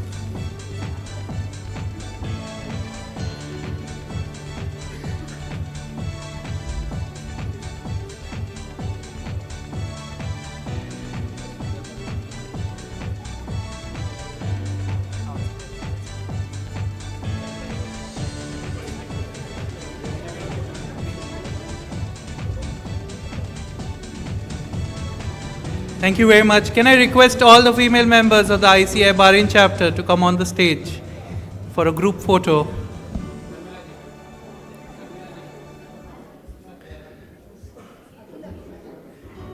Can I request Anuji also to join us one more time?